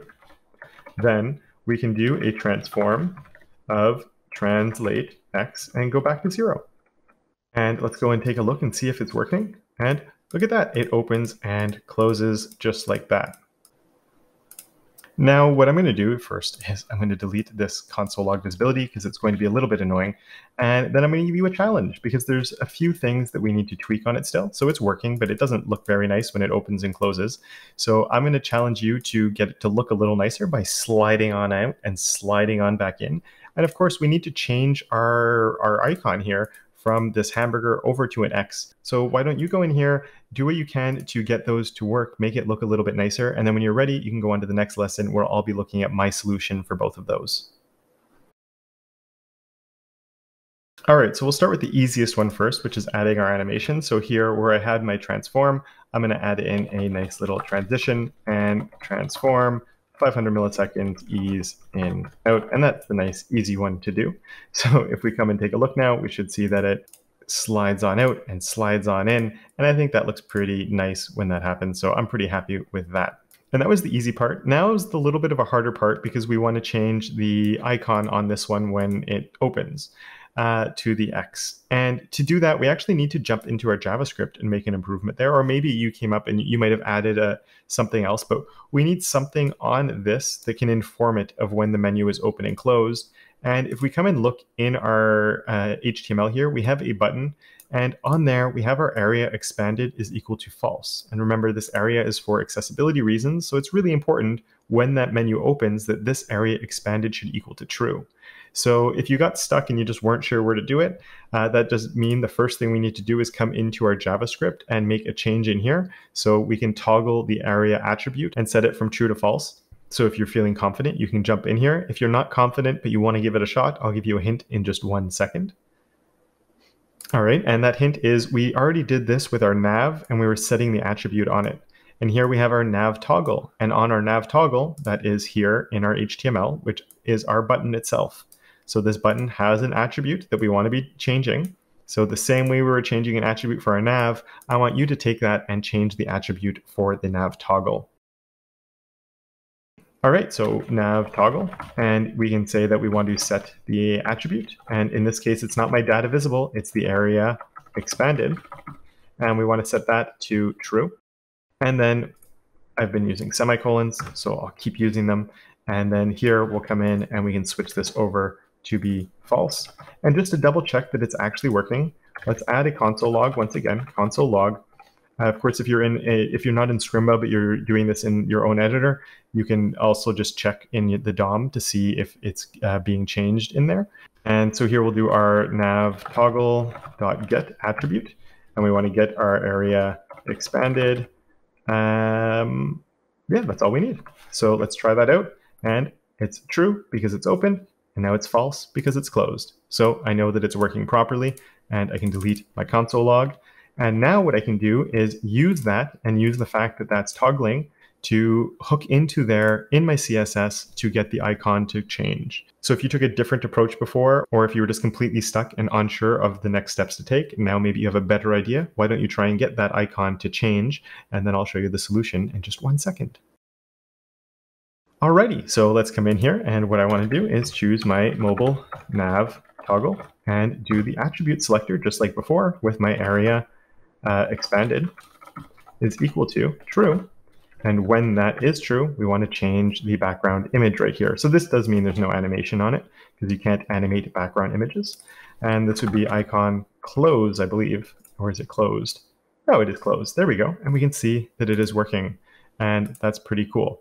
Now there's one other tweak we can make in here, which is the outline that appears on this, just because there's a thing that bothers me when we have buttons like this that we interact with, and then it leaves the selector, the sort of the weird blue outline, even though the outlines have been changed recently. But to do that, what we'll do is, let's just say down here, we'll do mobile, and I'm going to choose focus, just to show you what this is going to do, and then we're going to change the focus to something else, and we're going to use this on a few other things throughout the site too. And let's give this an outline, and I'm going to say 5 pixels solid red, and we're going to change it later, solid red, but the red will make it stand out for this demo. And then we can say an outline offset of 5 pixels too, just so it's not touching the button directly on it. And so now when I click on it and we get that select, you can see it's highlighting it, that's fine. One actually change really fast I'm going to make here is background position of center, or just center one time, just so when I click on that, the icon is actually perfectly in the center of the button, so it looks a little better. So you can see when I click on it, it highlights it with the red, and then the red is still there. And I am in the Scrimba editor, so it's possible you're not seeing it, so you could just pause the video and play with it a little bit to see that, and see the red coming in on there. And what I want, instead of using focus, is actually using focus visible.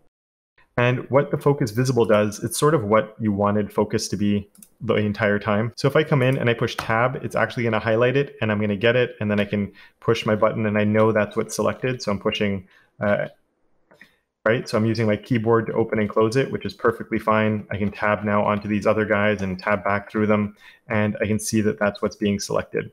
But if I click on it, I don't get the big red box. It's so nice and makes me so happy. And again, you might not be seeing this as you're watching it through the Scrimba replay that I have here. So just hit pause and play with it yourself in your own editor, whether it's the Scrimba editor or you're doing it in your own browser, and you'll definitely see the difference between the two. I just think it's a nice little touch that we can add, so we still keep our focus state, but we don't have it coming in when it doesn't look too fantastic. And of course, we can then change this over from being red to white, just so it looks a little bit nicer than a red box that's just showing up on our site.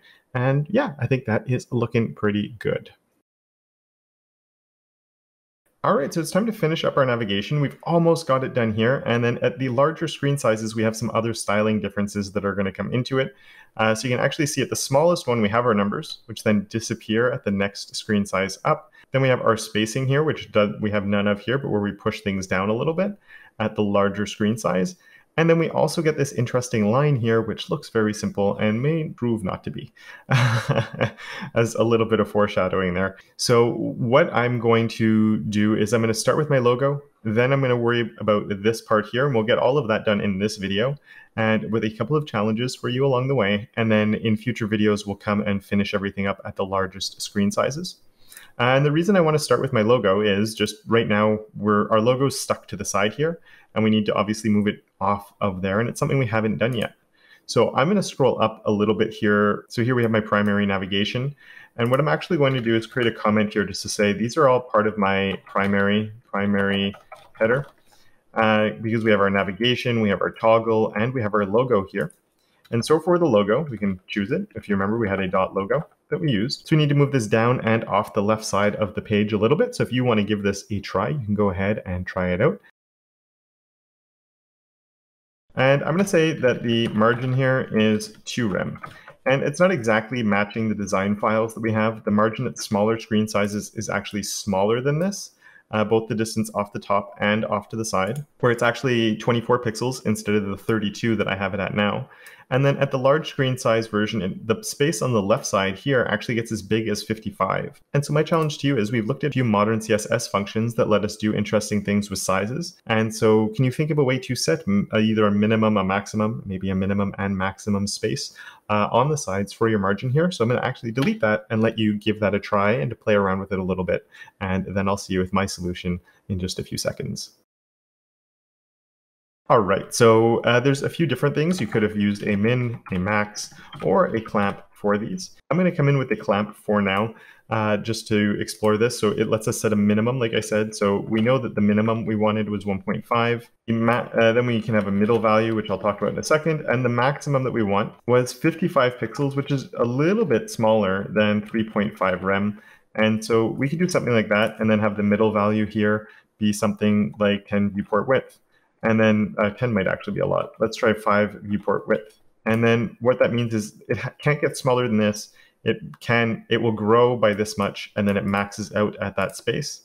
So if we take a look, the space, you can see it's actually moving down and across, and then it's moving back in. And not a huge fan of that, the way it's working right now, but at least we can see that it is working. And what I'm actually going to do is split this up, where my top and bottom values, I'm just going to give them a solid 2 rem so they don't move up and down. And I will allow it to grow left and right though. And for me, that works a lot better. So you can see that it is growing left and right, but the spacing on the top and the bottom isn't changing, which just looks a lot nicer. So we'll bring that down to a 1.5, so it's the same as in the mobile design, just because now you can see it's up a little bit higher, and we can fix that as we go. So that is with clamp. If you did something instead with a min or a max, that would be perfectly fine, and you could experiment with those to get something that you want. I'll stick with just this here because it works really well. You'll also note I didn't do like a +1 rem here like I did for my typography. So with typography, viewport units don't zoom if you're zooming in and out on your browser because they're linked to the size of the viewport. And if somebody's zooming in, it's probably because they want the text to be bigger. For the layout itself and for the positioning of the logo, I don't mind if it doesn't shift or move around if somebody's zooming in or out. So here I'm leaving the middle value just like that. The next thing I'm going to do is before we even get into a media query, now what I want to do is fix my layout at this point. This shouldn't affect our layout at the smallest screen sizes, though we'll double check to make sure. But I'm going to choose my primary header. And what I want to do now is I want to ensure that this is pushed all the way over to that side, and that my logo is actually centered within this space here. So with that selected, one thing is we already have a display of flex on here. We gave the primary header a flex class, so we don't need to declare a display flex, but I'll let you come in and try and space them out. All right, so hopefully that went well for you. So I'm going to do a justify content space between on here, which will space them out. And I will do an align items center. And if we go to our small screen sizes, you can see that the layout here hasn't been affected by it at all. Everything is working just fine. And then when we go up to our big screen size, we can see that it's working. The last thing that we need to do now is to fix the padding here and over here where we don't have any. So for that one, I am going to do it in a media query. And let's come down. We already have a max width of 35 rem here. So I'm going to come all the way down outside of that. And I'm actually going to move these two up here. Just to keep all the default styling for my primary navigation all together. And then we can have our media queries where we're making changes to the different things that are in here. And because we had a media query for a max width, I'm going to do a min width of 35 m. But for this one, I'm actually going to do a max width of 35M as well. And these, just like a max width, I don't actually use very often. I don't often use these linked ones like this either. But if we come and take a look, there's a few important differences here. So one of them is the numbers, and one of them is the padding is different here and here. So since the padding is different and I have to overwrite it anyway, and because I do have to deal with this number thing where we have numbers at the smallest size, then they disappear, then they come back, we're going to need a media query like this one anyway. And this should be 45, not 35. And so I'm going to let you try this out, get it all working, and I'll give you my solution in the next lesson. All right, I hope that went well for you and you're able to solve both of those problems. So the first thing I'm going to do is choose my primary, not my header, but my primary navigation itself, because this is where the padding is and that background color that we had. So if we go and take a look at what we want, we need this extra spacing on the left and the right, which we currently do not have. So if you didn't already do it, come in, try and add it on right now. And with that, it was some padding on the left and the right, which if we want the shorthand version is padding inline. And again, this is a logical property. It's part of the modern CSS that I am just in love with. And I'm just going to throw a 2 rem on there. And we'll make that a 3 rem. And there we go. We can see that it's looking pretty good. Our logo is currently bumping into there, which isn't the prettiest thing in the world, but we'll be able to fix that without any issues, I think, especially once we turn these numbers off. And so let's go and turn those off now. And to be able to do that, I'm going to use the same approach that I took when I set all of those up in the first place, which is my primary navigation A span. So we can actually copy this selector. If I'm modifying a selector, I want to generally use the same thing, unless it's like in that previous lesson where we actually went a bit more complicated, where we came in with the primary navigation dot underline indicators. So I was being even more specific, but it's either just as specific or more specific. So I'm going to go just as specific, and nice and easy, we can just throw a display of none on there, and that's it. So if we come and take a look now, we have the numbers at our small screen sizes. Those numbers disappear at the tablet size, and then those numbers come back in when we get to more of the desktop screen size. So I don't think that was too bad at all. I think it's looking pretty good. And now there's one last change that I want to do, is just to deal with the space in between my navigation items, because they are very close together, especially when we're at this size where we clearly could have a bit more room between them. And so this is, I'm going to come all the way up. And if you remember, we did all of the spacing on there through my primary navigation with the gap property. And that's because we have the gap set up with the flex, which we're using. And so on here, there's, once again, different approaches. I could come in here and say gap, and let's just make it really big so we can actually see that it's working. And then we have a much bigger space between them. I'm worried that we're going to run out of room, just like we are there, before we get into the different screen size. So once again, I think what we could do is come in and use a similar system to what we created when we did this. So why don't you come and see a number that you could play with on that gap to set a minimum, maximum, and get it to respond nicely to the different screen sizes. And then I'll come in and look at what type of thing I would set up here. And you know what? I'm going to start with this as my starting ground, and let's go see what it looks like. And this is where people always wonder what number to use, where this 5VW is. And truth be told, you just sort of got to play with it and see. And look at that. That actually worked out really well. We have enough space between them that when we get to this type of space, then it's not smashing into our logo. Just as we run out of room, it goes and stacks underneath instead. So I'm actually really happy with that, but it is a number that you do have to just sort of come and play with. And maybe you want a little bit more spacing, so you come and make that number a little bit bigger, but you see now we're running into that clash.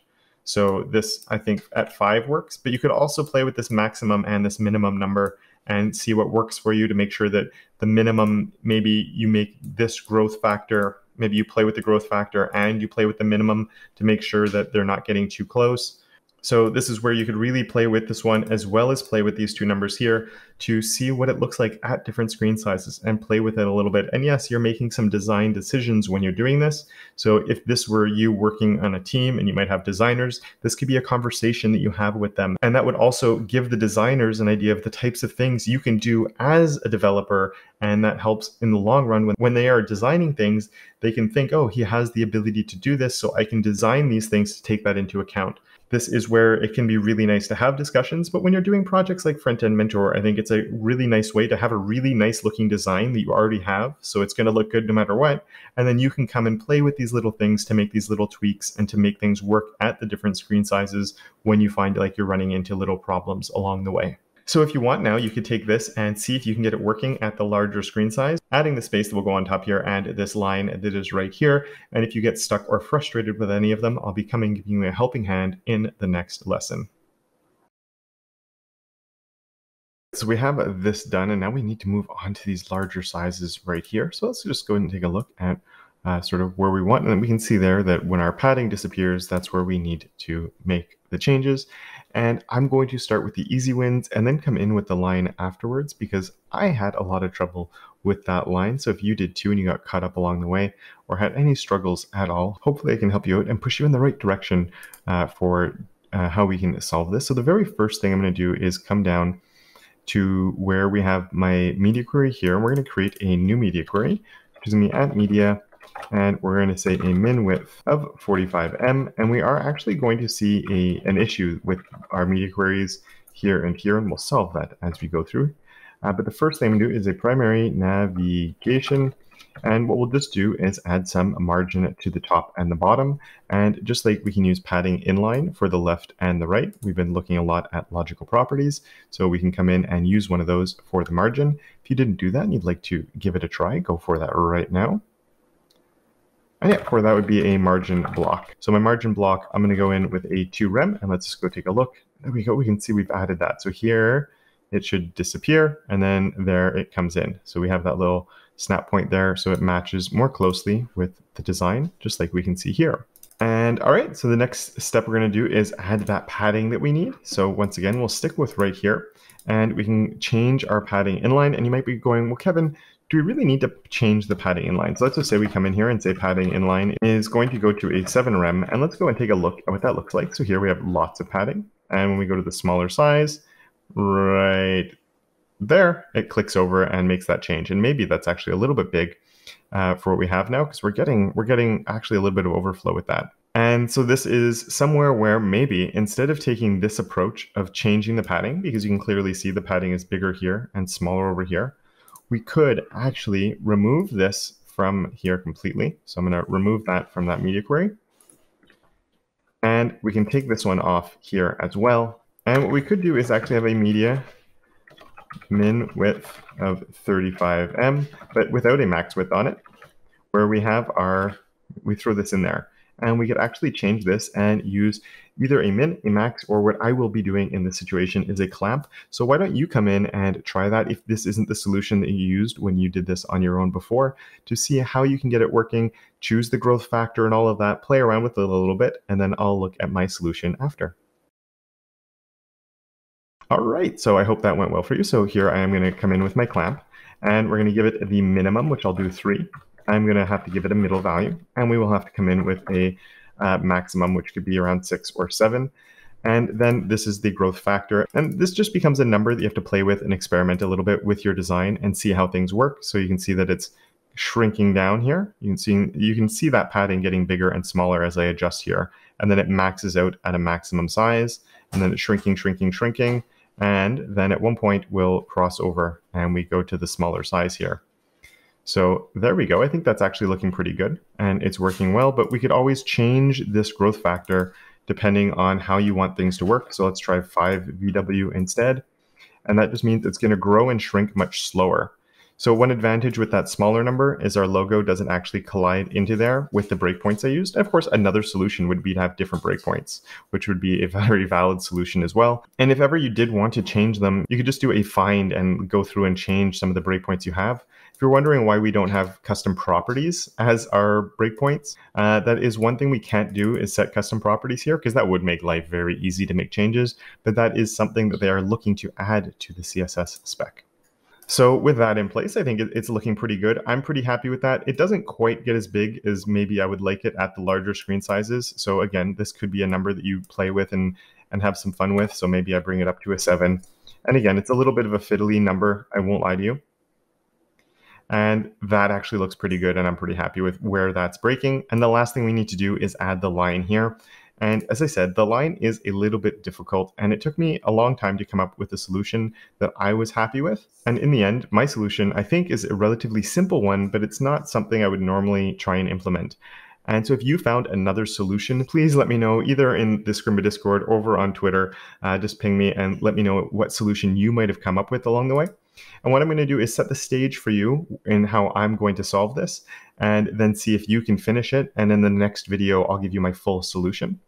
And so to set the stage, I will work within this media query. And again, we will have to probably make a small change with these, but we'll talk about that in the next video as well. And what I'm going to do is go on my primary header, and we should probably move this primary header over to the top over here. And on my primary header, I don't need to necessarily select it, but I do want to come in and select a pseudo element. And you can use a before or after. It won't actually make a difference here. I'll choose the before, but again, either one, it wouldn't change anything. So for that, we do need to give it some content for it to actually populate on the page. And I'm going to give it a display of block and a position of relative, because normally I would come in with a position of absolute, in which case you don't have to give it a display property. And absolute, which would mean that if I did that, I would also need my primary header to have a position of relative. And we'll do a quick thing here and show why this didn't work for me. And so I had a height of 1 pixel here and a background of red, width of 50%, just for fun, and see what that gives us. And we should see there's a red line coming on. And the issue with using an absolute positioned element is this number here and getting the right width. And we're using left and right and all of that, but we can come in and we can play with that number. And actually, it's probably gonna have to be, let's try 10 and see what that gives us. And now I'm gonna give it a left, and I'm gonna give it a left value that sort of follows with my with where the logo is. So my left of 6 rem. And let's go and see what that actually looks like. So there we go. We can see, and actually, I guess that should have been 8 now that I think about it. So we can give it the left of 8, and it's getting in the right spot there. But then how wide do I make it? And the other issue is the size of this. If we do this as a percentage, so 10's too small, so you come up to 20, and now 20 is sort of the right size, but now it's too small. And then actually now let's give it a Z index as well. Just so it goes on top. And okay, so now you can see how like it's 10%. It's way too big. It's not working. And this, I tried doing this also as a position, as a pseudo element based on my navigation itself. But again, to get it to actually adapt to the space that we have available to sort of always fill in this space became something that was very hard to do. And the percentages were always based on the wrong thing. And I tried viewport units and I tried all sorts of stuff. And so if you went down that route and you got stuck, don't feel bad. That's the same thing I did. So what I'm actually going to do is we can delete this because we won't need it. And as I said, I'm going to change this to a position of relative instead. And this does change a whole bunch of things. We don't need our Z index anymore. And I am going to take off the width because we're going to see you don't actually need it. And I'm going to take off the left as well. And let's go and just take a look. And we should see, or you know what, let's give it a width of 100%. Because we do need something on there. And now you can actually see there is a line there. It's not causing overflow. It's growing, it's shrinking. And because it is position relative, it's actually in my DOM right now. It's actually interacting with my logo and with my header, which is why the logo has moved over. Because I've done this as a before. And if I do it as an after, it would switch over and go after my navigation. Now you can see that it's over here. And this is where things get interesting because our line is either a before or after that is positioned within. We have our logo, we have this, and this is another flex item in my header now with how this is working, which we can then use to get it to go where we need it to go and play around with it a little bit. So I'm going to leave this right here and challenge you to see if you can get it in the right place and then of course get the right color and all of that. And then in the next lesson, I'll give you my own solution. So I hope you were able to figure that out, but if not, no big deal. Let's go get that red line where we want it to be. And to do that first, I'm going to go over to my index and take a look because we have to remember we have my header, which has this display flex on there. So this is one flex child. This nav is another one because our button is a display none. And then we have it now set as an after. It could be a before. And because it's on the header after, it's getting positioned right here. So this is my after is here.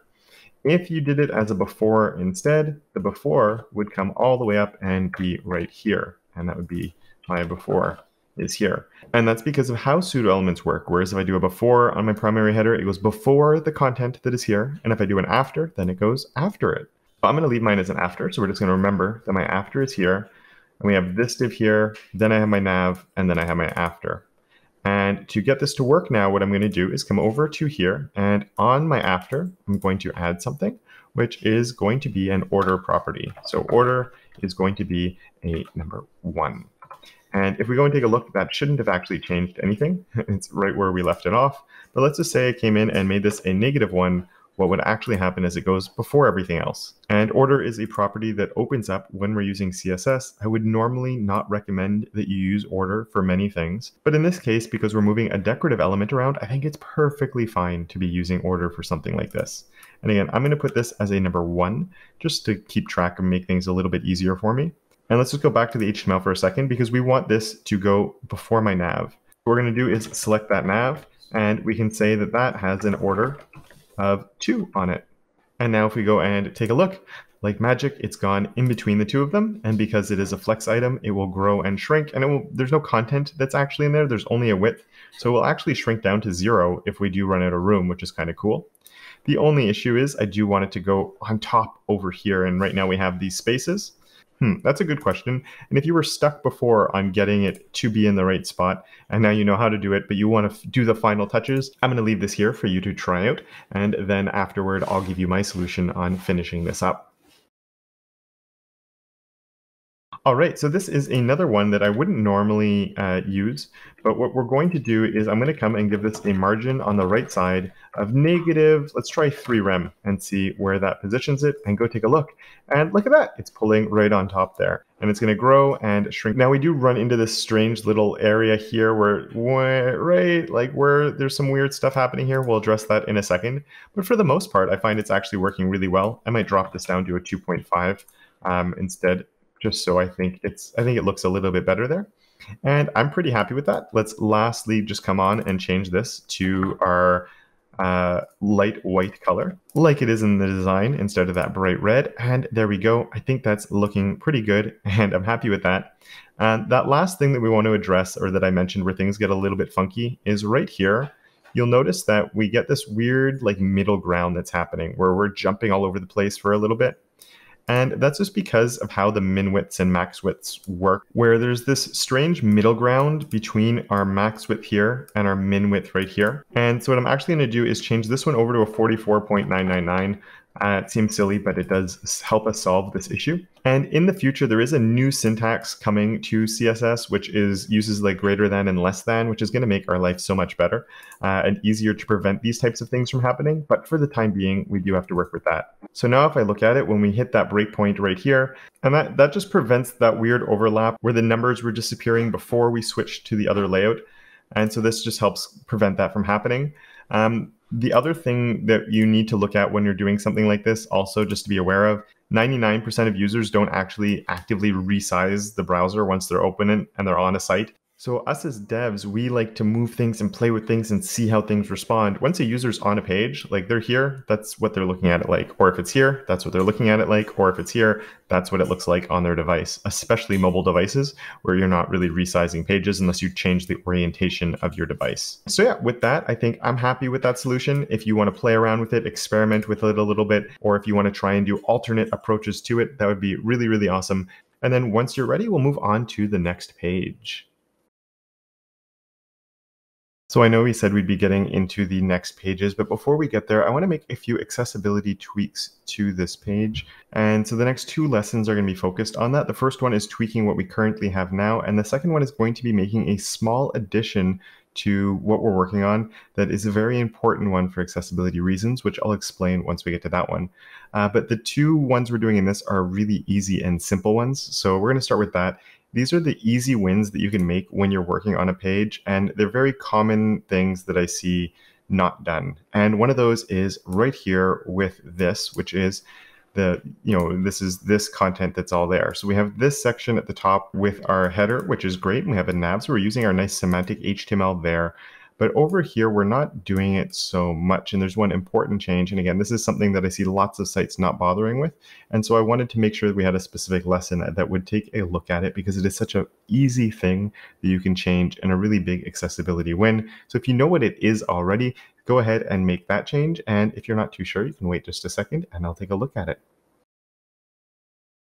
And that one change is, there's two ways we could do this. We could come here and just take a main and wrap all of this within our main, because this is main content. And it's really important to have a main on your page, and you should have only one main per page. Of course, by doing this, there is a small problem that has happened, is our grid container home, which was helping to set things up a little bit for us with aligning different things, is now not working. So everything is stuck to the top instead of being at the bottom where we'd taken all that hard work to do it. So there's absolutely nothing wrong with taking what we have here and switching this over to our main and just making this our close main.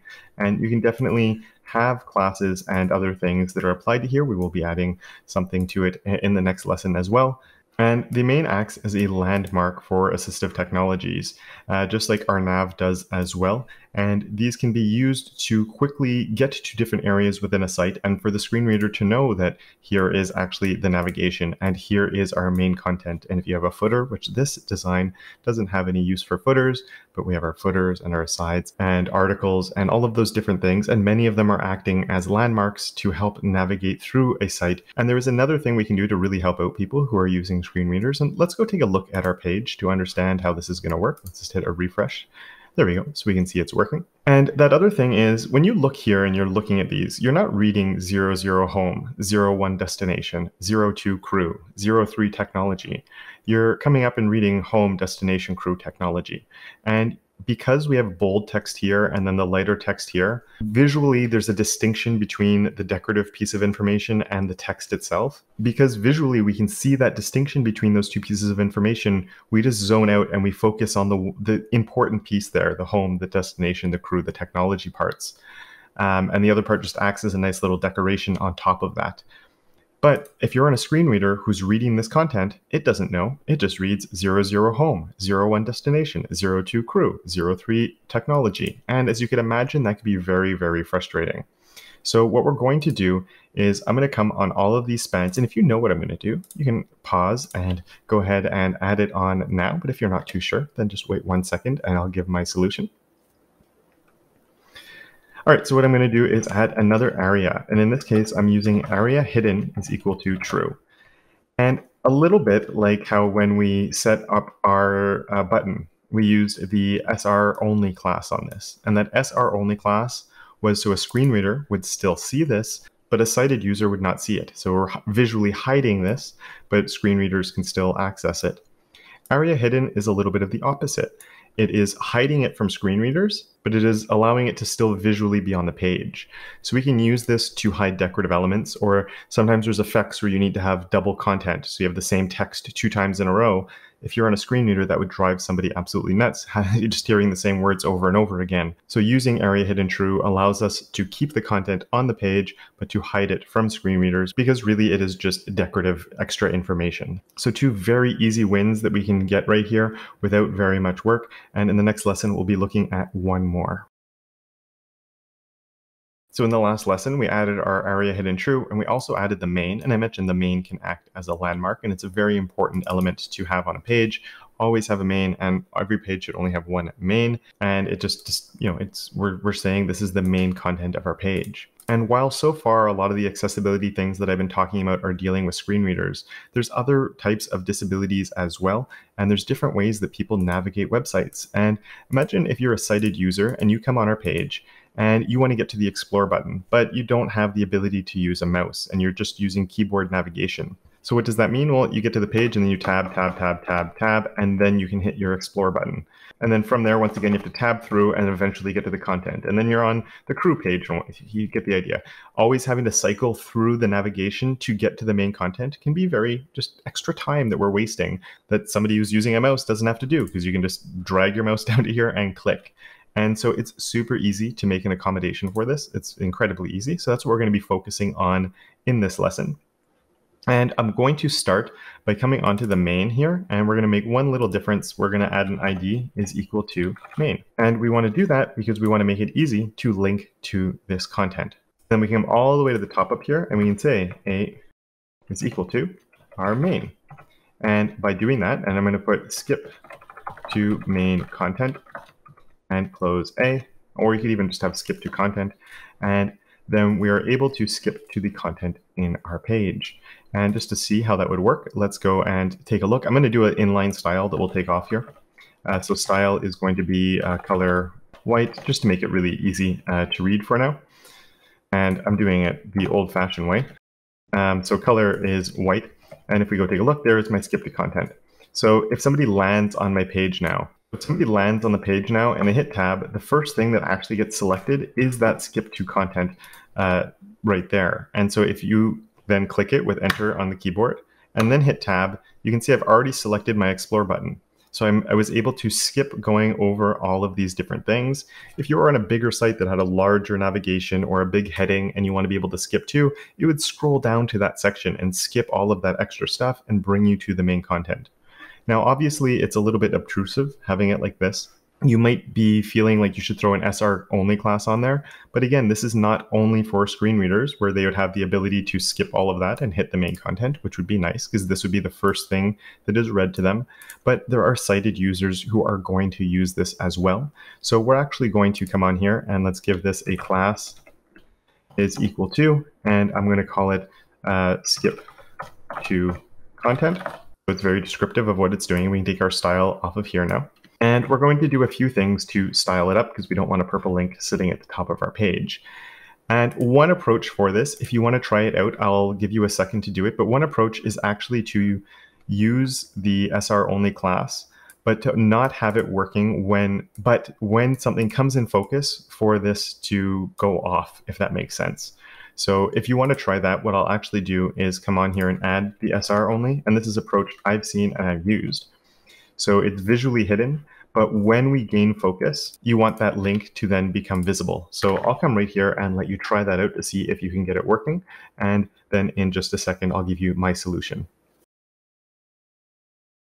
All right, so the solution there, let's just come in and say skip to content, not to main, skip to content. And I want when it is in focus. So once it's come in focus, we can say that it has a position of relative, a width of 100. I'll actually do a max content on this. If you don't know it, we'll explain what that is in a little bit.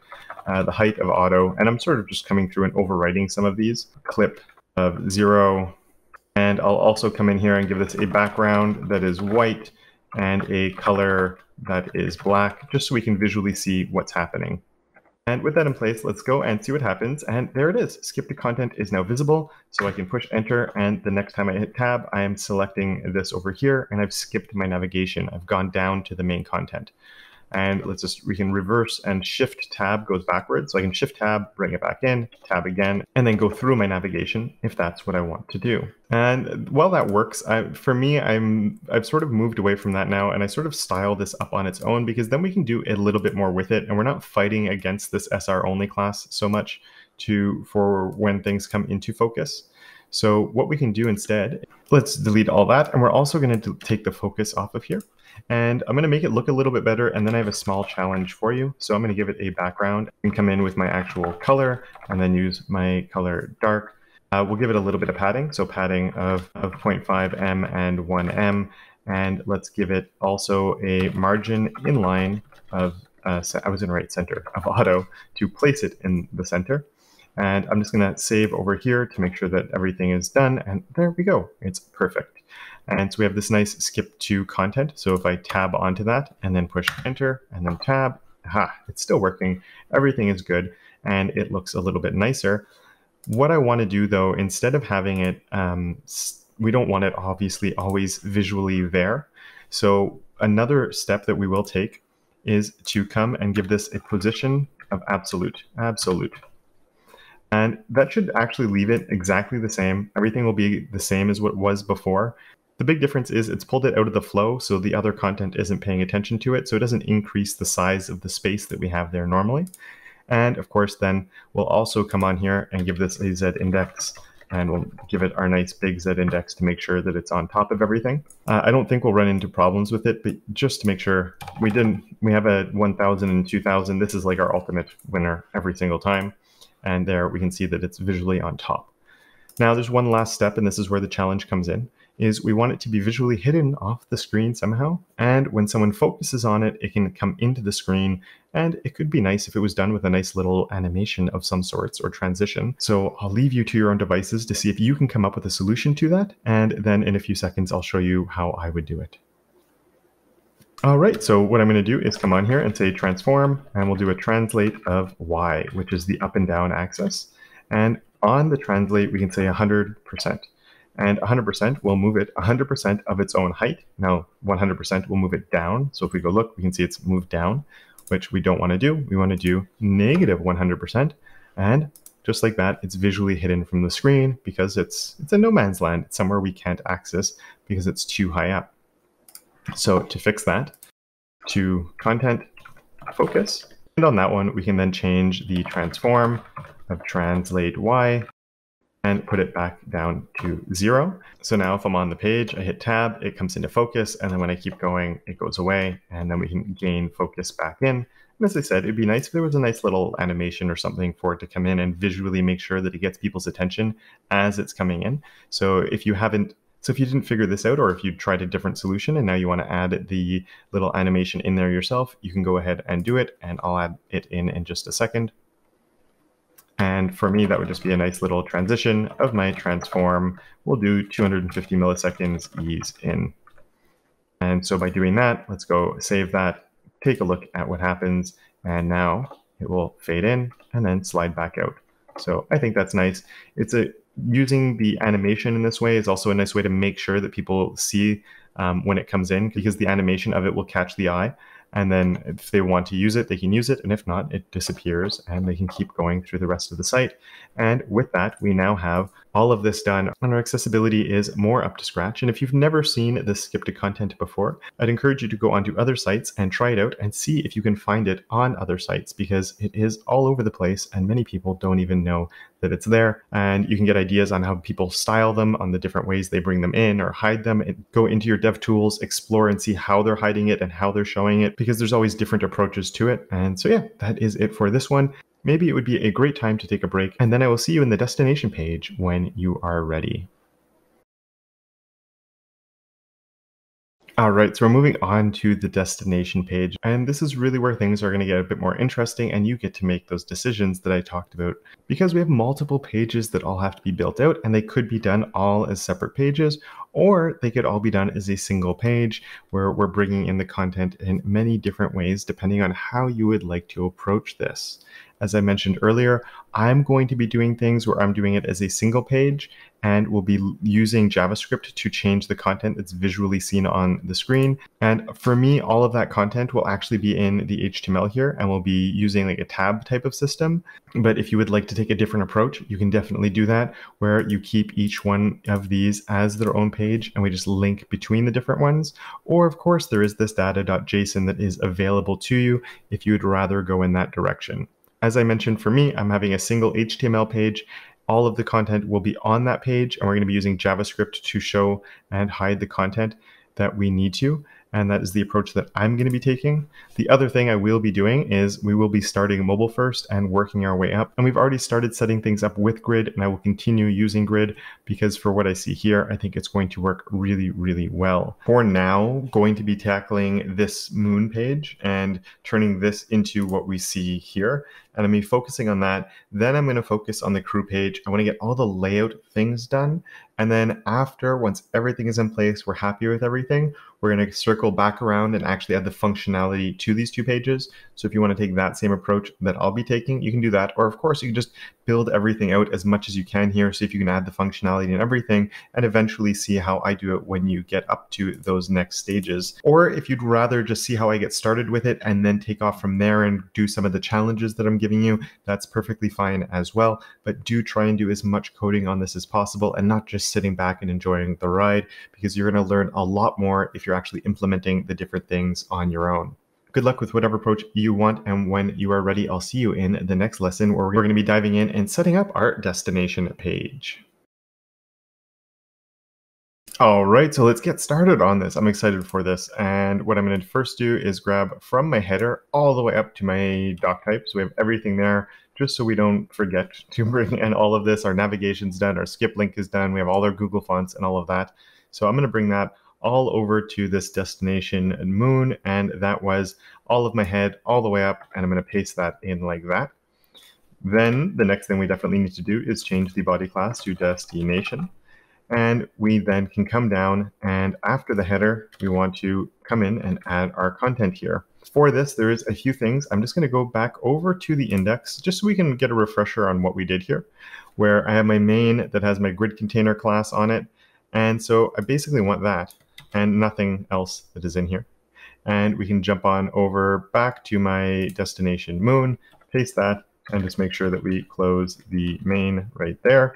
So we don't need this anymore, but we can go and grab all of this, cut it out, and bring it up into the main and start working from here. And one last thing we'll do is my main has the ID of main, which is good, grid container, and we have grid container home. I'm going to do a grid container destination. And because the links aren't actually going to the right spot right now, for now, I'm just going to click run here in Scrimba so we can see our page, and we can see that the content is starting to come in, though everything is in the wrong spot right now, but don't worry, we'll be fixing that up pretty quickly.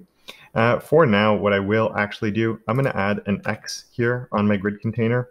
We'll do like a bunch so we remind ourselves to turn it off, just so we can start styling our content with all the utility classes we have, see that it's all looking good without the grid getting in the way. And then we can just delete this and then start placing things actually on our grid.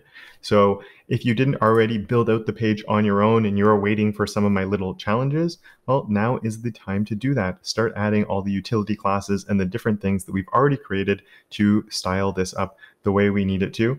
I have this here if you want to look at this example, but I would really encourage you to either look at the Figma or Sketch files that are provided by Front End Mentor. There is a lot more information in those, and it will be much easier to get everything that you need from them than looking here, but it is completely up to you how you want to work. So good luck with that. And then when you're ready, you can hit play and I'll see you with my own solution.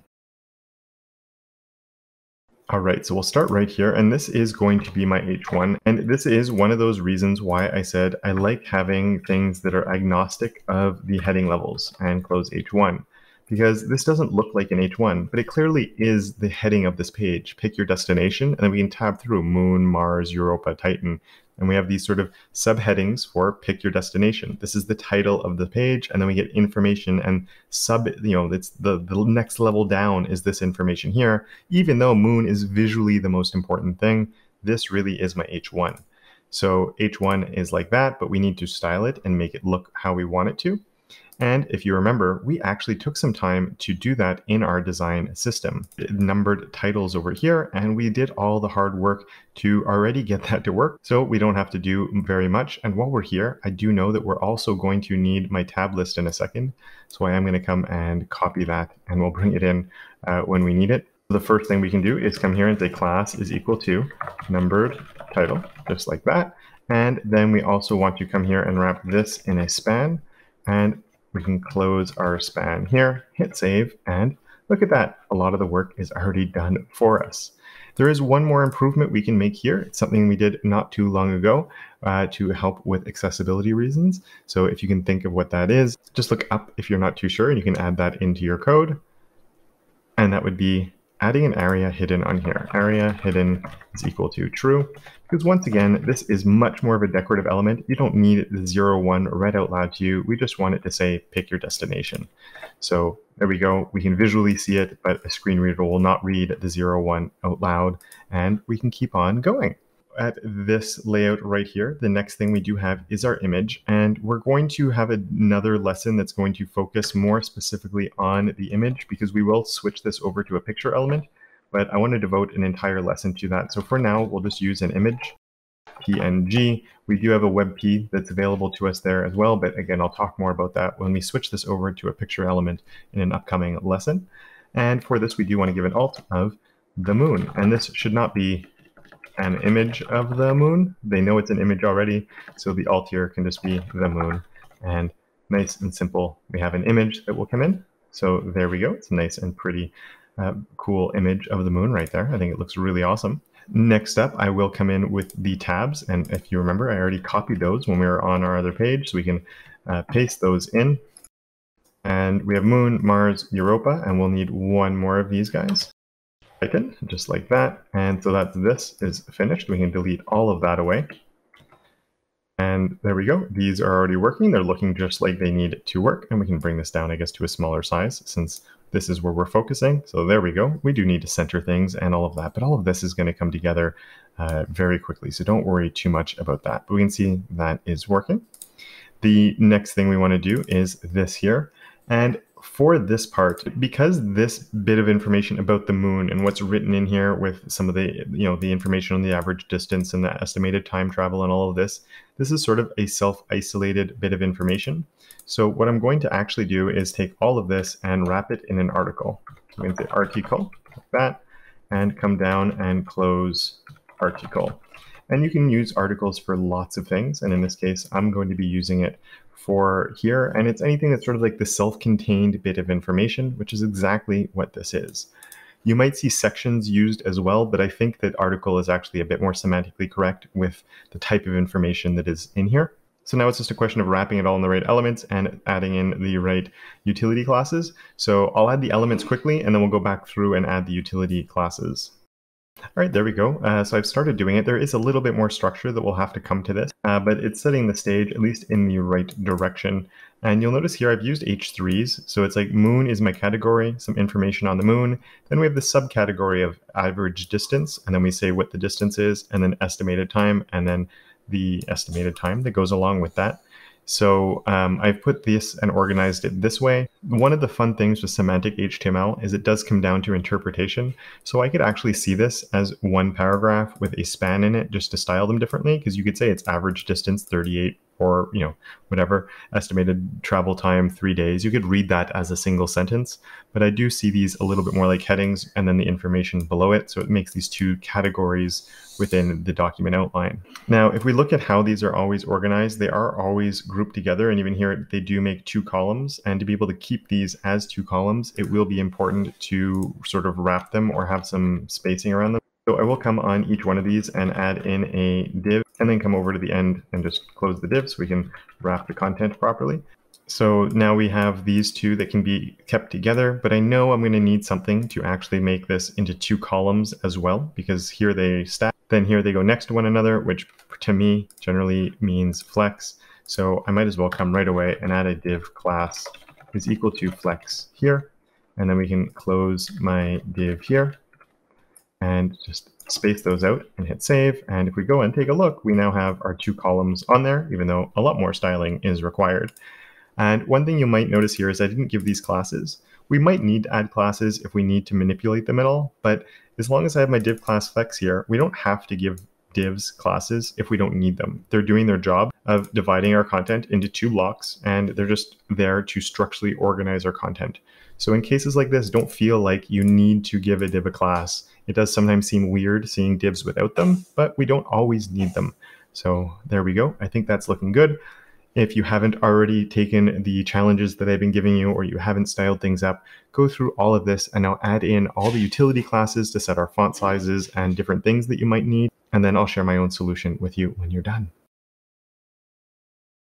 All right, so let's come up on here and give this a class is equal to font size 800, because it's nice and super big, but not the biggest one that we have. We also will want this to be uppercase and to be my font family sans. Not sans, I should say serif. So we can see the larger and smaller font sizes. So I think that's looking pretty good, and that's coming together. The paragraph, I think, is perfectly fine, and we don't need to add any styling on that. But these guys at the bottom, we clearly do, because there are some differences going on in there. So let's come on this. My 2 H3s are styled the same. And so let's take a look. Perfection. And then we can come on to these 2 paragraphs right here. Case on there. So I'm going to add it there, and we'll take a look. And that's looking good. Was it? Yeah, you can see the KM is uppercase there. So there we go. That's looking good. I think it's looking pretty good here as well at the different sizes. So it's looking pretty good, except for this, which is actually, I'm looking at it going, you know what? that's supposed to be getting smaller. And so let's go look really fast at our index.css, go all the way up to our font sizes. And that one is using our font size 500, which is our numbered title.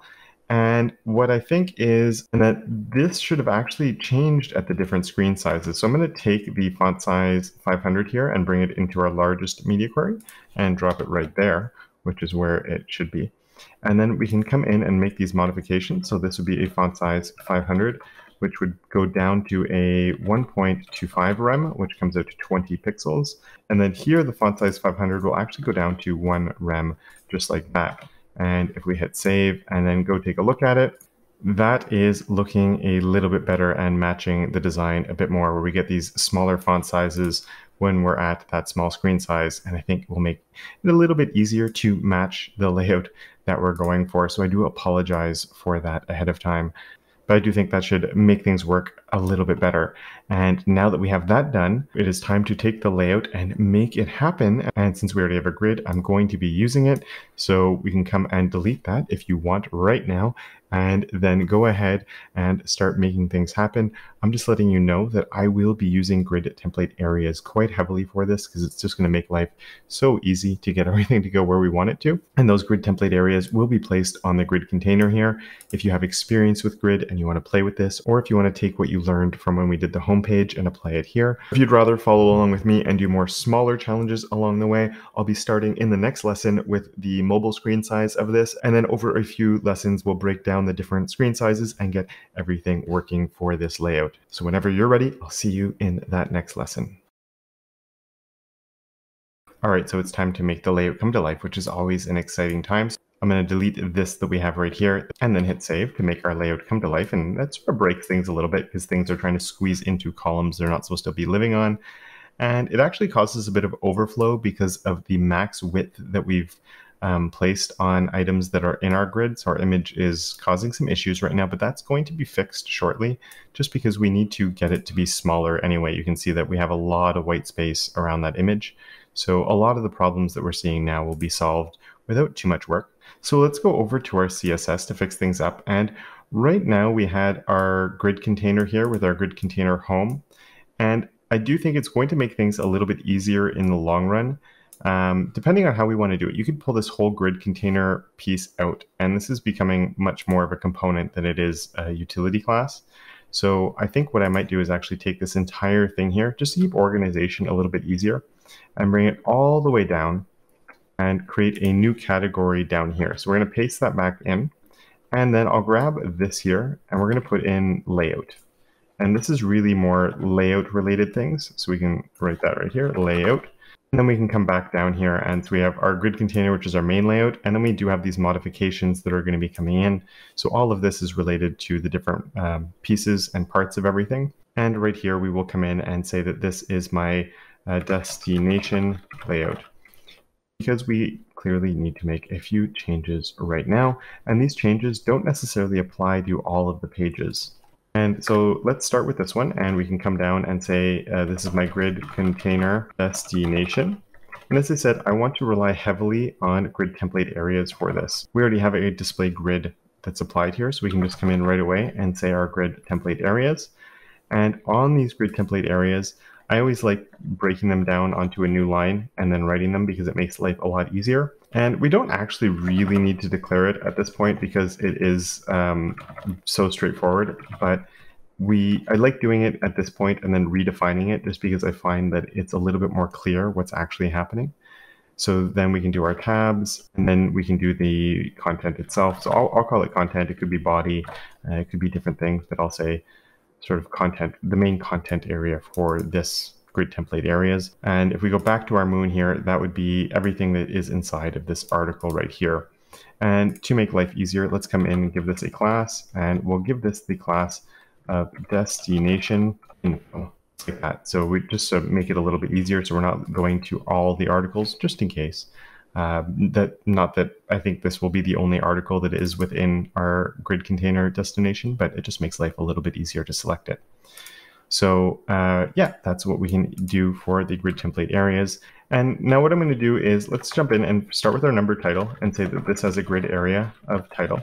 And this could technically break things. And you'll notice here it's in quotations and here it's not. That's just how grid areas work. With the number title, I'm saying this, assuming it's always living on the grid. If ever you had a number title that was outside of the grid, this would just be invalid and wouldn't work. You could take like raise this a little bit by saying this, and then it's only going to work if it's in the grid container, but it's only going to work anyway. And with the scope of this project, I feel safe with this. And so we'll keep on going. And I'm going to go like this with grid destination IMG. So I'm really just selecting my image that is inside of my grid destination. And if you wanted to be very sure that you're getting the right thing, just in case multiple images would come in, we could do that. Or of course, this could have a class. But with the layout that we have here, it's clearly just one image that's coming into this grid. So I feel like, once again, comfortable with this. And this scopes whatever styles I put on here to here. So we can say that this has a grid area of image. And along with that, we can give this a max width of like 60% or something like that. And I think that will actually look pretty good. So let's go and see what that would look like, where there we go. We get our moon sitting right there in the middle, and it's looking pretty nice. And already you can see this is pretty close to what we need. So that's kind of exciting. And, you know, I'm pretty happy with that. So let's keep on going with that though. We have our grid destination image, and we could even, like, you could have this here, and that would work, but this is going to be working for all of them. So I actually, you know what, this number title with the grid area here, I guess could actually come up. We have this. We could place it here just because it becomes something that's very generic and is going to be applied to all of the grids that we're using. So I'll leave it there just because this is destination layout only. Then the next one we have is our grid container destination, and then we want to select our, we'll start with the tab list, and so that gets the grid area of tabs. And then I'm just going to copy this to speed things up a little bit. And then the last one that we have here is our something about our destination info here. This class is going to be unique to this page, whereas tab list could be in other pages, which is why I like scoping it here. And same with this. So using a descendant selector, which effectively scopes it to here, is going to help us out. In this case, we don't want this to be tabs, though. We want this to be in our content. And so, you know, we're raising the specificity on that. So I could do this, because once again, this is unique to here. But it's not going to hurt anything to have this. And it just makes it a little bit more clear that we're making sure that we're relying on this grid. So that's why I'm doing it this way. It does mean it's higher specificity if ever I wanted to overwrite it. But if I wanted to overwrite it, I wouldn't be doing it in my grid container destination and then placing it within there. So this, I think, if somebody were to come along this code later on, makes it a little bit more clear what's happening. And the higher specificity really shouldn't get in the way. So to me, this makes a lot of sense. The last thing that is kind of important right now is if we look here, we have this flex and they're actually going next to one another, which we don't want to happen. So if we go and look at my markup here, this was just a flex. And what I'm actually going to add to this, I'm going to call this planet meta, because it's sort of, or it could even be destination. We'll stick with destination meta, just so we're consistent with our naming throughout. So destination meta, because it's like the meta information for the destination that we're going to. And, you know, we could choose, we could be going along the whole like grid container destination and then choosing the flex class. But I do like having, this is sort of like this little mini component. So I do think having its own class on here is a little bit more useful than doing that.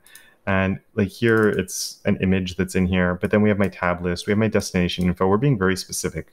Whereas that .flex, like, I don't know. To me, it's a bridge too far. But I won't nest this. I'm just going to say that it's destination meta. And you might be going, well, Kevin, all of this is nested on with this, right? We're using all these descendant selectors, and then we're not doing it here. And because this is nothing to do with how it's laying out on the grid, I don't feel like nesting it achieves anything. It's still very clear what's happening. Where it's my destination meta, the description of this class is very telling in what it does. I should easily be able to find it. And these are very grid related things. I'm placing this on my grid. So I'm saying that this on my grid is doing this. Whereas here it's just something where I'm going to change the flex direction. And we're going to make that column, which should make those rows. And then there we go. They're actually stacking one on top of each other, which is fantastic. The next thing up on my flex direction column that I'm going to do is let's come in with a border top, and we'll say it's a 1 pixel solid, and we'll use our HSL once again. It is a little bit different in the design file, but I'm going to come in with this because I think it's going to be a little bit more consistent and give us pretty much the color that we want it to be.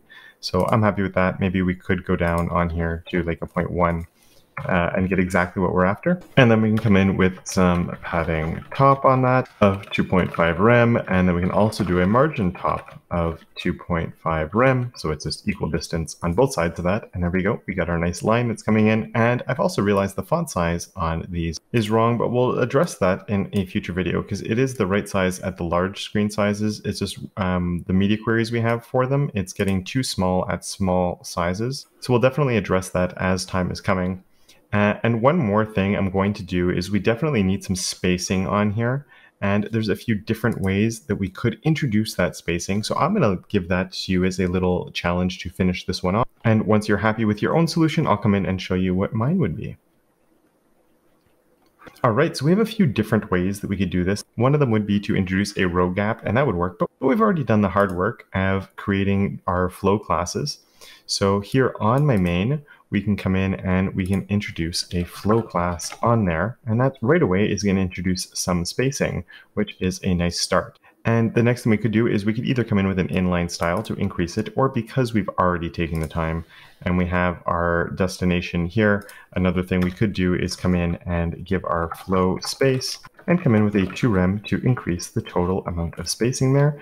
And I think right away that looks much, much better and much closer to what the design was looking for. And I'm pretty happy with that overall. The last thing that we have an issue with is just the space on the bottom over here, and we never ran into that on the home page. And to me, the easiest way to handle that is to go on our grid container itself, just so it's all the grid containers, and come in with a padding bottom, because this won't affect the bottom on the, whatever number you want to come in here with. It's just going to give us that breathing room that we need here at the bottom, which is going to make life a lot better because we definitely need some there when people scroll down, or else it's just really awkward. And even on the index page, that might solve a bit of a problem we had where when we were hovering before, sometimes we were running into issues where that could actually cause an overflow and be kind of awkward where the scroll bar would jump in and out. So that sort of helps us prevent that problem. And even at bigger screen sizes, having a little bit of padding at the bottom, it's not going to greatly affect things. And it still lets us keep the overall layout and everything that we're having. So it's a little bit of a compromise. There could be a way where we target more specific pages with this, but I think it's the easiest way to tackle it myself. But if you would rather see something that's more specific for certain pages, you could approach this in a different way as well. And with that, I'm actually really happy because I think we've tackled our mobile layout really well. The tablet layout is almost exactly the same, so I think we can do the tablet layout and this one all in the next lesson. If you want to go ahead and try those out before I get there, and then when you're done with that and you want to see my solution, I'll be looking at that in the next lesson. So our mobile layout is looking pretty good. We want to move into this area here where there's not very many changes. One of them is the title goes from center align to left align, and another thing that happens is the area down here breaks from 1 column to 2 columns. But other than that, everything is basically the same thing that we have right here. So there aren't a lot of adjustments that we have to do. And let's come here and we're going to add in that middle breakpoint of an app media. We can say a min width of 35M. And on that, I am going to select my number title. And the reason it's in the middle is because of the alignment of what's happening right now, because this is on a grid. And if you remember when we set it all up for smaller screen sizes and our mobile screen sizes, we said everything should just be centered. That was working, and it still is working for most things, but it's not working for the number title right now. And so even if you tried a text align left, it's not actually going to change anything. If we go and take a look, it's still stuck right in the middle. So how would you go about moving that over to the left side? I'm going to leave that up to you to see if you can come up with a solution. So because we are on grid, and this is a lot like Flex, and we said everything is justified center, and so we can say justify self. And justify self is not something we have in Flex, but it is something we have in grid, and we need to say start. And if we do that, and we go take a look, it's lined up all the way at the start. So here it's looking pretty good. Then when we get to the breakpoint, it's there, and then it just stays left aligned, which is perfect. There is this awkward point there. That's going to be fixed really easily as well. The other thing though that I would like to address is just the spacing that's happening here right now. And if we go and look at the layouts here, there is a bit of space, and then that space does increase. And already that space is increasing because we're adding a margin top and bottom here. Let's just take advantage of that extra spacing because we want it both times anyway. And we just say that we have a margin top, or if you do want to stay, we've been doing margin block and margin inline. You can do a margin block start, which is just the top. So if you do want to stay with the logical properties, you can do that. But just to stay consistent, since we've been using top and bottom everywhere, we'll add a 2 rem of margin here on the top. So now with these medium screen sizes, we have that space. That's good. Now we just have to address this problem down at the bottom, which is very easy to do. And you'll even see the alignment is just completely off. And let's go look here. We might have some weird alignment issues that are happening. And I know why those are happening. We might see this across other pages too. So we're going to address that shortly. But for now, let's just fix this so it does go across 2 columns. So that is my destination meta.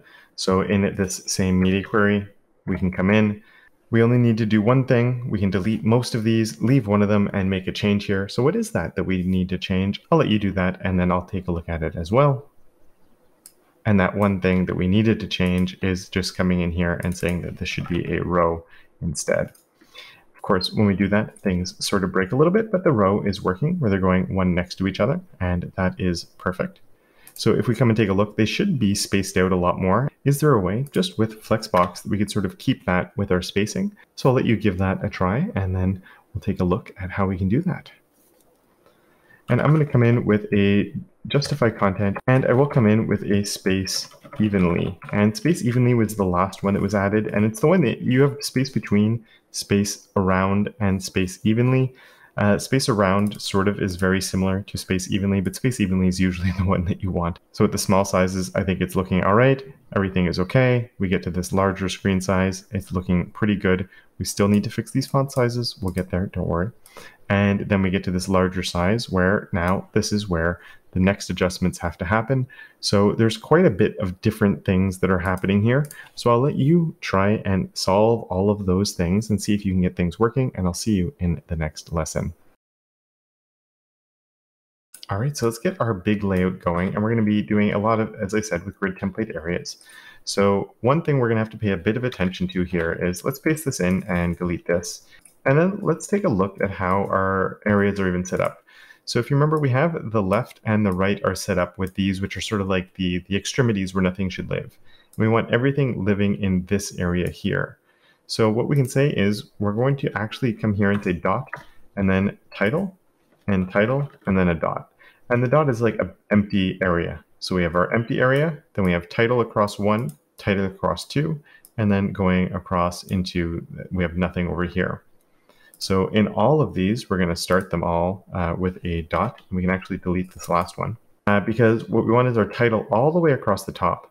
Then we want our planet here, and we have our tabs, and we have this content. So our planet is actually going to go across 2 of these. So let's go and take a look at that. We're going to have our image, and then our image right there. And then after the image, we can have our tabs, and then the dot for the empty area that's left over. And then here we have our image, and we have our content, and then the empty area that's left over. And just by doing that, let's go take a look at what that's done. And oh my goodness, it's looking pretty good. We barely did anything, and I'm super happy with how that's looking. So that's a really nice surprise, I think. And this is one of the reasons I really love grid areas. And then we can come in with our justify. And if you remember, we'd originally, a long time ago, changed the justify items. So we're going to come in with the justify items and throw a start on that instead of center. So then just here, everything is centered. Then we want it all to go more left aligned. So if we go and take a look, that's working for almost everything except down here, which is using Flex. But let's just see here. We're pretty happy with that. Then we pop over to here. And why is my title not actually working? Let's take a quick look at that.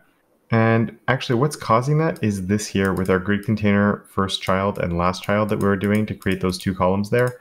So we will come in and fix that just by saying that's only for our home layout. and home. And because we're doing that and fixing that only for our home, because all the other ones will be using grid template areas on anyway, we can come and fix that like that. And now if we go and take a look, we can see that, there we go. That looks a little bit better where it's actually stretching across the top. Another thing we have to fix is our image. So here we can say we want to use the same selector because we're overwriting what we've already set right here. So I can use that same selector right here and then change the max width now to 100% to let that image actually grow. And it does look a little bit big. So maybe we'll actually come in with like an 80% or a 90%. Just to make sure that it doesn't get too large. Another way we could accomplish the same thing is by setting a bigger gap here down the middle. And yeah, I think that works out really nicely. We can drop down to the tablet layout and it's looking good. And then we get to here. And I think that's working really, really nicely. Now, the last thing we sort of need to fix up is this guy right here. And so to be able to do that, let's go and take a look. And we just need that one to be left aligned and to fix those font sizes at long last. So to get those left aligned, I'm going to leave it for you to see if you can figure out how to do that. And then I'll take a look at it in a second. All right, so that is my destination meta, if you remember properly. So what I will do is just take this right here. Once again, we'll drop it down here. And the flex direction can stay like that, but my justified content, what we're going to do is put a start on there, just so it goes to the left alignment instead of spacing everything out. But we'll also come in and we'll use our gap property here. Let's increase it up to like a 3 rem to add that spacing in between those two elements.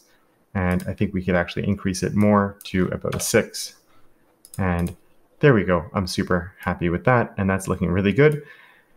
And the last thing to do is the font size that's coming on here. And I actually made a change early on one of the elements, also on the home page where we were having an issue with a font size, which was our Explore button.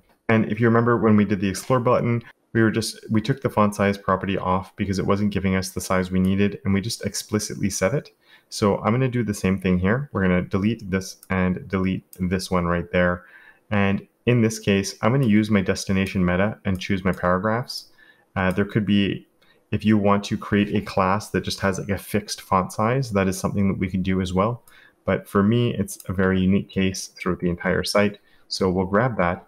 We'll come over to my index. And so for my destination media paragraphs and not the one that's here, we don't want to be working in a media query because the font size should always be the same. So then we can come in with our destination meta and say that a paragraph that is nested inside of there will have the font size of 1.75 rem.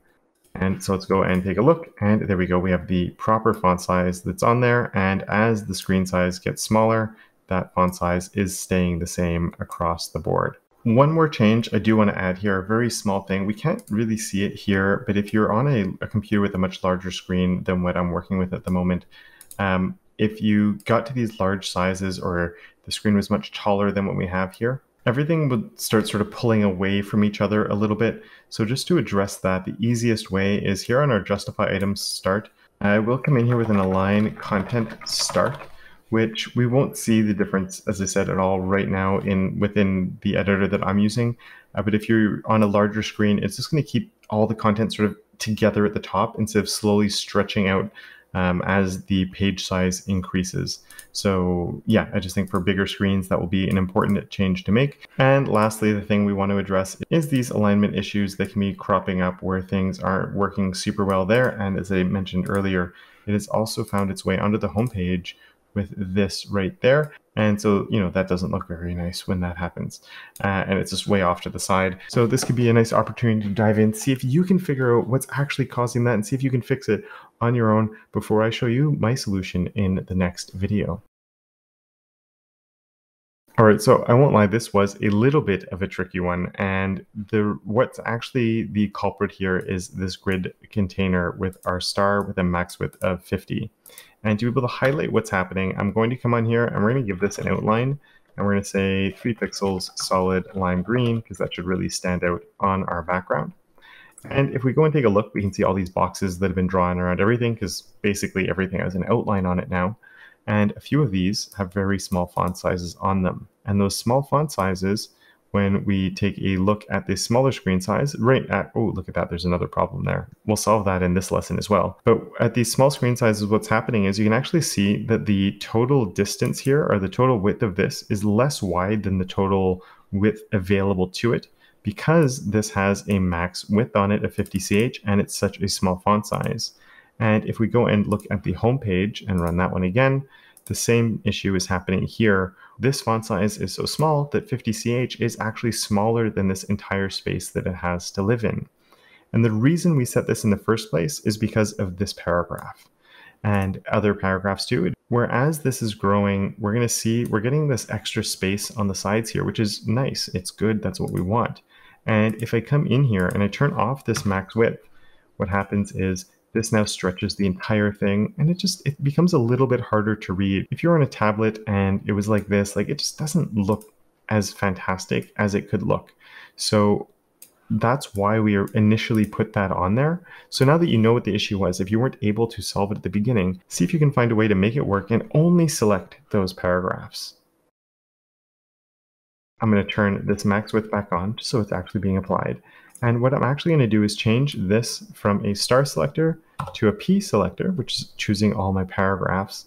And in this case, it's actually working on this page. The only issue that can come up with that is if we go over to my other page, it's selecting a few things that I might not want it to select. And luckily, that's actually pretty easy to do, where we can add one more thing here, which is going to be not. And then in the not, we can put in a class on an attribute selector. So it's saying any paragraph that does not have a class applied to it. And if we go and take a look, we can see that's only applying to this here. So it's leaving our max width set perfectly on that. And if we go back to our index, the same thing, it's only being applied on that one. And so we can see that it's only being applied here. And if we go back to our index page, we can see that it's only being applied right there. And this is one of those ones I don't use very often, but it can every now and then really come in handy. So we can turn off our lime green because we don't need that anymore. But as we saw, we are running into a bit of a problem with this text over here when we hit a certain screen size, which is right around here. And that's happening for a very interesting reason. We're running into these little issues that sort of pop their head up as you're working on a site. That's very normal to happen. And so I really want you to see if you can troubleshoot this one right here that we've just run into and see if you can solve that one as well. All right, so that is happening purely from one selector all the way down at the bottom we had, which is our destination meta.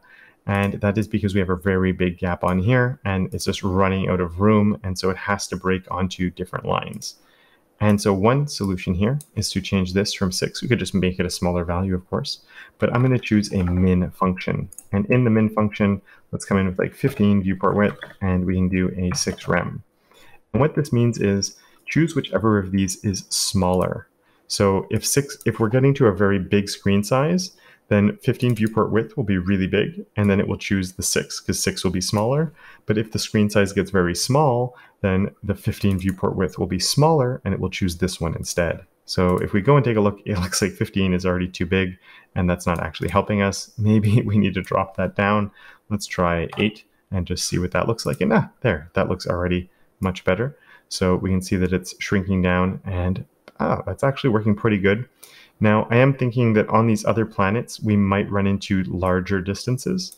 So maybe we actually want to drop this down to like a 5 or a 6, just to make sure that there is enough distance and we don't have to readjust it. Maybe we will. We'll see when we get there and once all of these different numbers are brought into there. But right away, I think we've hit a nice zone there. We've solved a couple of problems that have reared their head. And as I said, I'm not going to add the functionality to this yet. We'll cycle through the pages. We'll put the layout for the next page in place, and then we'll come back through and go and add the functionality where we can actually use these tabs that we've created right here. So if you want to make any adjustments, look at any of the code in here, take a break for a little while, and whatever it is, when you're ready, I'll be waiting for you in the next lesson.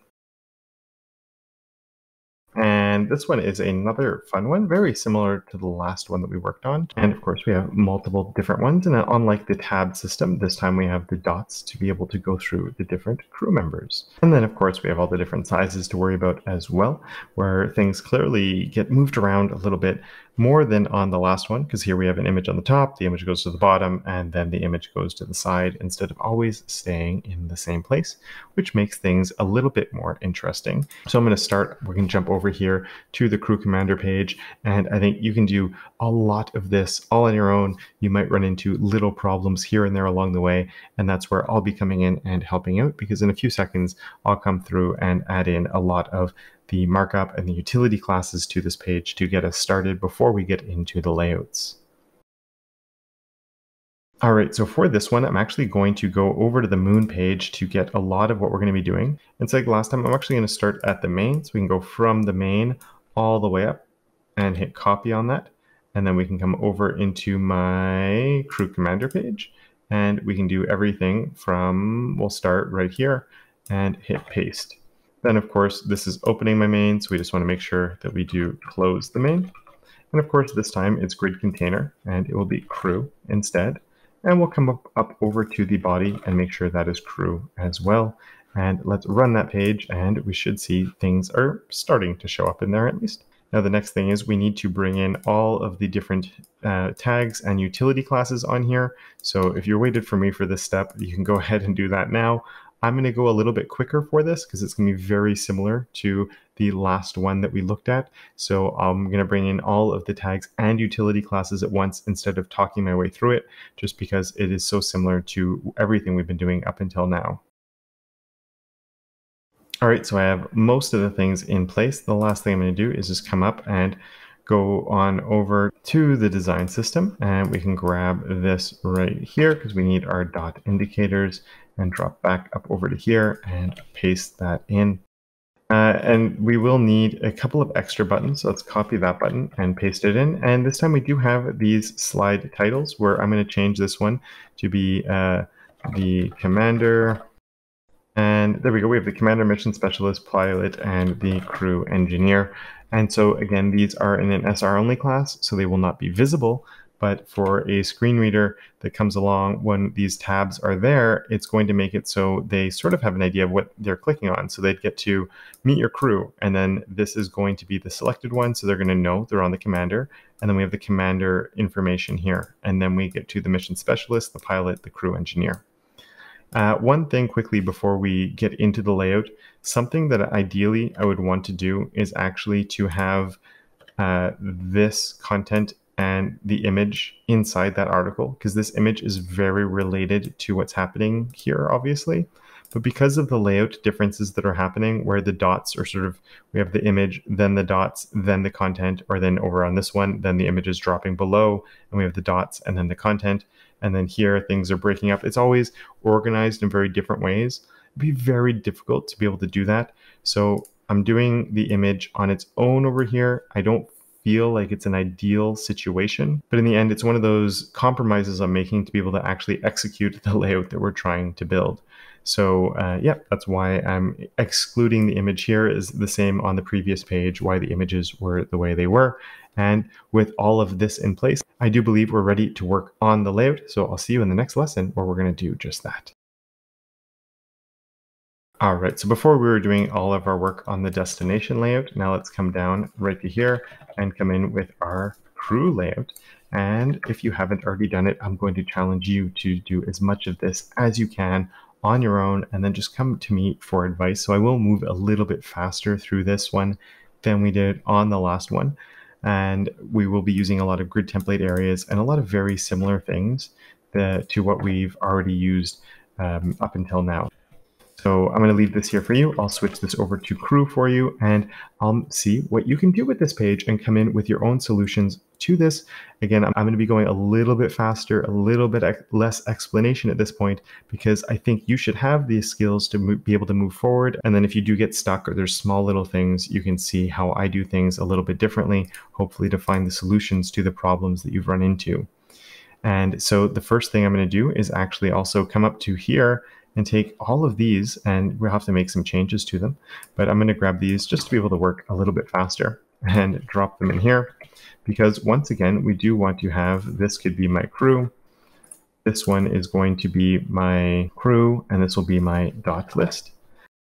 And then we can come in with crew here, and this is my crew info, is what I believe I called it. Is it? Oh, I put crew details. Okay, we'll stick with crew details. Maybe info would have been a better name, but we'll stick with crew details on that one. And the order of things is obviously a little bit different. We have our title, our image, our tabs, and actually maybe it is the same. Go hit save here, and let's go and take a look to see how things are looking comparatively to over here, where, hey, it's not too bad actually.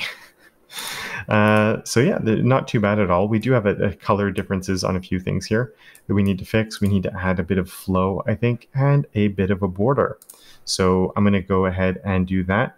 I did say on the previous one, this is very related to grid content, but I am going to stick here and just do a border bottom of 1 pixel solid and HSL with this one. Now, because we are using a border in multiple cases, where we had one previously on the meta description that was very similar, even though I did this as a top, this could be a utility class that you create, and instead of doing it on here, we could do it as a border top on this area over here. So just to say, there are different ways that we can skin a cat and approach these different things. Now, the one issue with that is because I have a 60% on there, it's not quite as long as we needed in the actual design, but it's going to be close enough that I'm actually pretty happy with that. But now we do have that issue where we get to here, and the layout actually needs a change when we get to this tablet screen size.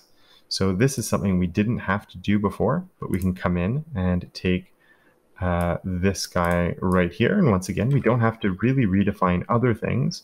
We only have to redefine our grid template areas, which is always so nice to have to only be able to do. So title is still going to be first, then we're going to have our content, and everything else is going to follow. So the image moves all the way down to the bottom.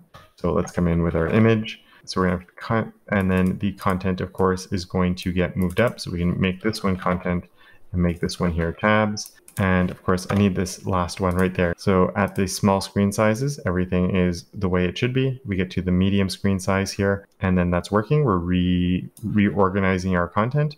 And then when we get to the larger screen size, well, we still need to do that. There is one more thing I'm going to do. If we take a look, this should always be stuck to the bottom of the page.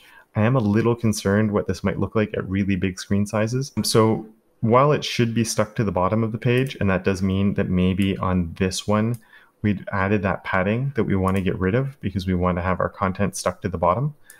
I am going to leave that border bottom that we have here just as a bit of a precaution, because I think at really large screen sizes, it's going to be a little bit awkward. No one's going to notice it if it's stuck to the bottom of the page, but if we get to a very large page, then we won't have any issues where it looks like this weird floating corpse. At least this line does provide us that separation that could actually go a really long way into making things look better. So let's take this one now. We can come down into this media query and paste it in and redefine things. So remember, in this one, we need the dots on the two sides. So we can have our title across the top. Then on this one, we now need to have our, it's going to be our content and image, and I'll come bring the dots in a second. Then it's going to be then it will be our tabs and our image, and we don't need this last one down here. And as I said, we can come through now and bring in those dots. You just say that these grid areas at the extremities are blank. So with all that in place, we should be able to come over, open things up, and look at that. It's working not perfectly, and I think my dots are in the wrong spot. So let's just make sure I have the right setup on that one. Dot list, oh, there it is, dot indicators. I did the same thing twice. Much better. And we can see that things are looking pretty good. We have one other change that I'm going to make, which is interesting because it's the same as this one. So I'm actually going to do a comma and say grid container image, and just so we can save a little bit of lines of code there. So my image isn't getting too small. Now, one difference that you will notice right away from the main design is the name here is going all the way across, and my name here is breaking across two columns. Again, normally I would increase maybe my media queries just a little bit, and these would be set to 40 rem each instead of 30 rem as their maximum size. So that could actually have a nice, could actually fix that as an issue. Another thing we could do is come in with a clamp on this to try and fix that from breaking on 2 lines, but that might be something we'll address later on, seeing how things work out and if they don't look too good. And I do have 2 challenges now for you, just to sort of put the finishing touches. And there's a few little things that I think could be improved overall on this. But the 2 challenges I have for you, first of all, is getting this at the large screen sizes and just making sure it's aligned all the way on the left side. And the other thing is to make sure that the image is stuck to the bottom instead of being stuck right here. And so I'll leave those 2 challenges to you. In just a few seconds, I'll look at the solution. So sticking with my min width of 45 M here, what we can do is choose my grid container crew, and on there we can say my dot indicators, and on those we want to say that they are a justify self start on there, and that should help pull them over to the end, just like we did on our destination meta on the last one. And now we can see that it is lining up the way we want it to, and then here everything becomes centered once again. And then to get the image on the bottom, there's 2 different things. One of them is we do have padding that's down there that is preventing it from being stuck all the way on the bottom. So if you remember, that padding is coming on my grid container right here. And the grid container destination is a modification of that class. So we could say, I'm going to not do this at the smallest screen size, but I am going to introduce it at the medium screen sizes and up. On this one, we could say that the padding bottom is 0. And if we go take a look, we've eliminated that space. And as you can see, that border that was there is basically non-visible. So that's looking pretty good. And that's fixed that problem at this screen size. But then when we get to this large screen size, we still have it not actually touching the bottom. And this is something that I did in the previous one because I did want to prevent the problem that could arise from this. I actually think that maybe taking this step of keeping it like this could, like at this screen size and the screen sizes we'll be looking at here while I'm previewing this, I don't think we'll run into any issues with it. But it's one of those things where at a very large screen size, it could look a little bit strange. So I think I would leave it like this personally, but there is a way we could make sure that it's always stuck to the bottom. So why don't you see if you can figure out what that is, and then in a second, I'll come and address that as well. All right, so for that one, it would just be coming down, and very similar to how we did this. I can take the same thing, change this over to just my image, and then justify self is left to right now, so we can do an image, not an image, an align self, and throw an end on there. And that means it's always going to be lined up to the bottom of the grid. And so if we go and take a look, you can see now it's stuck to the bottom no matter what, and it should always be stuck to the bottom with how we set this up.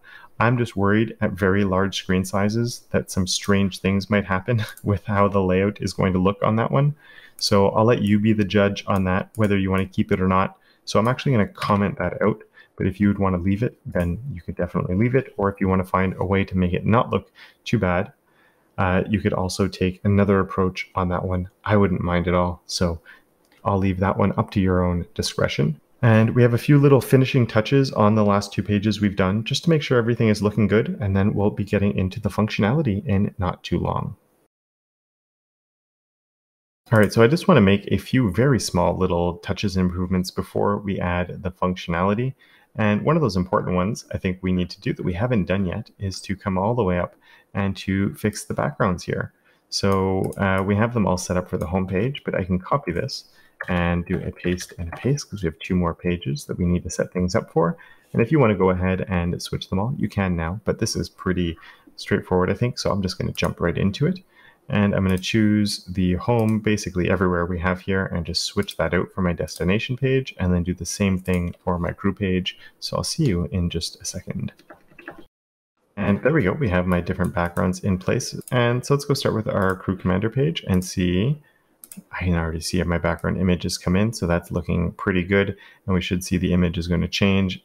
It does. So I'm pretty happy with that. Let's go next and look at our moon page that we have right here, and we should see a nice background. Oh, we have another mistake that's come in with these background colors, which is, I know why that happened. I'm not sure if you remember, because it was a long time ago that we'd set things up like this, but why don't you see if you can find out why those background colors are there, how they got there, and if you can find a solution to fixing that little problem.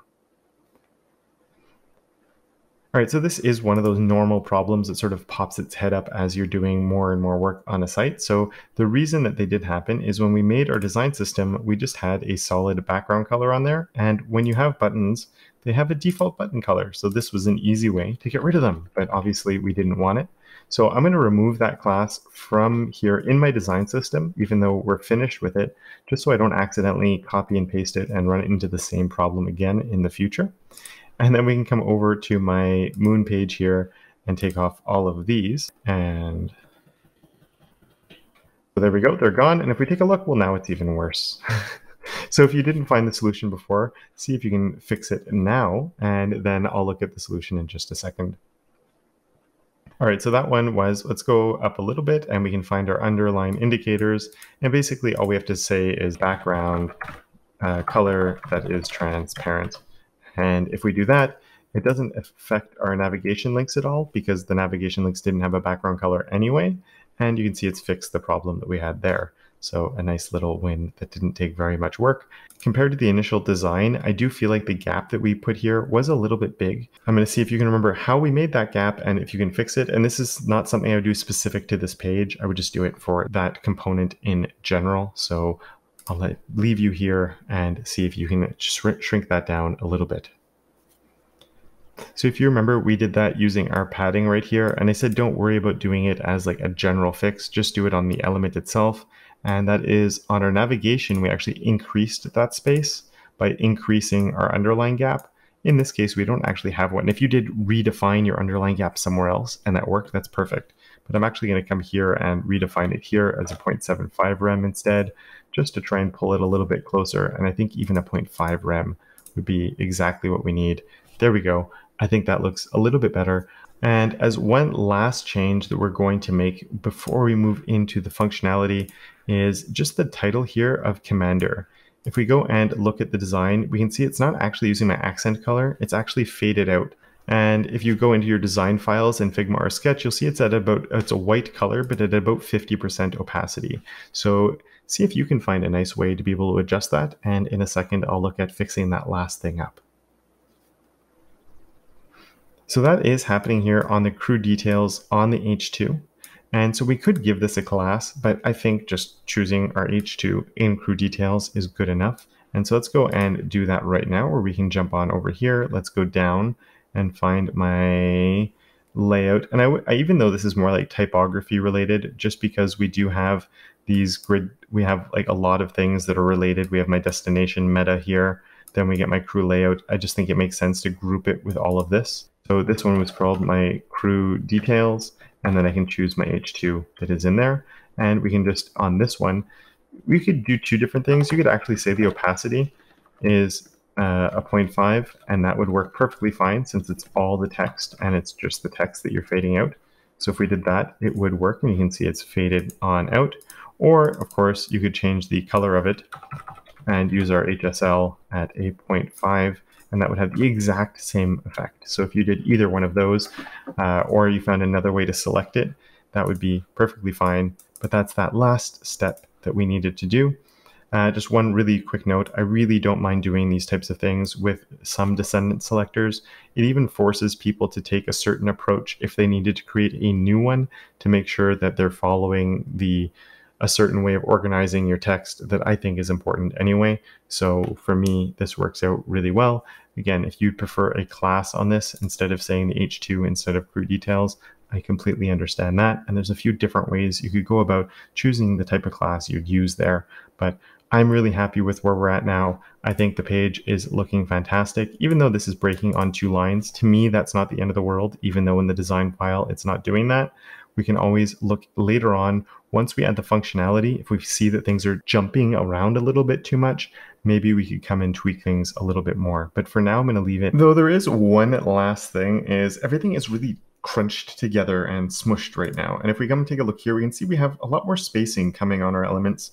And over here too, the spacing is a little bit more on everything. And this is something that we did earlier, but I want to, again, increase the spacing a little bit more.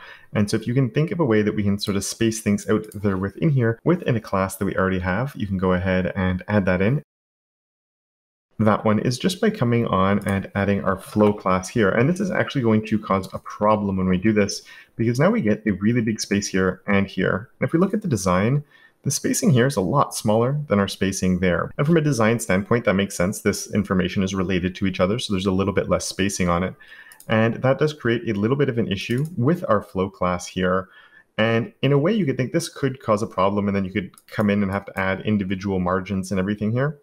Another way you could adapt around that is to wrap this content in something. And one thing you could do, if this was different types of content, you could come in here and use a div to do that. Just so what happens now is the flow class will add spacing around this and this item here. So when I hit save, we can see that now this is grouped together and then we got our space.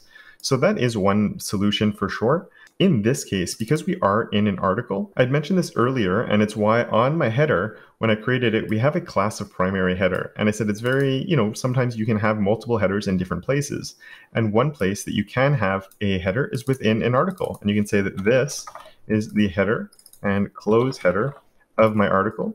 And this is my heading, so that H2 is like the title of my article.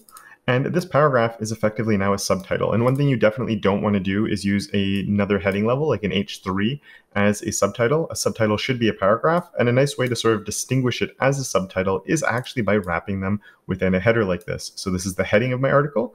The main title is Commander. Then we get the subtitle of Commander is Douglas Hurley. And then we get into the content itself. And what we can do on here as well, because we do need a little bit of spacing, is to come in with a class is equal to flow on here. And then you may be going, well, okay, but that once again reintroduces too much space. And one way we can solve that is to change the flow spacing that we have on this header right here. And I do want to be able to bring this also onto the Moon page potentially, or you might also need this for the third page. So to make it a little bit more generic, we could just come in and say flow space small as a reusable utility class. So we're saying that we're using our flow space and then we're modifying it.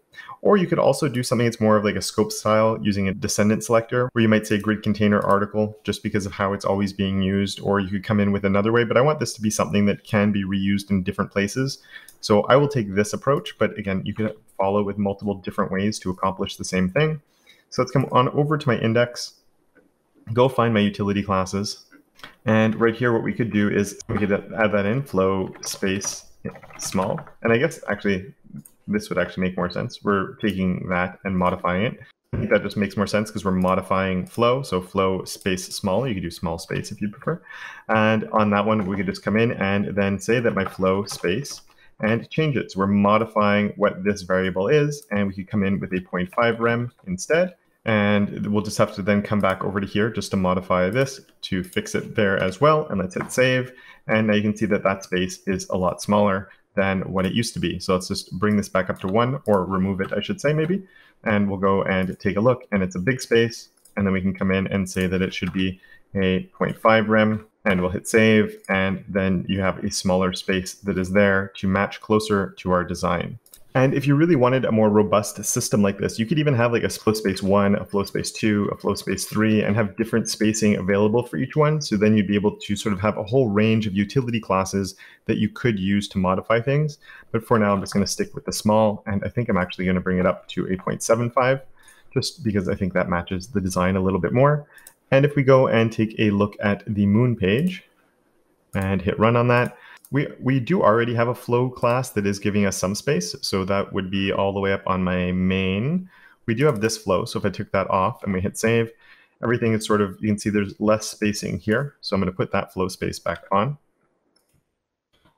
And I think that's better, but I do think we should have a little bit more space in between the text of Moon and this right here. So I'm also going to come on the same way we did before on my article and just add a flow up here. We won't need our small spacing.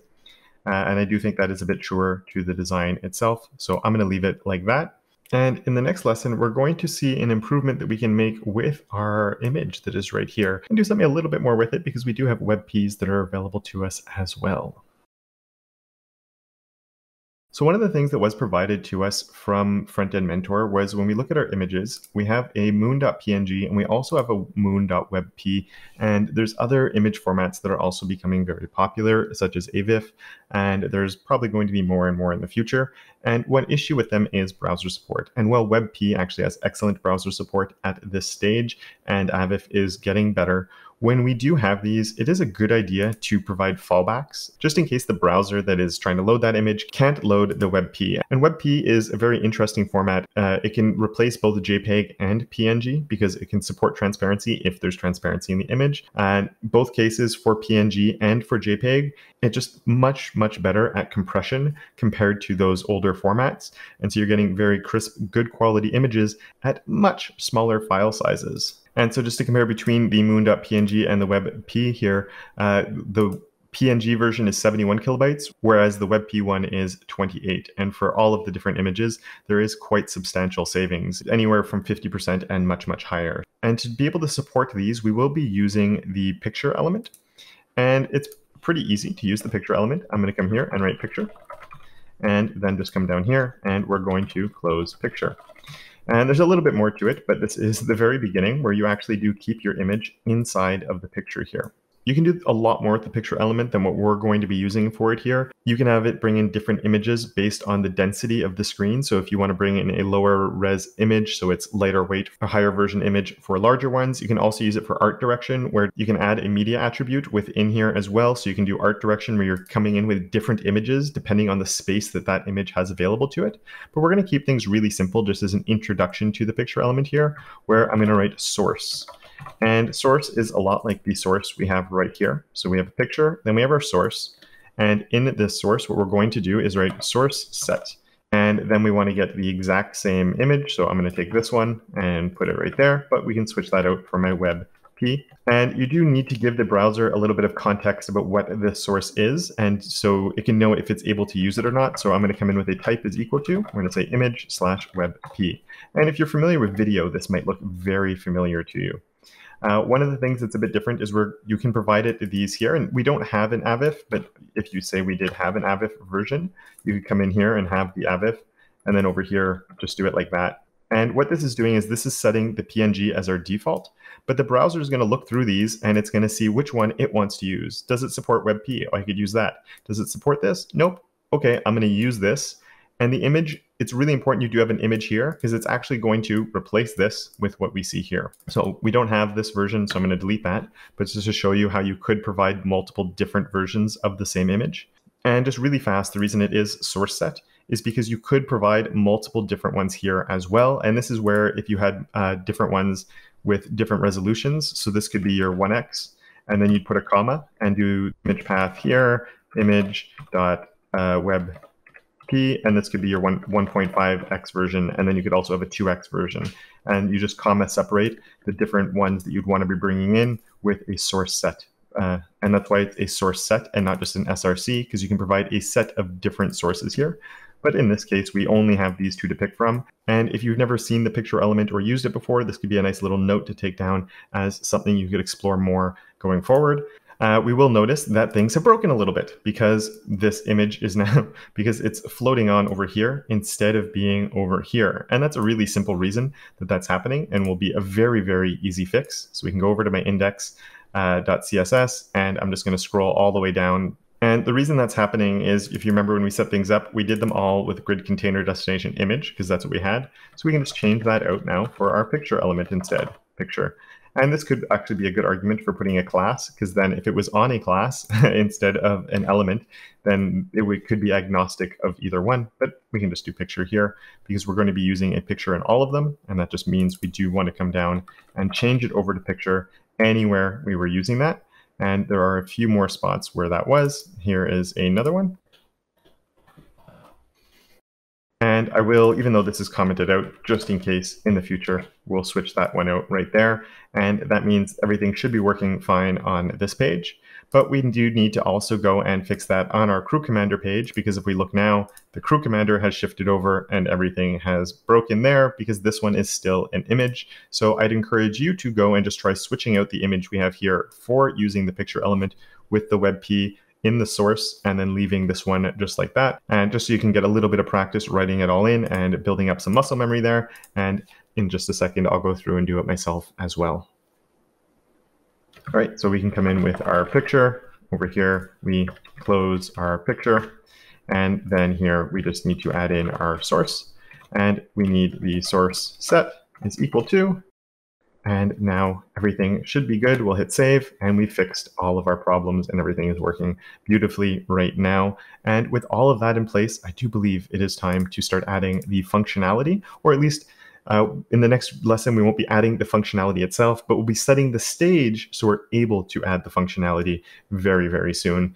So if you've been at this for a little while, I'd really encourage you to take a nice break right now before we get into this next section, just to give yourself time to digest everything you've been learning. And then when you're ready to keep on going, I'll see you in the next lesson.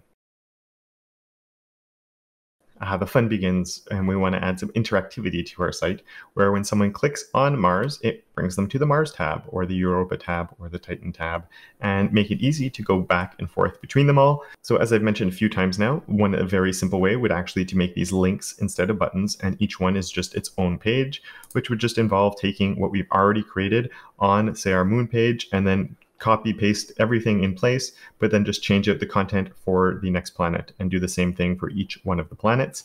And that would work very well, but we want to make things a little bit more interesting in here. So we're going to be using JavaScript to be able to do it. Again, if you wanted to step things up and level up even more than what I'm doing here, the data.json file is there, and everything could be populated from there instead. In this case, what I'm going to be doing is the middle ground, which will require having duplicate content on the page and cycling through that content. So we're going to have all of that HTML content only on this page. And then when somebody comes and clicks on Mars, it will just change, we'll hide the moon content, and we'll bring in that Mars content, and the same for each one of these other ones. So to be able to do that, we need to set the stage so we have that content to be able to cycle through. So because this destination page for me is going to be acting as my only destination page and not through those other ones, I am going to rename this page, and we're just going to call it destination instead of destination moon. But I will leave those other ones for now because we still need them to get the content that will populate all of our text and everything. And one thing we're going to want to do now is to actually create all of this extra content. So I'm going to come and take this, and we're going to put in 4 images, 3, 4. And you can maybe guess what I'm going to do is this first one will get changed to image Mars. This one here will get changed from image moon over to Europa. And if I spelled everything right, all of the images, and actually we shouldn't actually see all of the images. We should only see one image if I did everything right here. And actually we'll have to hit the run and not save. And we should only have one image, which should be Titan. And yep, there we have it. We only have Titan that is showing up because all of these images are actually there. They're just overlapping each other because they're all living in the same place. So there's the next one underneath it. Now this isn't what we want to do. We don't want them all visible at the same time and overlapping each other. So there is something we can do to hide them. And your first instinct might be to come on and use that class of SR only, because that visually hides things. We don't want to visually hide them only though, because if somebody is using an assistive technology and the screen reader is reading through it, it will read all of these. And I just realized I didn't change these out either. So we do want to make sure our alt descriptions are good. So those are better. And if an assistive technology was going through here now, we have the proper alts in place. We don't want the screen reader to be able to see them, and we don't want people to visually be able to see them either. So what we can do for that is to actually come on here and use the hidden attribute. And the hidden attribute hides it from both screen readers and assistive technologies, as well as from visually hiding the content on the page. So if I hit save, now we can see we only see the moon. And if I add the hidden here, hidden, and then we take this one off and hit save, we will only see Mars. So that is what we're going to use to hide and show the planets. We're actually going to be using the same thing for all of our content as well. And so if we come down, we have our articles that are here. And if you have a guess at how I'm going to do this, it's very similar to what I did for all the images. You can go ahead and set it all up now. As I said, it's very similar to what I did from images. Let's just come down And for this, I am going to use some comments because there is a lot of content that is here that is very similar. So this last one will be Titan. This one up here will be Europa. This one here, whoops, not the right spot. This one here will be Mars. And then this one here is the moon. And this just makes our life a lot easier when we're scrolling up and down and looking at our HTML to know which one we're on. And so with that, I'm going to quickly go through and actually change all the content, just copying and pasting it from these other pages. And then we'll talk a little bit more about how this is going to work. It might be a while till anyone's able to visit Titan, considering it would be a 7-year trip. Wow. They're already worried about the radiation and getting to Mars, which is just a few months. So imagine trying to get over to there. Anyway, with all of those in place, if I hit save, we just have a mess of content because everything is just overlapping each other and it is a complete disaster, as you can see there. So we want to come onto each one of these, and the moon I will leave alone. But then on Mars, we want to add in hidden. On the next one, we want to come in and add our hidden class, or attribute, I should say. It's an attribute, not a class. And then hidden here as well. Hit save, and there we go. We're back on it just being the moon. So now we need to make it so when we click on them, things move around. And we also want to be doing this in as accessible as a way as possible. So in the next lessons, we'll be handling JavaScript, but we'll also be jumping back into our HTML to making some changes in here as we go as well, just to make sure that everything is as accessible as possible. All right, so here we are in a nice blank JavaScript file, and you'll notice one thing I have changed just really quickly is I've created this navigation.js. This was just the index.js that we'd started with originally. Just for development purposes, I find it much easier to separate the concerns into separate files, and then you can use, when you go to production, you can have something minify that all into one file if needed. Or for something like this tabs, it is on every page except the home page, but if you had this only needed on one page, it might be fine just to have it as something that you're only including in that one page. So let's go and do that now. We'll go to my destination, and here we can just copy that script and add this in. So this will be set as my tabs.js. So it's linked, and we can make sure it's working when we're actually going to be using it. And now what do we want to do? Well, the first thing is we need to be able to access my tabs list itself. So let's go and do that. So we can say tab, we can select my tab list, and I will do my document.query selector.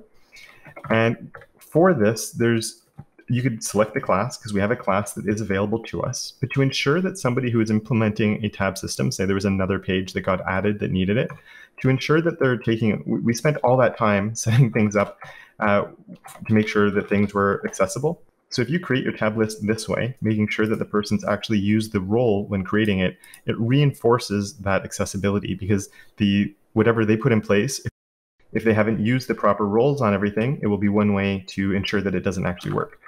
So we sort of make sure that the right steps are being taken. And we can we've found our tab list, and our tabs live in there. So just to make it a little bit easier for the browser, we can look inside our tab list for the different tabs. And for this, I will use a query selector all because we have multiple tabs to find. And so in there, we can then once again reinforce the accessibility a little bit by coming in and saying that the role is equal to tab. And now we are ready to start rocking and rolling. We will need to get the images as well, but we'll come back to that stage a little bit later. And for now, in this lesson, what I want to be focused on is the keyboard navigation to be able to go between the different tabs that we have here. So to do that, let's just start with our tab list and add an event listener. Add event listener on there. And normally we'd be listening for clicks. It's something very often, but in this case, I want to listen for a key down. And that just means if somebody pushes a key, we want something to happen. So we can come in with a function. And once again, using an arrow function there. And I am going to come and put E here for, we could write event as well if you wanted to, but I'm going to put E. What we want to do is and in this, unlike our navigation, it's really important that we track what the event is happening on. So when that key down happens, we need information from that. So let's just do a console log of E and see what that tells us. What's the browser getting from that? So browser list is not defined. Tab list, I put tab lists, sorry. We'll do tab list here as well. It should be a singular list and not multiple lists. So I'm going to tab onto moon, and now what I'm going to do is just push a key on my keyboard, and we can see we're getting a keyboard event. So what that E is getting is it's saying it's giving us the keyboard event. It's saying an event has just happened, and it is a keyboard event, which makes sense because we're looking for key down. And then with a keyboard event, you can actually get a key code. So let's go check what that key code is. So we'll select Moon again, and I can start pushing buttons on my keyboard, and you see numbers coming up. And these numbers correspond to the key that I'm pushing, and I can push basically any key on my keyboard and get the key that is associated with it. And the only two that we care about right now are my left key, which is 37, and my right key, which is 39. So let's go and make sure we don't forget those. So I'm going to create two new consts. We're going to say const key down left. Key down left is going to be equal to 37, and a const key down right is equal to 39, just because it's going to make our life a little bit easier as we build everything out here. And now we can do different things based on those key down numbers. So at this stage, there's a few different things that need to be done. So we know we're looking for a left key down or a right key down, and this just leaves a few different things to be done. So if we go back over to our destination and look at how things were done, first of all, we have this tab index of 0 that's here, and then a tab index of -1 on this, which means it's not selectable. So if ever we push it, it means that we need to change this to a -1 and make the new one be an actual 1.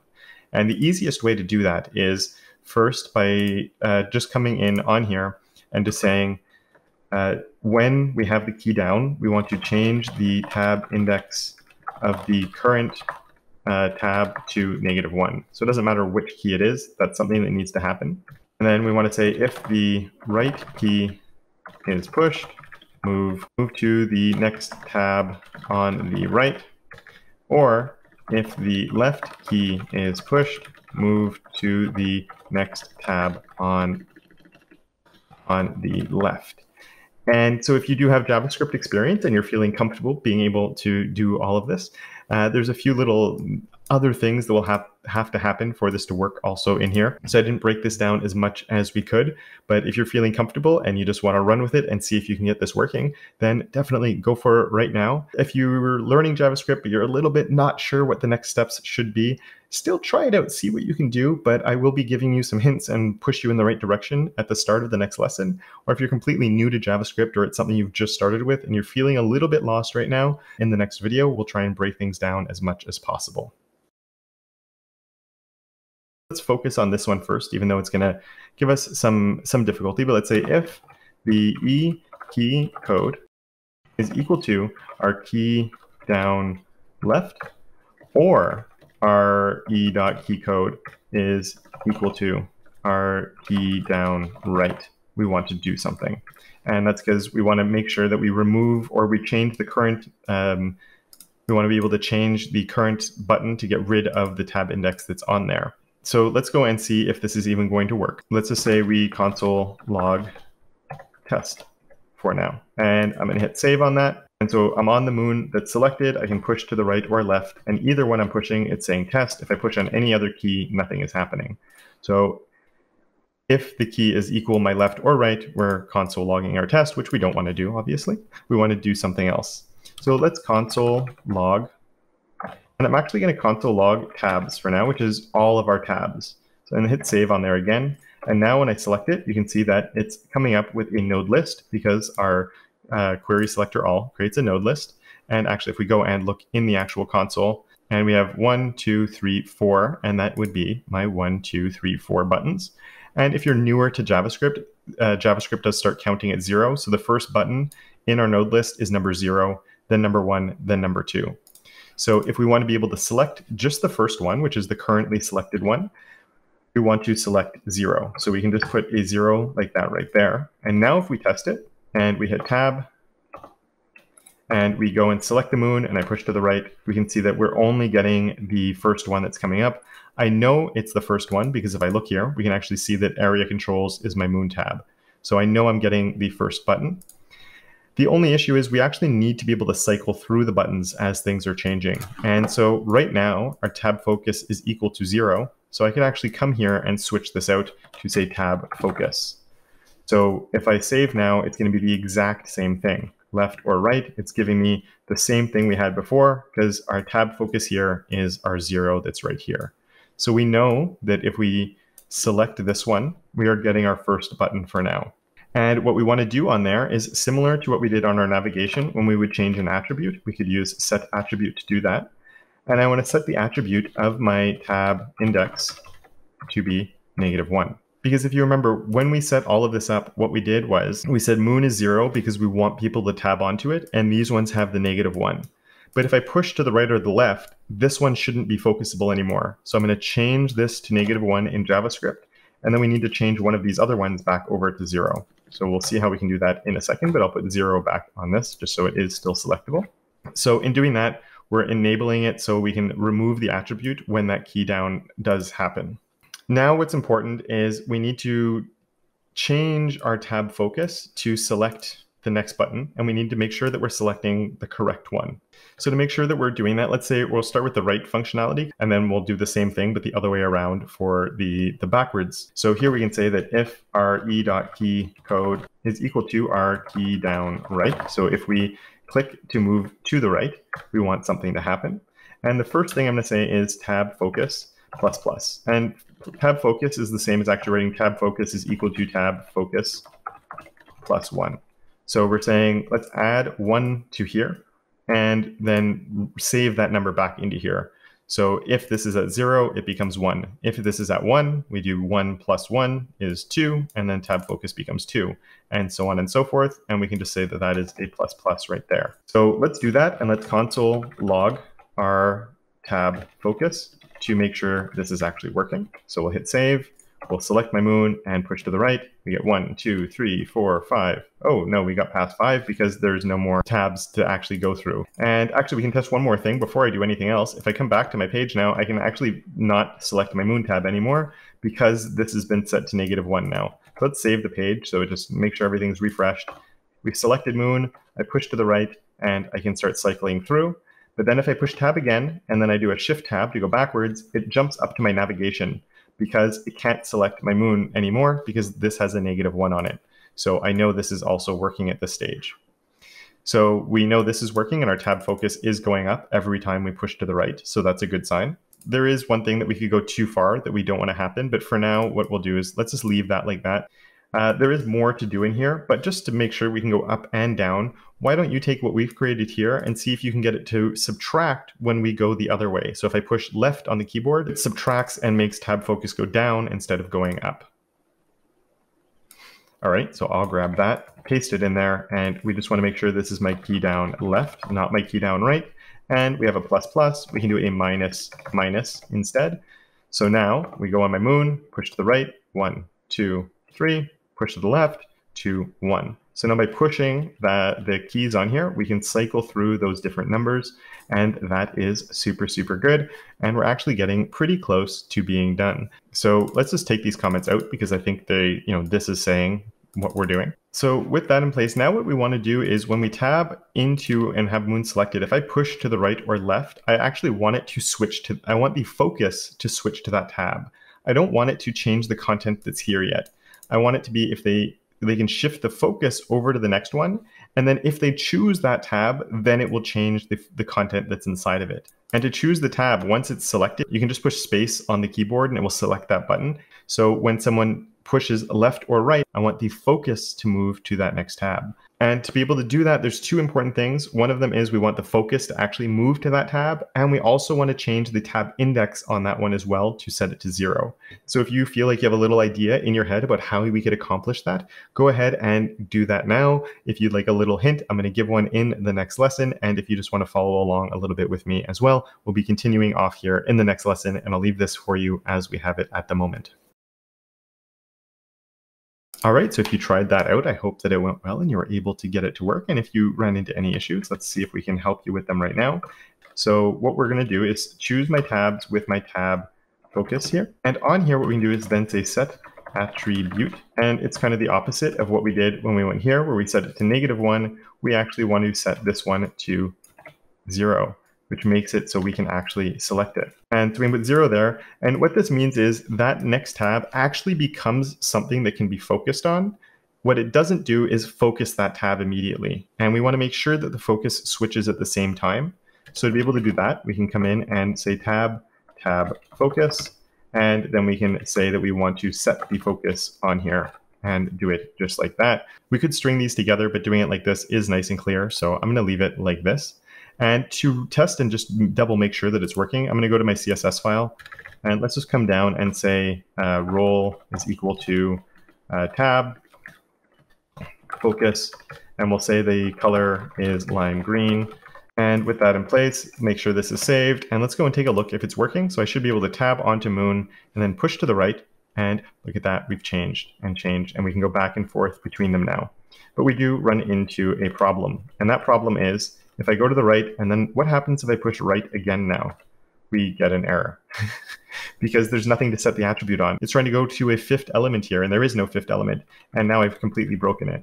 And the same problem could happen. I'm going to refresh my page, get onto my moon, we can go that way. But then if I go back to my moon and I push to the left, we get an error there because there's nothing to go to, and that breaks everything. So if you know how to fix this, you can go ahead and come up with a solution to it now. And if not, I'll be showing a solution in just a few seconds. So what we want to do is if somebody pushes the right and they get all the way to Titan and then they push right again, there's two options. One of them is we just don't let it happen, or we cycle back and bring it back to moon. And that's what I'm going to do. But if you chose one where it just stopped going and then you got to here and it stopped going that way, I think that'd be okay, but I just like being able to cycle through things. And I just think that's a little bit easier if somebody is using keyboard navigation to move between these. And especially if it's a screen reader and you push to the right and it just does nothing, you might be a little bit confused and not know why nothing's happening. And again, then you'd probably figure it out, but let's lower the friction as much as possible here. So on the tab focus, we want to do a ++, but we don't want it to go any higher than what it's doing. So if we get to the end, we want to go back to the start. So if tab focus is, we want to say if it's greater than or equal to tabs.length. Let's find out what tabs.length even is before I say that. So we can say tabs. So let's say console log tabs.length. Now, anytime I push to the right, we see 4 come up. So it's basically just counting how many items we have in this list. Even though we're starting counting at 0, it knows, it's 0, 1, 2, 3. It counts all 4 items that are in there. So let's bring back that if statement that I just had. So if tab focus is greater than or equal to tabs length. So if it becomes 4 or bigger, we want to do something. And as I said, I want to cycle it back to moon over here. So either if you weren't sure how to do this at all, or if you created something that worked, but it stopped when it got to Titan and you want to try and get it to go back there, why don't you see if you can figure out what the solution to this would be to get it to go back to the beginning? All right, so for that one, it's not too tricky. We just have to say tab focus is now equal to 0. If tab focus happens to get to a number that's too big, it just goes back to 0. And so let's try that out. And I should be able to go to my moon, go that way. And now, fingers crossed, it goes back to moon. And I can just keep cycling around that way. But if I go the other way, it breaks again. So we need to bring that same type of functionality down to this one. So if you've been following up until now because you weren't too sure, why don't you go to see if you can reverse this to get it to go the other way around right here. All right, so I hope you were able to do that. And you might have had to think about it a little bit, especially if you're not used to JavaScript. So I'm going to say the same thing before, tab focus. But in this case, we don't have to be equal to anything. We just want to say that if it's less than 0. And this is where if you're newer to JavaScript, maybe you got tripped up a little bit. When we're going bigger, we want to stop when we get to the end of our list. But when we're going the other way, our first item is 0. So if we go lower than 0, we want to change our tab focus. And so what you might have done, or what sometimes people will do in something like this, is they'll say tab focus is equal to 4. I don't want to do that, because if I say 3 even, it shouldn't be 4, because we're starting count at 0. So 0, 1, 2, 3 would be Titan. The issue with that, and this is the same reason I use tabs length here instead of just putting in a hard-coded number, is because what happens if they end up adding another destination? Or if we're reusing this on one of the other pages later on, we obviously don't want this to cause any issues along the way. So that's where we can come here and say tabs.length. This, once again, will cause a little bit of an issue, because if we do that, let's just go look and see what happens. Whoops, I forgot this. So let's go and fix that and go take a look. And now if I go there and I go from here and I go to the left, it gives me an error because it's trying to find something that doesn't exist yet. Because tab length is 4, but we have 0, 1, 2, 3 right here. So if ever you do something like this, this does need to be a -1 right there. So it's the full length because we have 4 items, but because we start counting at 0, we have to subtract 1 from the counting we were doing. So a little bit tricky, not so straightforward. So if you did get stuck, if you were newer to all of this, no problem at all. And let's go test it out now. So we can go this way. We knew that was working. And now we can go that way as well. And we can cycle through in both directions. So I'm super happy with that. And one thing that we can actually do here just to clean things up a little bit, instead of having all of this here, is to grab this and take all of it out, just like this. And I'm going to come over here instead, and we're going to say that we're going to have a function called change tab focus. And the advantage of doing this is it's just going to help us sort of clean things up and make it a little bit more clear what's actually happening. So we can change tab focus, and we're saving all of those things that we did. And I'll just grab this tab focus and sort of keep it with that function, just because they're related. This does need to be kept in. This does need to be kept outside of this function, or just the numbering is going to go off.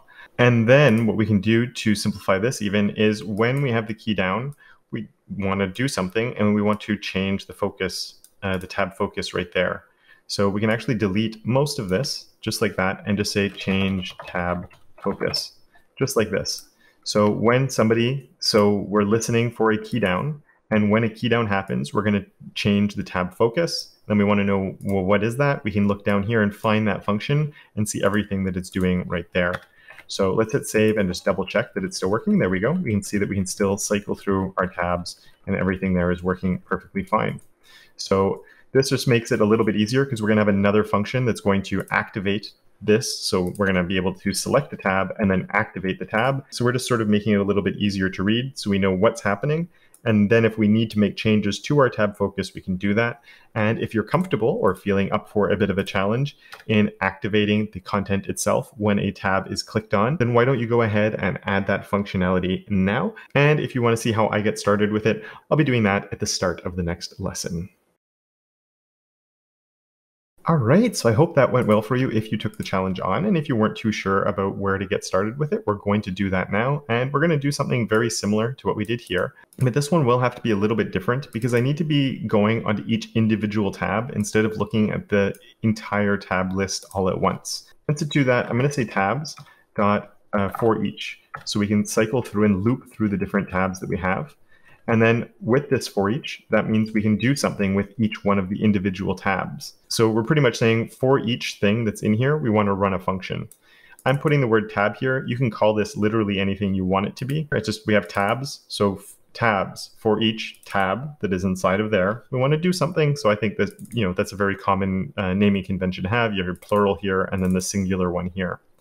And then for each one of these, we can add our event listener. So then we can say tab.add event listener. And in this case, we don't want a key down. We want to listen for a click.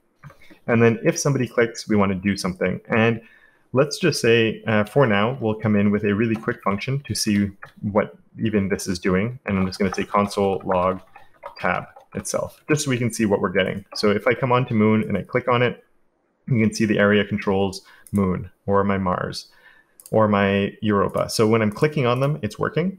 Interestingly enough, if I use my mouse to navigate through here and then I push spacebar, it's also going to act as a click. So it means that it's also very easy to keyboard navigate through here, which is very good. And so there we go. That's how this is working and how we can get an event listener on each tab, and it knows what we're doing on each of them. But we're going to take a similar approach than we did here. So for each one of those, we can delete all of this and delete that. And we can say here that we just want to say change tab panel. And that's what our function will be called. So before we were changing the tab focus and cycling through our tabs, now we're going to be looking at the entire tab panel that we have there as well. And so that's all we're going to be doing. And I just need to close that. So we're closing everything off. And so now we actually have to create this tab panel function. So let's go all the way down to here. And then we can say function. We can then come in and create something. So there's a few different things we're going to have to do this time. And if you weren't too sure where to get started and this sort of pushed you in the right direction, you can take off from right here. And obviously, if you'd like a little bit of help, I'm going to keep on going.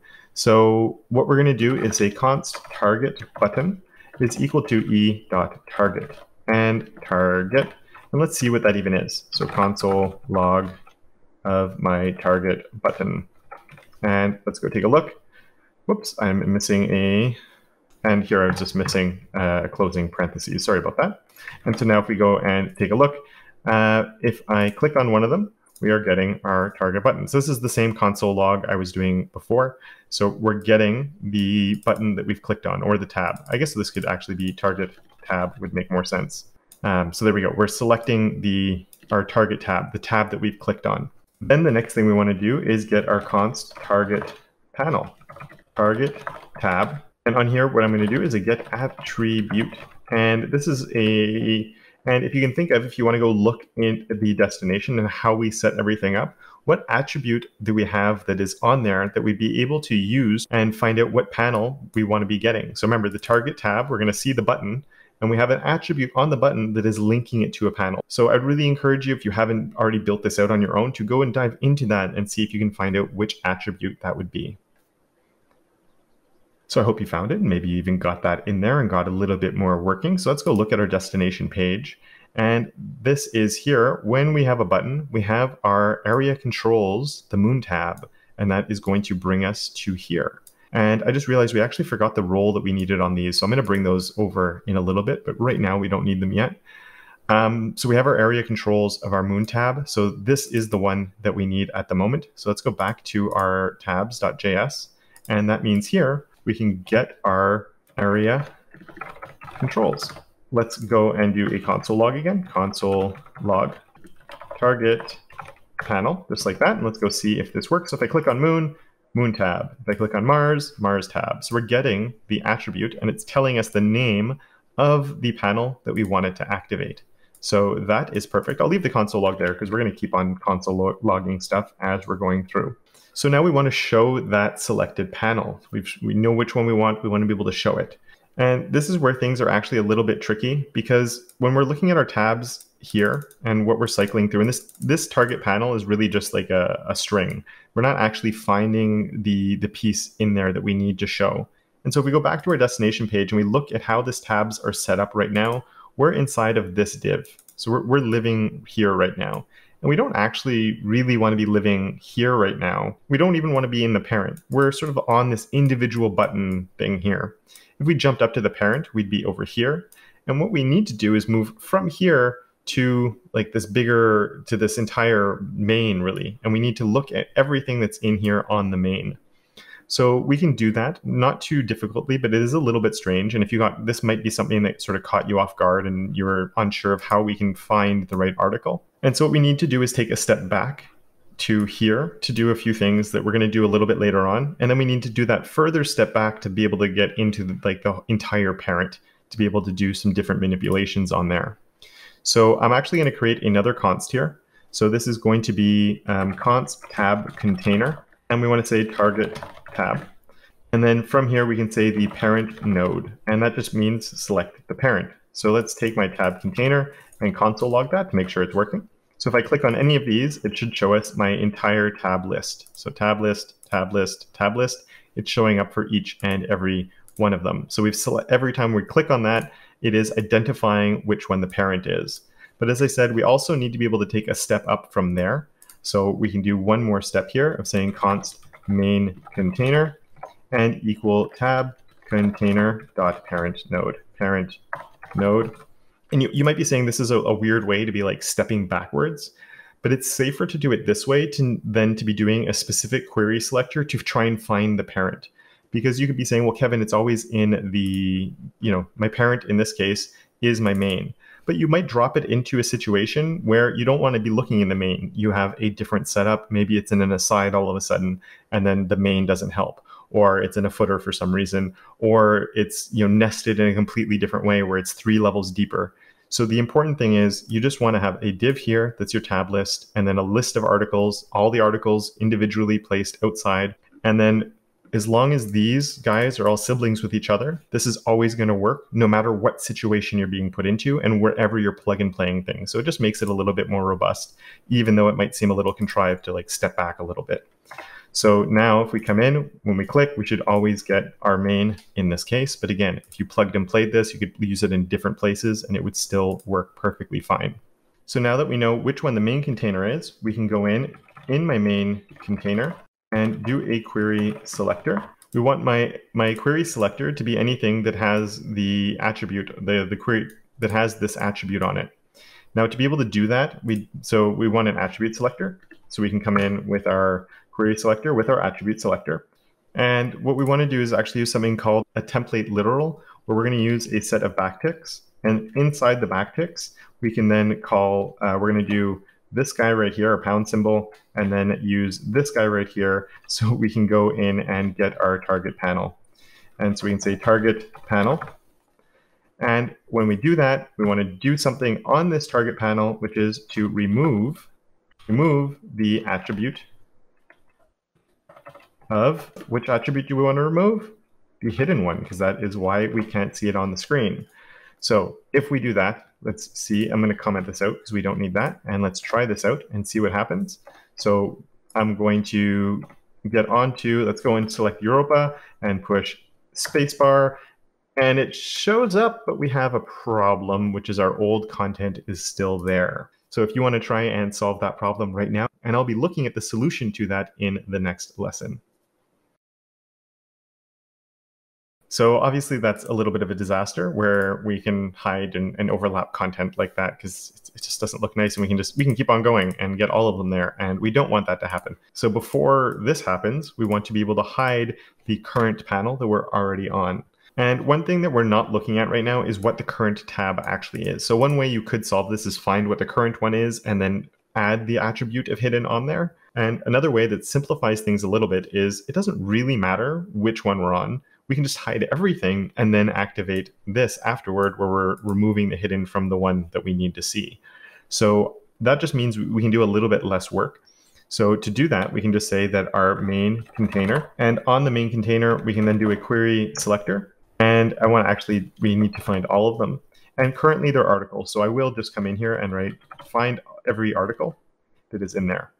And as you've seen before, and let's put a bit of space here, you've seen before that when we do have a query selector all, we can then do, and we've just used this recently, we can loop through all of them. And so let's do that. Let's say our query selector all, every article, we can loop through them all. So we can run a for each.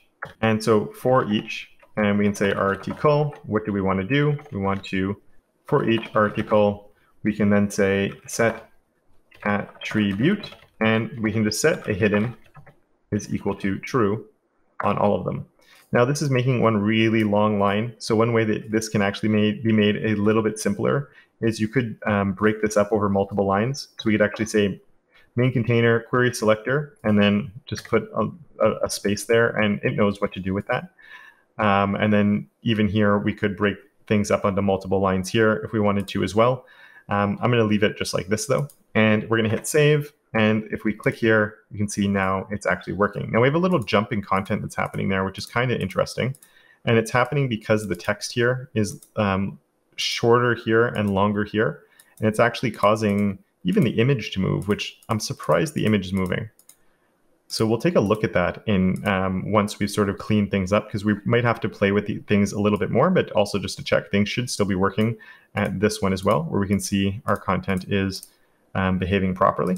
And there we go. So we can see things are working nicely, and we're able to go between the different pieces of content. And so again, we're saying here that everything is becoming hidden, and then we're turning on the one that we wanted instead of having to try and find which one we were doing. Now, the problem with this is an article.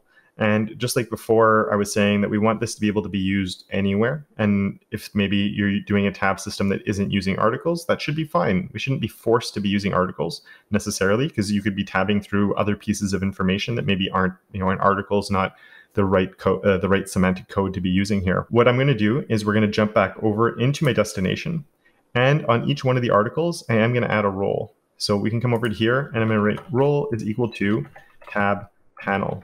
And this, for the roles, you can't invent your own. And I maybe should have mentioned this earlier, but since we're here, roles are very specific things that come from area. So I'm not inventing these. These are existing things that I'm using, and it adds, as I said, it adds context to things like divs. And so before, in the old days, this would be a lot more useful. Now we have our nav, our header, our main, so we don't need to use roles as much as we used to. but there are certain things where we do. And again, they're predefined. These aren't things that I'm creating on my own. And for each one of these, we can come in and add a role of tab panel. And last but not least, we have this one right there on Titan. So I've saved that, and let's go back to my tabs here. And it just means instead of selecting my article for each one, we can come in and change this to say for each. And then in here, we can say the role is equal to, and put my tab panel. And just make sure that if you have single quotes, use double quotes or vice versa. And this should be lowercase. There we go. And then here I could change this just to say panel and panel, just so it's a little bit more consistent. So for each tab panel, so we get all of my tab panels and then for each panel, we go through and set that panel's attribute to hidden. So same functionality. Let's just go and see, make sure that I didn't break anything. And it looks like it is still working. So I'm happy with that. We can go through and also do it with our keyboard navigation.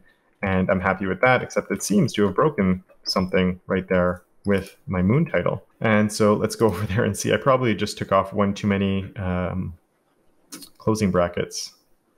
And that's exactly what it was. We just have to make sure that we close that right there, and we fixed it. Good.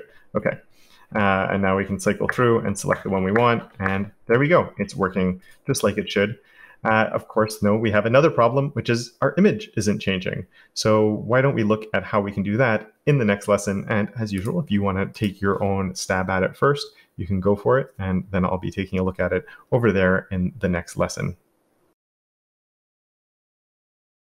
And if you did get stuck at all, you should be able to take a lot of what we've already done here, but to make it work for our images. And as I actually said in a previous lesson when we were setting everything up, ideally the images would be part of our tab system, but because of the way the layout was working, I couldn't actually fit it into like the tab panel, and just with the way the layout broke, especially on the destination page. But with the tabs, like with the image, let's get to this screen size, with the image being up here, then the tabs and that down there, I couldn't find a good solution to include the image within the article here. So that's why we are separating them out, but we should be able to change them. So the first thing we'll do is we saw that we need to hide things. So as I said, we can do things very similar to what we did here to hide the image. So why don't we copy that and then just break things down and see how we can use that to also hide the image. So my main container, query selector all, but this time we want to select all of my images, or in this case, it is the picture element. And I was saying before how I didn't like using article up higher.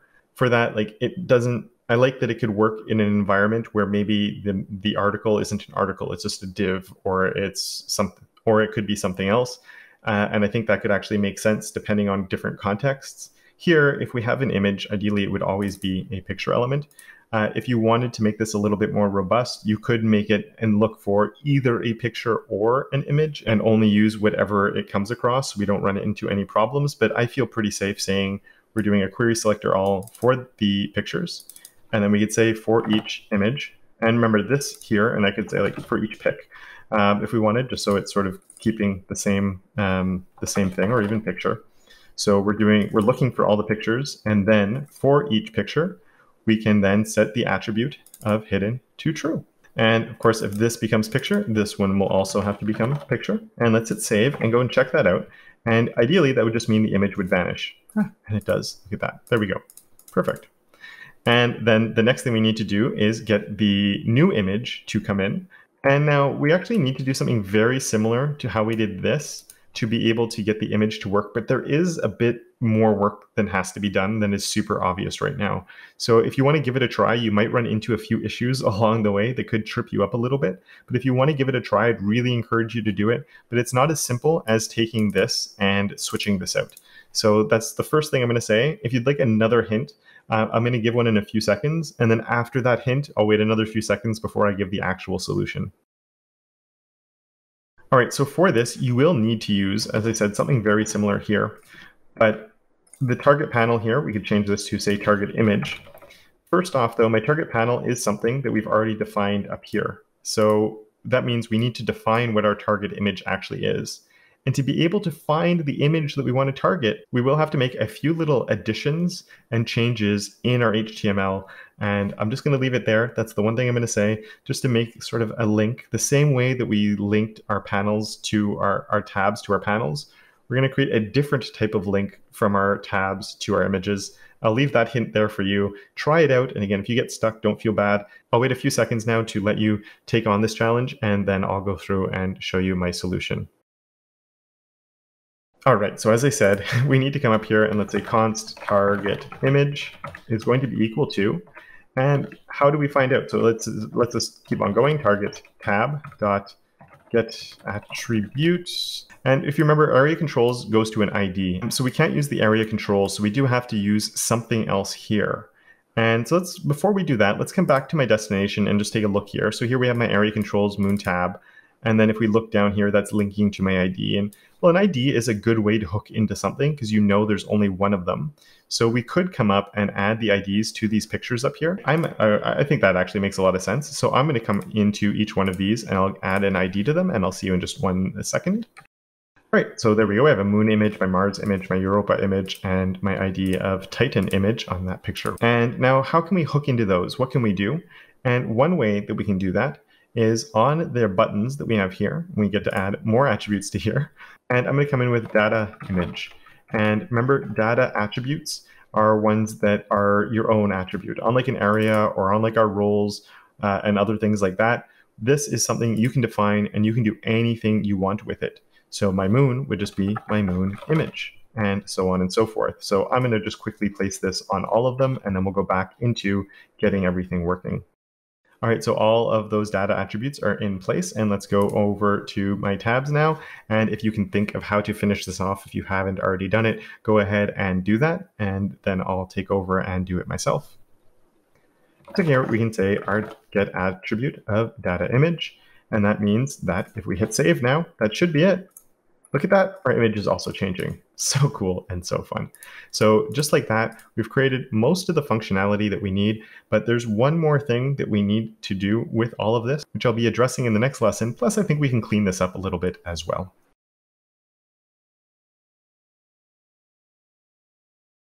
And so if we go over back to my destination page and we look at my buttons, one thing that you need to remember is we had our area selected here, and we're saying this one is currently selected. And again, this is for assistive technologies to know which tab is currently the active tab. And if you remember when we styled things up, like if we go to my page now and I click on these, it's not actually switching which one is the active tab. And that's because we used our area selected to help us with that. And so we can take that and take advantage of that by actually moving that around. So that is how we're going to get this to move from one to the next instead of needing a CSS class or something like we did on our navigation, which we still haven't actually changed, but we'll do that when we sort of clean up all the loose ends at the very end. And so with this, we need to switch it to the active tab. So to be able to do this, we need to do two things. We want to first make sure that the current tab isn't area selected. We need to switch that to false. And then the new tab that we've selected, we want to switch it to true. And for this, it's actually a little bit simpler because in these, we had to do a query selector all to loop through all of them and apply the hidden class. In this case, we don't need to do that.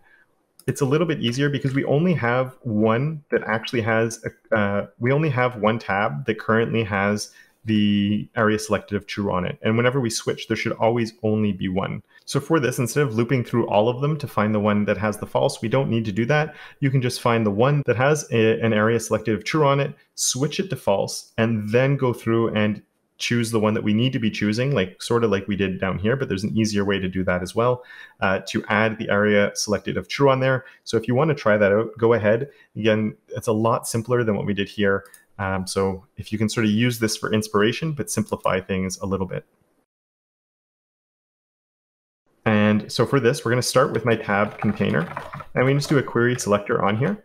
And I'm doing the tab container rather than the main container. Both would work, but we're only looking at our tabs. So I might as well just stick with our tab container. I want to select, and again, there should only be one. So I can do my area selected is equal to true on here. If ever you do a query selector is always going, even if there's say 10 of these that were true, it would stop at the first one, whereas all will get every possible one. So here, we can't use a query selector on role tab panel because it would stop and only get the first one. In this case, there should only be one, and if there were multiple, there's a problem. So we shouldn't run into any issues, but we can say select the one that is true, and then set the attribute of the area selected to false. And that means that it's no longer selected. So let's actually try that out and see what happens. So if I move over to Mars and I select that one, there you go. It actually removed my selected from there, because you can see our CSS styling got removed from it, but now nothing is actually showing up as selected. So what we can do, and actually I'm just going to break this down onto another line, just again to make it a little bit easier to read instead of having these really long, it's stretching out too long, doesn't look too fantastic. And then on this one, what we can say is this one's a little bit easier because we want to get my target tab. And we're just dealing with the tab itself. We're not looking anywhere else. So we can just say that my target tab has we can actually just copy this, paste it there, and make this true. And if we did this properly, so when whatever our target tab is, we'll then get the area selected of true to show that is now activated. So let's save that. And let's click on Mars, and look at that, it moved over. And then we can choose Europa, and it moved over, and so on and so forth. And if I come through and we use my arrows and then use my spacebar, same thing, it is still working. So super, super cool. And I'm really happy with that. One thing I'm going to do is just go to my CSS, and I think we can get rid of my lime green that I had on the focus state. And I think the last thing we want to do on here is actually clean this up a little bit. It's getting a little bit long as a function just because there's lots of different things that are happening in here. And there's a lot of repeated things that are going on that I think we can sort of simplify and make it into, less of what's going on here, and simplify things a little bit. So we'll look at that one in the next lesson. So if we look in here right now, when I say we can fix things up, like right now, this and this are almost the same. And this here and this here are almost the same. There's very, very small differences between them. And when you're doing things that are almost the same, you can usually make a function out of them that can sort of make things a little bit easier. And it's also going to make things a lot easier to read as well. And so what we're going to do is create a function down here. So we're going to say function hide content. And we're actually going to have a function of hide content. And we're also going to have another one of function show content, if that makes sense. Right? We want to do both of these things. And so let's grab all of this and then see what we need to do with this to actually abstract it away. And there's two important things here. We have my main container, and we have the content itself that we want to hide away. So what I'm going to do is we want to be able to, and like ideally this I guess could be plug and played and be used in different places. So what I'm going to say here is the parent, because my main container is the parent of this. So I'm saying the parent is, I'm being able to select the parent, so I could do this and use this in different ways. And then I'm going to put the content itself here. So first I'm selecting the parent, and then I'm selecting the content within that parent that I want to be able to hide. So that means anywhere that says main container will become parent, and anywhere that says this will then become, and when I'm saying anywhere, it's just going to become content. And because that's content, panel doesn't make much sense, so I will put item and item here as well. So what that means is we're going to loop through each item that is part of my content, and it just abstracts everything that we've written here into what we have right here. So then what we can do is we could take all of this, and I'll comment it out for now instead of deleting it, and see, why don't you try and fill this out and see if you can get it to work. All right, so that would just be coming here, and we would just have to write hide content. The parent is my main container, like that, and then comma, and my content is the tab panel, exactly like I have it right here. You can put it just like that. And to double check if it's actually really working, I'm also going to turn this one off because that's showing the next one. I just want things to disappear to get a really visual. And if it worked, there we go. It's hidden it away. So that means we can delete this and we can turn this one back on for now. So now we can go through and it is functioning. So with that done, we can also do the same thing for this one right here. So here we can come and say hide content. And in this case, the parent is my main container, once again, main container. And then what I'm trying to hide is my picture element. So we can just grab picture, crop picture in there. We should be able to delete all that. And once again, let's turn this off. And if this works, the image should just disappear. And there we go. It is gone. Amazing. So that means that we can turn this one back on. So I think that's pretty cool. And you saw how I did that to abstract away for hiding content. So why don't you take your hand at making that work for the show content? All right, so I hope that went well for you, and we're going to just take the show content, which was this guy right here. I'm going to copy him, paste it, and once again, we'll just throw a parent here and the content here. So the parent, so the content that I want to show, and that content's parent. And then that just means that right here, instead of having all this, this becomes content, and instead of main container, I can write parent right there. And we can get rid of my square bracket, and I think that is good to go. So then we can come over to here, and instead of all of that, we can say show content. Once again, it's on my main container, and in this case, it will be this one right here. Paste that in. We can delete that, and if everything is going well, we should also be able to do my show content here, my main container, and this time around, it would be my target image that I want to put there. And we can paste that right there, and delete that. And let's go and take a look. Everything should still be working. Fabulous. So I'm super happy with that. We can see it's all working. And the advantage with doing something like this is, first, we're not repeating basically the same code 2 times. We just have it once here, and then we can reuse it as many times as we want. And if we needed to use this in other ways and bring it into other functions where we're hiding things or showing things, it becomes very easy to do. And the main container here can also be switched out, so it doesn't have to be something in these very specific circumstances. And there we go. I'm very happy with that. And if ever the markup got changed and we change a little bit of how the system is here, and we needed to change the main container to something else, it becomes fairly easy to do as well. Or if you need to use this in a different tab system where maybe the main container is different, it becomes a little bit more robust and also becomes a little bit easier to read. We have our function of change tab panel. That's doing the area things right here, and it's hiding in my main container my tab panels, and then it's showing my target panel, which is my target panel up here, and then doing the same thing with my images. And we can read it, and then you want to know how that's working, and you can come a little bit further down. So it's a little bit less repeated code and a little bit more obvious that we're just hiding and showing. And one other thing we could do is actually to come up and fix up things a little bit here, just because these if statements, we have a lot going on. And I think we can make this also a little bit easier. And the first thing is we're getting this. We're saying if it's a key left or key right, we want to do this. And then we're saying if it's a key right to do this, and then if it's the key left to do this, and we have this going on as well.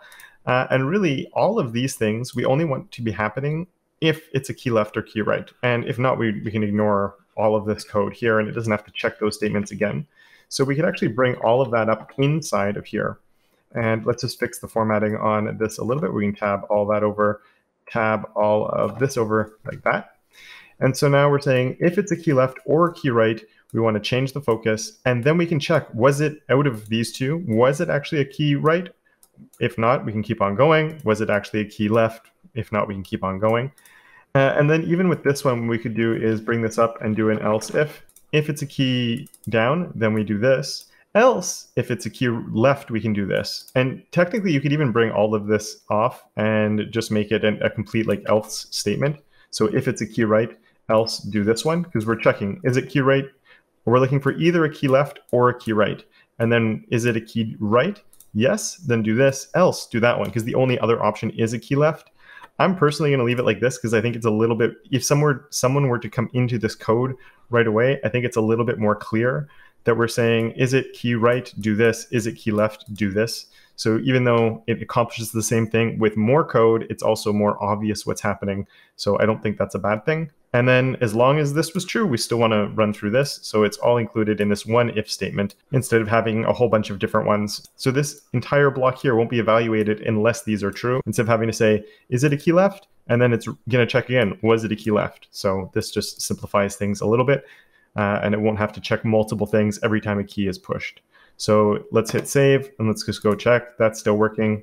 My keyboard navigation is still working. And so with that, we are good to go, and we're ready to move on to the crew page.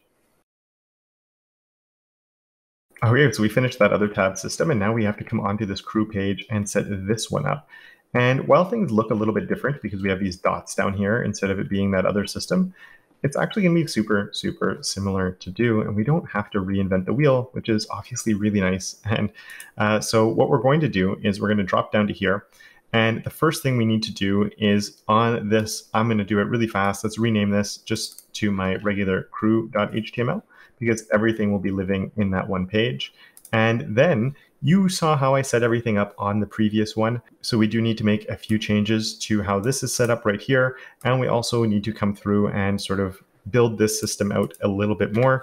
So I'm just going to go ahead and let you tackle all of that and build everything out. If you're not too sure about some of those roles or some of those other things, you can refer back to when I set all of those up in the previous lessons, or just the finished code right from the last one, just to see if you're on the right page. And I'm not going to give the solution in this one because I really do want you to tackle this. In the next one, I will do it, but I will be moving a little bit faster.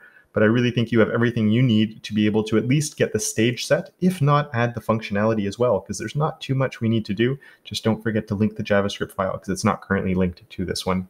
So yeah, that's it for now. I'm going to see you in the next one with my solution. All right, so for my solution, I'm doing this. So the first thing I'm going to do is actually give this an ID of Commander tab.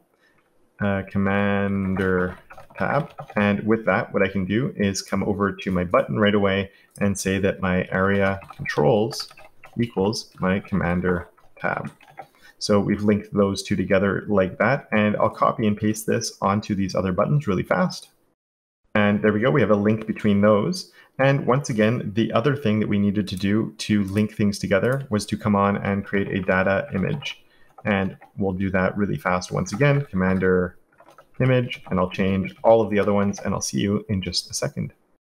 And so I'll start off this just by putting my ID down here on my image as well before I forget to do that. So that one was my Commander image, and we'll bring in the rest of the content after, but I want to have everything in place so when I copy and paste, I can just make these little changes and I won't forget anything along the way. The next thing that's really important on here is on this div itself, and give this a role of tab list, because that was something that was really, really important. And if you remember, with that, it's sort of useful to have a title that goes along with it. So we can give that the title by giving that an area label, and that will be my crew members list. And so again, the area label here means that when it gets to this, even though there's no actual heading on here, there's no, we don't have an H2 and H3 or something like that, but the area label here will be read out crew member list. And then we have these buttons. And once again, we have these SR onlys where it's going to be crew member list, the commander, the mission specialist, the pilot, the crew engineer. Even though when we go and look at this page, none of that is actually here. They don't see that, but visually we can click through and do it. But for a screen reader, it just gives them a lot more context to be able to work. Now I added the role of tab list there. So I'm going to come on to each one of these buttons and also add in the role that I need on here, which is just the role of tab. So role is equal to tab. And that also means down here, I will give this a role of tab panel. And there we go. Those are all in place now. Another thing that you might remember from our button list here that we were creating last time is we want these all to have tab indexes on them. So this first one is selected. So my tab index on this one will be equal to 0. And then on all of my other buttons, we want to come in and give each one of those ones a tab index is equal to -1 to -1. So it can't actually be selected. And we're going to have to use our keyboard navigation to go between the different tabs. Not only do we need to do that, but we also need to give this a tab index of 0, because it's important that we can then jump from the different tab that we're on. And then when we hit tab, it's actually going to select the content that we have here. And for a screen reader, it's going to just help to make it so they can actually access and read the content that's there without having to go through each tab. So they get the tab they want, they hit tab, they select it, then they can push tab and get the content related to the one that they've just selected. Again, if you're making changes to tab indexes, be very, very careful and make sure there's a very good reason to be doing it. The next thing I'm going to do is just bring in all of my other articles and images. So I'll fast forward as I do that. All right, so with all that in place, I make sure that all of these have the ID that is linked with what I'd set up above. Same with these, all the IDs that are the right IDs that we need. So everything is properly linked with our buttons that are here. The one issue is everything is overlapping. So don't forget that we need the hidden attribute on every single one of these, except for the very first one, because we want to make sure that we have some content on the screen before it all starts. So we can throw our hidden there, and then we can come down onto our pictures here as well and throw the hidden on there. And what's beautiful about all that is even though it's so visually different, we're here, it's this tab, these like dot systems, whereas that other page was very different in how it looked, where we had like a real tab system going on. If we come up to here and we throw on our tabs.js, and I hit save, if all went well, there we go. Look at that, it's working. We don't have to do anything else. It's just functioning. There are a few little things where you can see the page is actually jumping and changing in height because of the different images that are coming in, and because of how the whole system is really set up. And so that could be a little thing that throws people off a little bit, especially this image seems much taller than the other ones. So it is throwing a little bit of a wrench in the works on that. But do you notice how we set all this up on, this is very similar to, we spent a lot of time on our design system, and that took us quite a while to set up. And then we got to the homepage and we had more layout stuff to do, but things started coming together pretty fast as we were doing this one. And then from there, we went and started styling up our destination page. And that one, the styling on it went quite a bit faster. And there was a few little things on getting stuff where we needed to, but it came together pretty quickly. And then finally, we made it on over to our crew page. And that one, the styling of it went even faster than that because so much was already done and in place. And now, even though visually things are very different, they are coming together so quickly with the JavaScript because we wrote it once and we just needed to set everything up properly, and it's working exactly like we need it to here. So in the next few lessons, I'm going to just address on cleaning up some of the loose ends, making sure our pages are linked together, fixing up any weird things that might be happening, and making sure everything is good. And then I'll talk to you a little bit about the final page. All right, so I thought we had a little bit of an issue with the linking of the pages, but it's actually working since we changed the names before. But there is the issue of it's not highlighting the right page, and this one here is not actually going anywhere. So to me, Explore should go to destination. So let's start there just by making sure that my Explore, we can change this over to my destination.html. The next thing we want to do is make sure that when we're going to all these different pages, like I said, that white line is actually going with us. And with how I've set things up, there's no dynamic way to do it. I often get asked about things like this. It's really just where this class is. Now, there's dynamic ways of doing it. If you're using a JavaScript framework, maybe you've already set things up so it's working by itself and it can handle that without you having to do any work, or even a static site generator can handle that. But I did this just with static HTML and CSS. So that just does mean when I go to my destination page, I do need to find my index, take the active class off of here, and just stick it on right there where I need it there. So now if we go and take a look, it's going to be on the destination and it follows me from page to page. And now we want the same thing for the crew page. So let's jump on over there. I would give this to you as a challenge, but it's not really much of a challenge at this point. So I'll do it without you needing to take over for me. And there we go. That is working. And so now if we go over to my crew page, we can see that it is working over there as well. So I think that's really cool. I'm really happy with that. One of the things that is bugging me a little bit is here how the text difference here is actually causing actually it depends on the screen size because here it's not doing it. If we go a little bit bigger though, the Mars text is shorter than this one. And it's not actually bothering me that the text is different because whatever. So that's going to happen and it doesn't really matter. But what bothers me is that the image is actually moving a little bit. And I believe the reason that's happening is because of the alignment on the picture that we have here.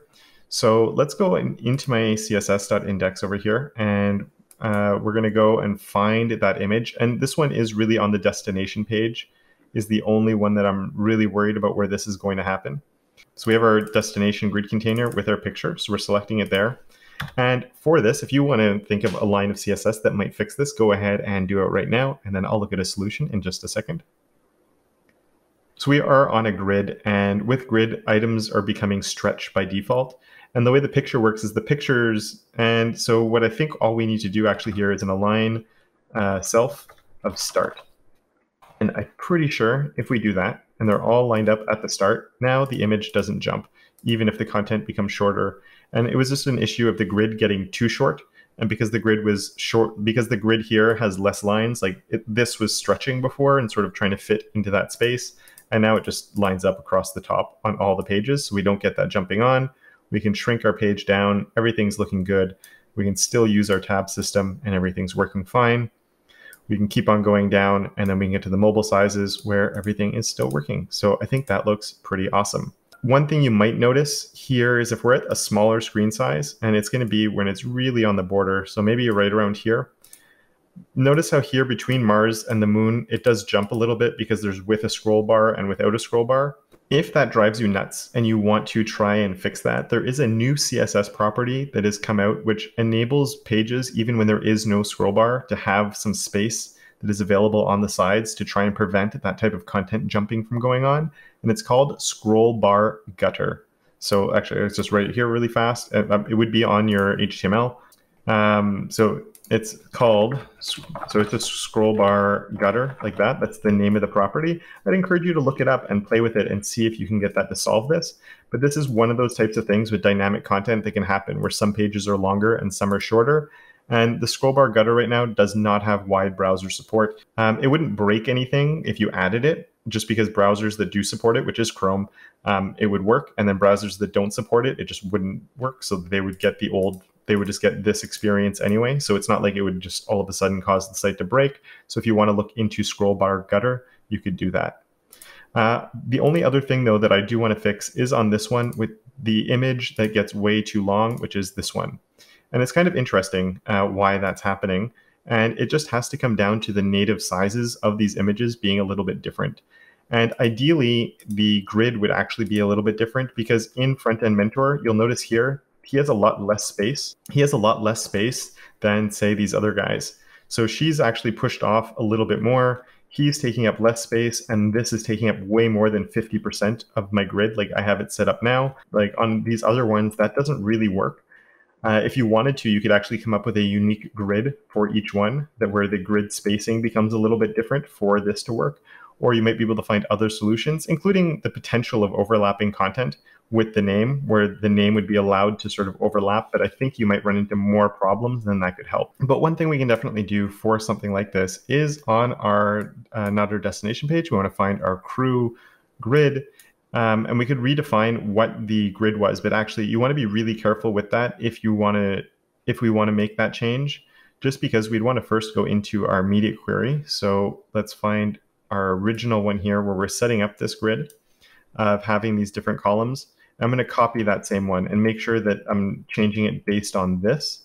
And it's not my destination, but it's going to be my crew. And I could come in and change it here. And instead of a repeat and having the same thing for both of them, so we get rid of this in the middle. So we can come in with a min-max here, and we'll do a second one, min-max here. And for these, they'll both start with 0, just like we had before.